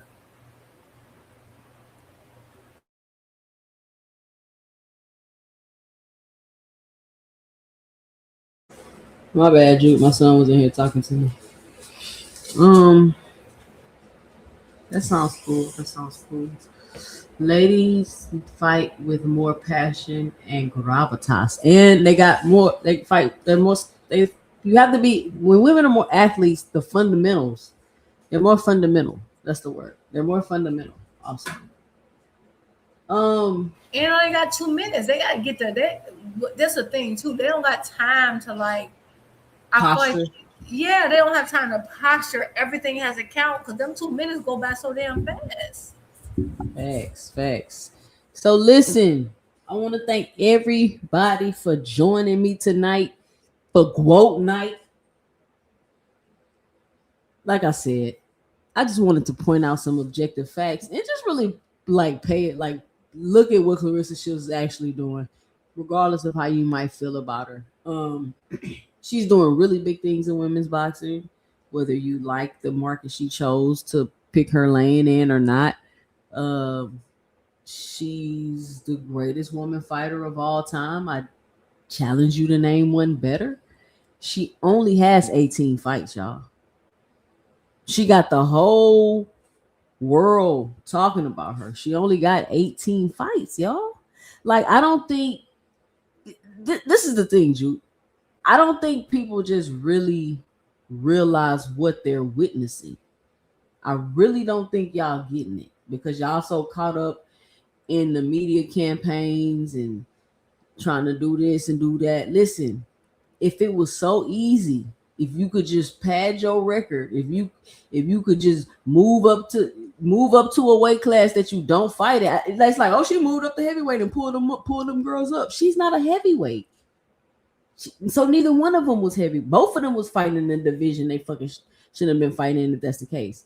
And did she pull them up from the division below? Because like I don't know. I don't get it. But it is what it is. I'm not trying to convince anybody or change anybody's mind. I'm just giving y'all some objective facts so we can come from a realistic place of criticism. Because right now, y'all on some like, I don't know, Disney fairy tale Twilight Zone type of shit when it comes to Claressa Shields. It's crazy. Just saying things that are objectively, like what you say, Juke, they're factually wrong. You're just factually wrong. Yeah, absolutely. Factually wrong. But let me see who put the ones in the chat. Who's gonna be here for the fight party? Slogan One gonna be here. Lee Jackson gonna be here. Aircraft Carrier gonna be here. Randall gonna be here. A lot more of y'all gonna be here too. You ain't gotta put one in the chat so everybody gonna see you gonna be coming to the Claressa fight party to watch Ray J on Orlando Brown on the co-main. It's cool. It's cool if other people want to see the fight. Jupe say she think Ray J got it. I said Ray J hit the pad a little bit more cleanly because he threw less punches and he seemed less afraid.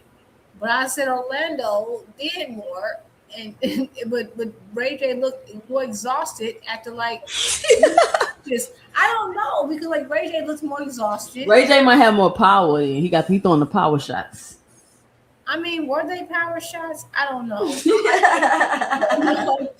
That is a weird fight, and I mean, so like what? I don't know. Orlando just seemed scared of the pads. He seemed terrified. But he was fighting. He threw a lot of shots. Ray J threw less shots, but it kind of lands on the pad more. He was more accurate. Okay. But but Ray J actually looked slower than Orlando, which I did not think could be possible. So I don't know. I don't know what to think.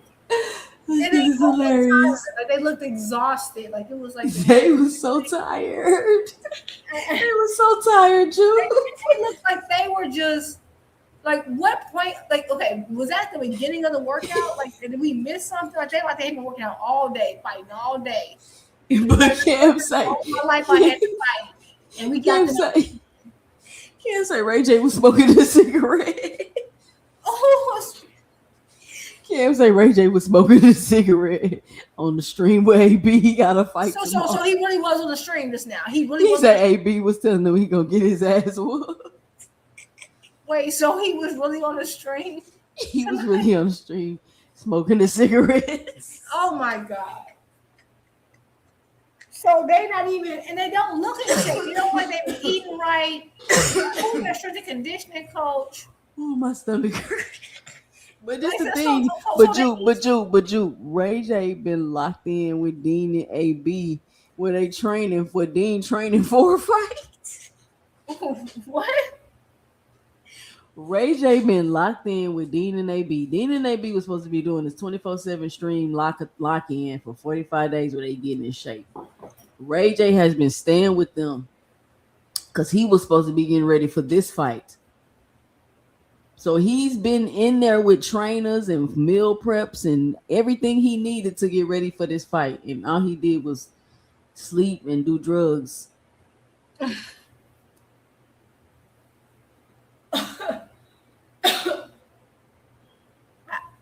don't know. But like, who's getting drugs inside? Okay, you said if they're locked in, how are they getting drugs in? I mean, he be leaving and coming back. He's not locked in. They really be leaving and coming back. They supposed to be. I need everyone to just reset and let's just rethink about everything. I just need. I don't like this. It's hilarious. I thought this was okay to me. I heard about Misfits boxing. This belongs on Misfits boxing. That's the evolution, Juke. That's it. All started with Misfits. It's the evolution. No, it's not an evolution. It's the opposite. No, it's the evolution, Juke. Evolution. evolution improves. This is the opposite. It is improving because nobody was watching boxing. You know what? That's fine. You know what? I'd rather them not watch. I don't know if this is because if boxing becomes if boxing is no longer boxing, this is a devolution. This is a devolution and a decline. Devolution. Yeah, that's a real word, by the way. I think I might have lied. Okay, you know what? Regression. That's the regression. There we go. That's it. The regression. But Jude, this is what's gonna bring new people to boxing. Sadly. But at what cost? Like you want to bring people to boxing. For example, remember I kept saying how Tank one of the last people who brought people to boxing. He brought people to boxing without devaluing boxing. I don't want to see freaking Ray J in Orlando, who's afraid of the pads apparently. Oh, that shit wait a minute. How many rounds is this fight? That's a good question. It can't be too many because it's only Ray J's second pro fight, so it's probably like 6 rounds. No, you got me. Or 5 rounds, maybe. I don't know. How would you start off with? 5 rounds? 4. 4, maybe it's 4 rounds. Yeah. Now you got me looking this up. I can't believe you're doing this. I can't believe you. Have me doing this. I shouldn't have to do this. This is fun, Juke. You gotta live a little, Juke. Just live a little. I'm living. I'm just saying, like, I can't believe. Okay, let me just see. I'm about to go to See, where y'all gonna get the deep dive assessment of Ray J and Orlando Brown? Only over here on 2 Cents Boxing, Aircraft Carrier. Wait a minute. Okay, so now wait a minute. Are you sure this is on the same card? Yeah, they said they the co-main. Okay, listen. Okay, so I went to Box Rec and I looked at the Claressa Shields card, and it lists like a whole bunch of fights, but I don't see Ray J's name is Ray Norwood, right? I don't see his name on here. Okay, go Susan. Go. I tried to look up the card. Remember I was telling you I ain't see. I see Troy Isley versus Joe Hicks. Yep, I see Ernesto Mercado versus Emmanuel Steve Overson. I see Danielle. Maybe it's not. It's probably because it's not a professional fight. It's an exhibition or something. Oh, okay. So it's not counted as professional. That might be because I'm looking at the card and I don't see their name. But then you said some baddies fight on there. Then I don't see them on here either. Their name is Big Licks, and I don't know their real names. But yeah, but they're not on there either because that's probably another. Okay, so but this is a lot of fights. It's a lot of fights all day. That's what they were saying. It's a long card. So, right. So the Orlando and what's his face gonna fight? You sure that the co-main is not the professionals? Cause like where was Mercado gonna fight at? I thought Mercado was the co-main. Oh, was Mercado the co-main? No, I thought I don't know. You know what? I think Mercado was the co-main. I don't know where these people gonna fight at. Maybe, are they on the?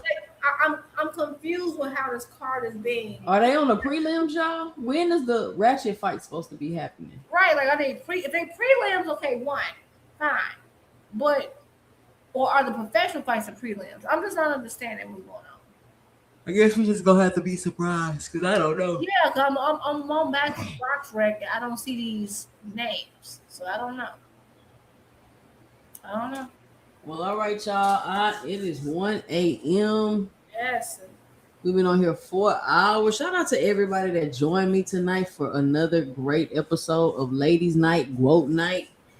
Join me tomorrow for the fight party shit. They're gonna be fighting all day. I don't know when I'm gonna come on, to be honest with y'all. Make sure y'all notification bells is turned on. And we're gonna end the show with my video about y'all might be cheering on the death of boxing and you don't even know it. And I want y'all to let me know and drop it below your 2 cents. And make sure y'all watch my videos when I drop my videos and comment on.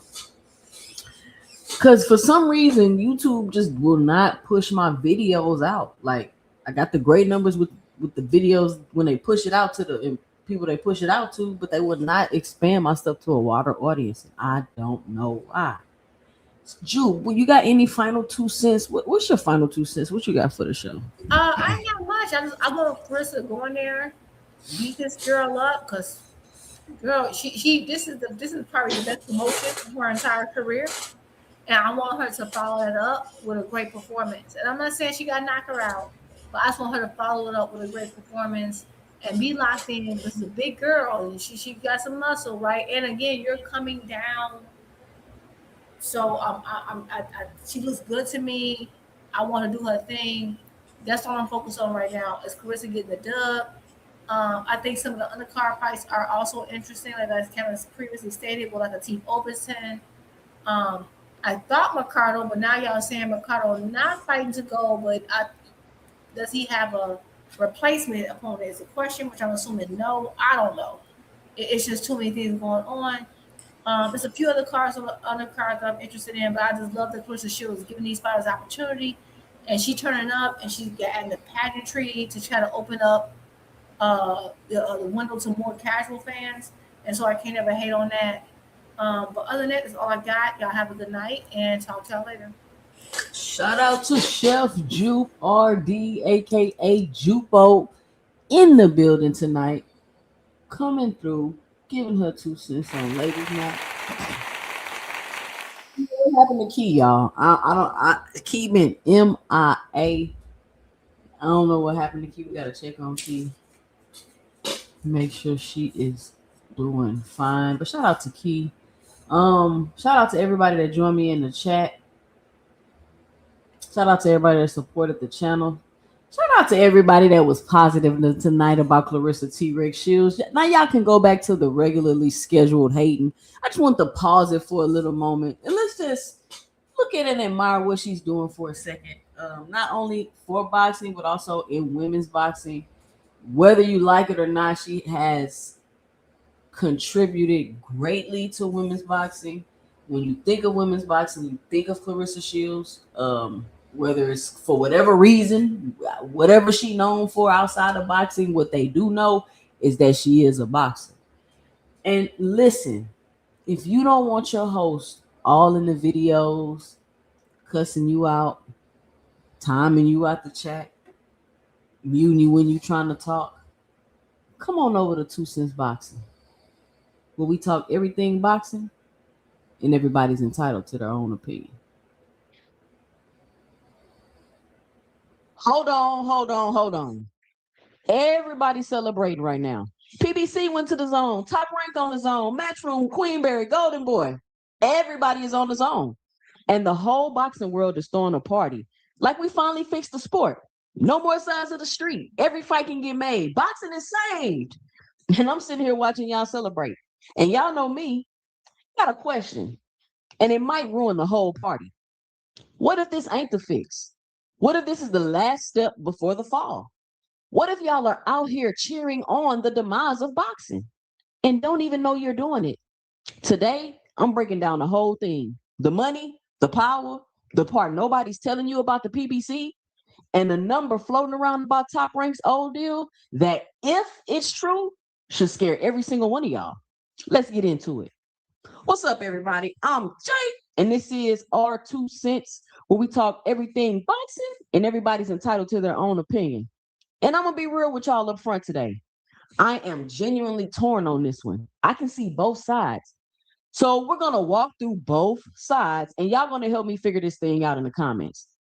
And y'all know the rules. As I go through the video, what am I saying that's not a fact? Let me know and drop it below your 2 cents. Here we go. So let's set the table first, because I need everybody caught up. Over these last few months, the whole sport consolidated. Every major promoter, everyone ended up under the zone's umbrella. Matchroom, Queensberry, Golden Boy, Top Rank came over, and then the final piece, the one that made it official, PBC. When PBC came over, the zone treated it like it was the last puzzle piece.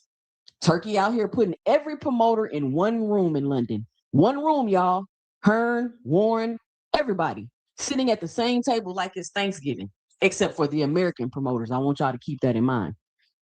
And look, the celebration makes sense on the surface, because what's been the number one complaint in boxing for the last 10 years? Say it with me. The fight can't be made because they own different sides of the street. How long did we go before we got Spence Crawford? How long? A half a decade? The fight can't be made. Boots Ennis sat there with belts, calling out a whole division, getting left on read for years because all the names were signed across the street. Every mega fight we ever begged for died in the boardroom because promoter A was with network A and promoter B was with network B, and can't nobody agree on how to split the pot. And on top of that, the fans don't understand the business of a boxing, so that made it even more confusing. So now, one roof, everybody's under it. In theory, no fight can't be made no more. And I'm going to give that its credit because we keep it fair around here. That part is real.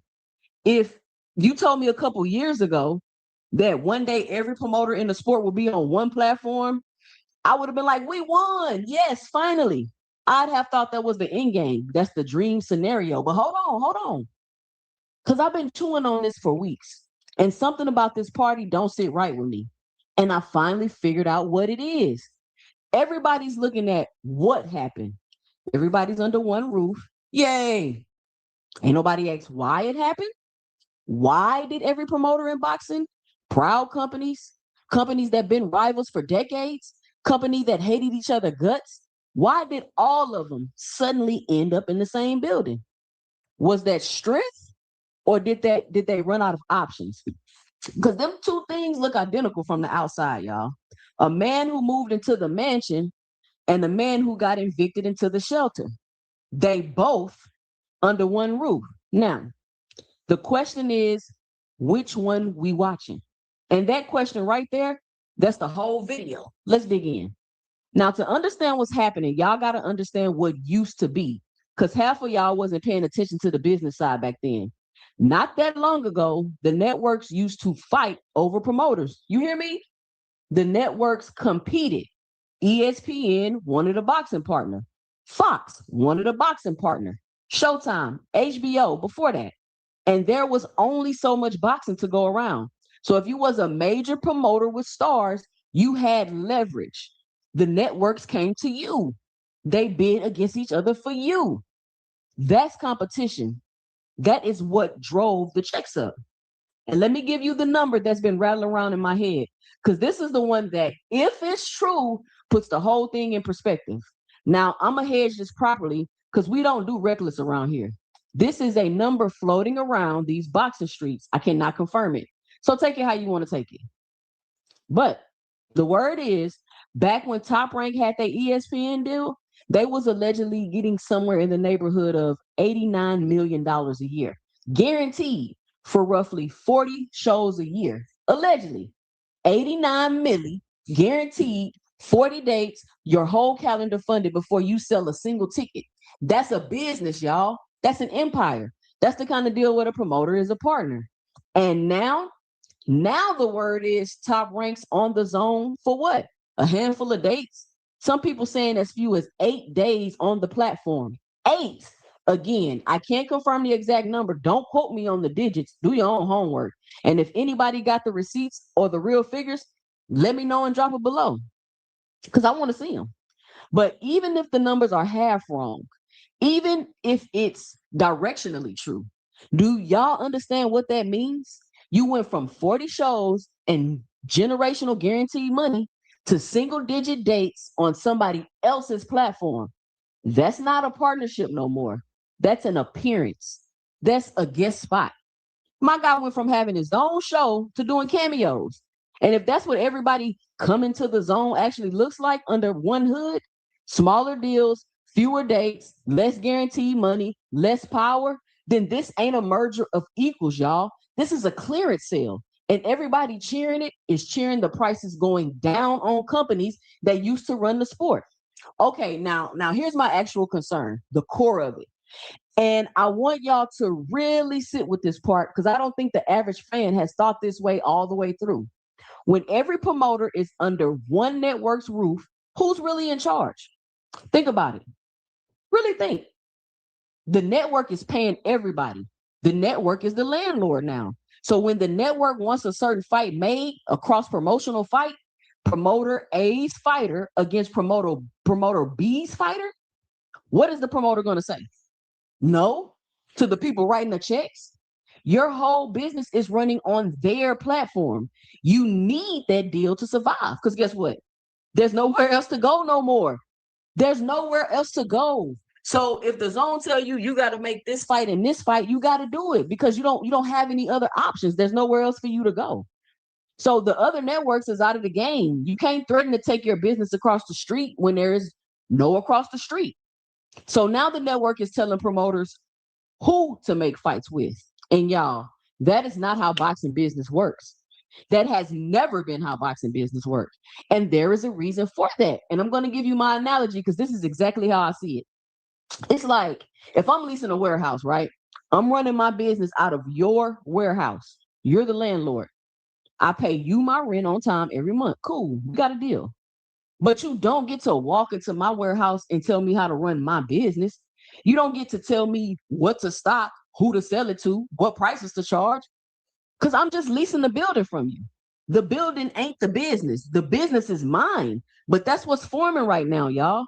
Every promoter in boxing is leasing space in the zone's warehouse. And the landlord is finna start walking the floor and telling everybody how to run their shop. And let me tell you something about business. The day the landlord runs your business, you don't own a business no more. You got a job and you can get fired from that job. And here's the deeper part. Here's why boxing was never set up like this in the first place. It's because promoters was stubborn. It ain't case because they was greedy. I mean, they was greedy too, but that ain't the reason. It's because it's a business and the math don't work no other way. Walk through it with me. How is a promoter supposed to be profitable if they constantly forced to cross promote? Every cross promotional fight means splitting the pot, splitting the gate, splitting the rights, sharing your star shine with another company's brand. Think about what a promoter actually does. They find a kid at, well, let's say 19. They invest in him. They pay for his camps, his opponents, his undercard slots.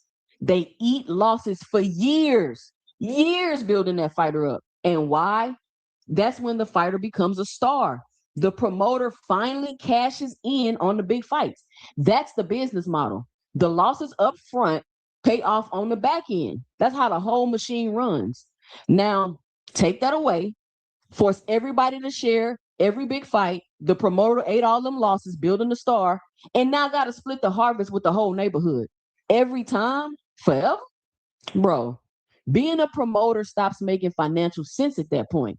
Why would anybody develop talent just to hand half of it away? And when developing talent stops paying, who develops the next generation of fighters, y'all? Who finds the next Tank in 19? Sit with that one. Real quick, because we just getting to the deepest part. Punch that like and subscribe button so you don't miss a video, and drop it below your 2 cents as we go, because I genuinely want to know where y'all land on this. If you want to support the channel, hit the Cash App, the $ 2 cents boxing, or hit the heart with the $ below, and leave a special thanks, letting me know you enjoying the content. Now, let's get back to it, because this part is the thing I caught that I haven't heard nobody else say. All right. Here's what's been bugging me for weeks. And I need y'all to think about this with me because this is fascinating. All these promoters been going to the zone for a minute now. Matchroom been there. Golden Boy got there. Queensberry. Then Top Rank came over. And every time the reaction was, great move, smart business, boxing's coming together. Nobody said, uh-oh. Nobody called it a warning sign. Every one of them signings was a celebration, champagne, confetti. The sport is healing. Then PBC jumped to the zone. And all of a sudden, the whole tone changed. All of a sudden, it's, wait, is this bad? All of a sudden, the think pieces came out. All of a sudden, people talking about the fall of the sport, the last domino, the end of an era. And I'm sitting here like, hold on, why now? Why is PBC the one that flipped the whole move? Top Rank going didn't scare nobody. And Top Rank is Top Rank. Bob Arum been running boxing since before most of y'all was born. Golden Boy going didn't scare nobody. But PBC walks in the building and suddenly everybody's checking the sports pulse. So I got to ask the question, and I want y'all to answer it below.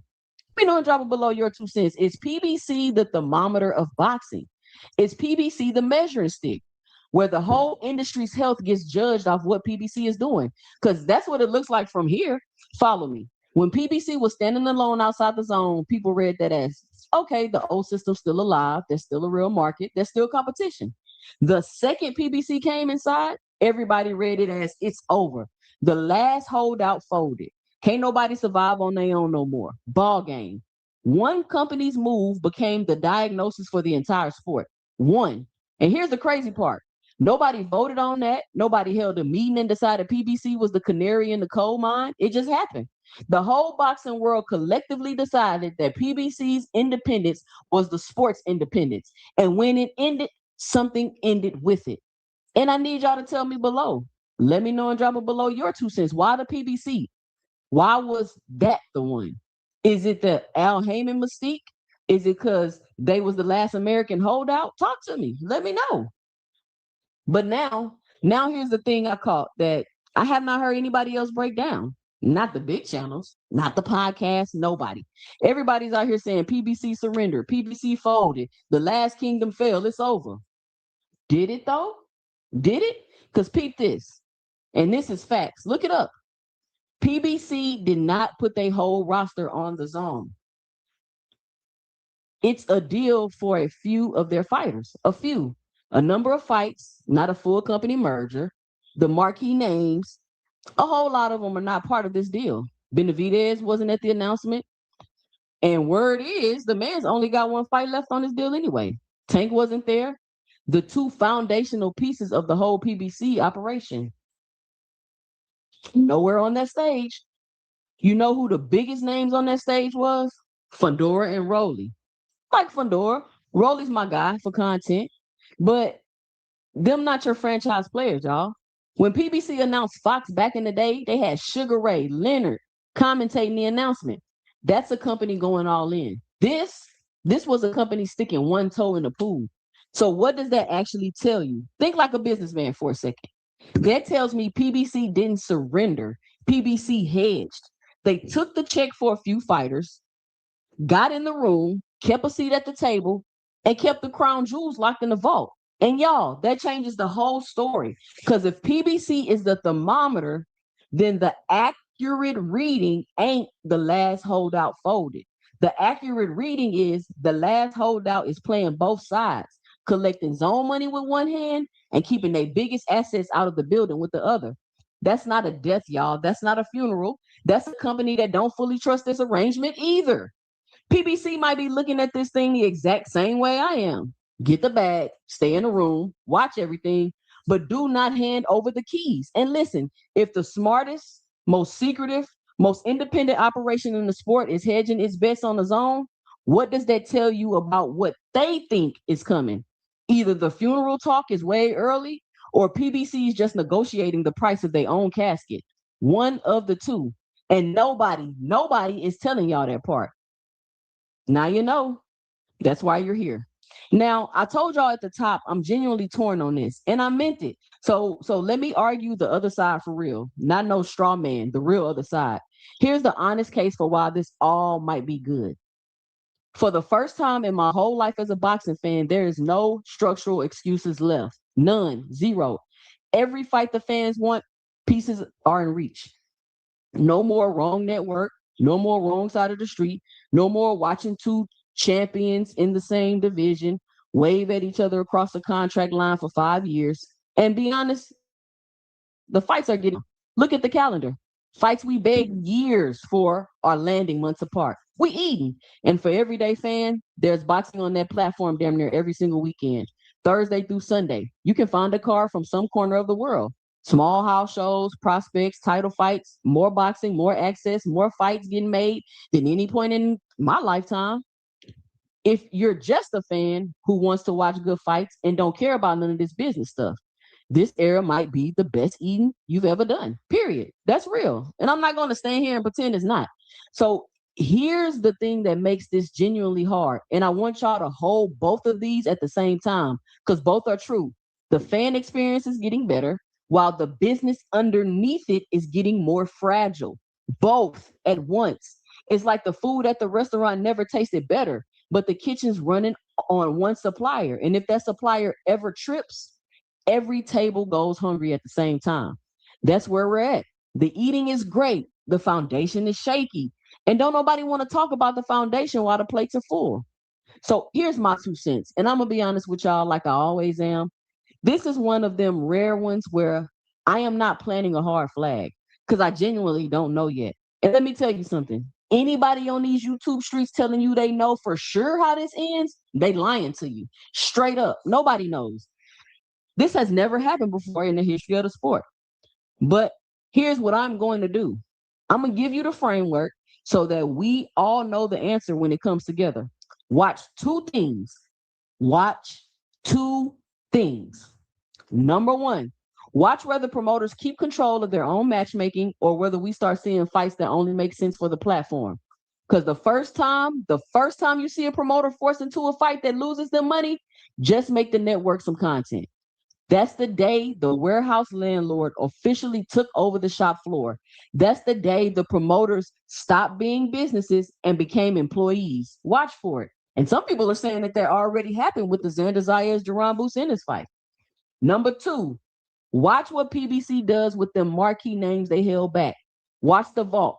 If Benavidez, if Tank, if the big dogs eventually come all the way inside the zone, then the thermometer dropped for real. The hedge failed and the old business is officially done. But if them names stay out or go somewhere else, then the holdout lives there, still a real market, and everybody wrote the eulogy too early. Them two signals will tell us everything. And whichever way it breaks, remember, you heard the framework here first. On this channel, flip it, date it, hold me to it. Because when the answer comes, we running back to this video. So, two centers, this is the one I really, really want the comments on today. Are you watching boxing get saved, or are we watching the last step before the fall? Is PBC the thermometer of this sport? And why them? And the one big one, the one I want everybody to answer is, would you rather have every fight makeable under one boss or real competition, real leverage, real business, even if it means some dream fights never happen? Because that's the actual trade on the table, y'all. And don't let nobody tell you different. Drop it below and let me know your 2 cents. I read every single comment. Like the video if you found value in it. Subscribe if you're new here. Follow me on X at 2cents20. We growing over there, and I'm posting a lot more. Follow me on IG at 2cents Boxing. Support the channel at Cash App, $ 2 cents Boxing, or hit the heart with the special thanks below and leave a special thanks. I'm Jay, and stay tuned for my 2 cents in the next video. And check out the Zone merger video popping up on the screen right now, because this right here is the sequel to that whole story. Everybody's entitled to their own opinion. That was my 2 cents. Catch you in the next one.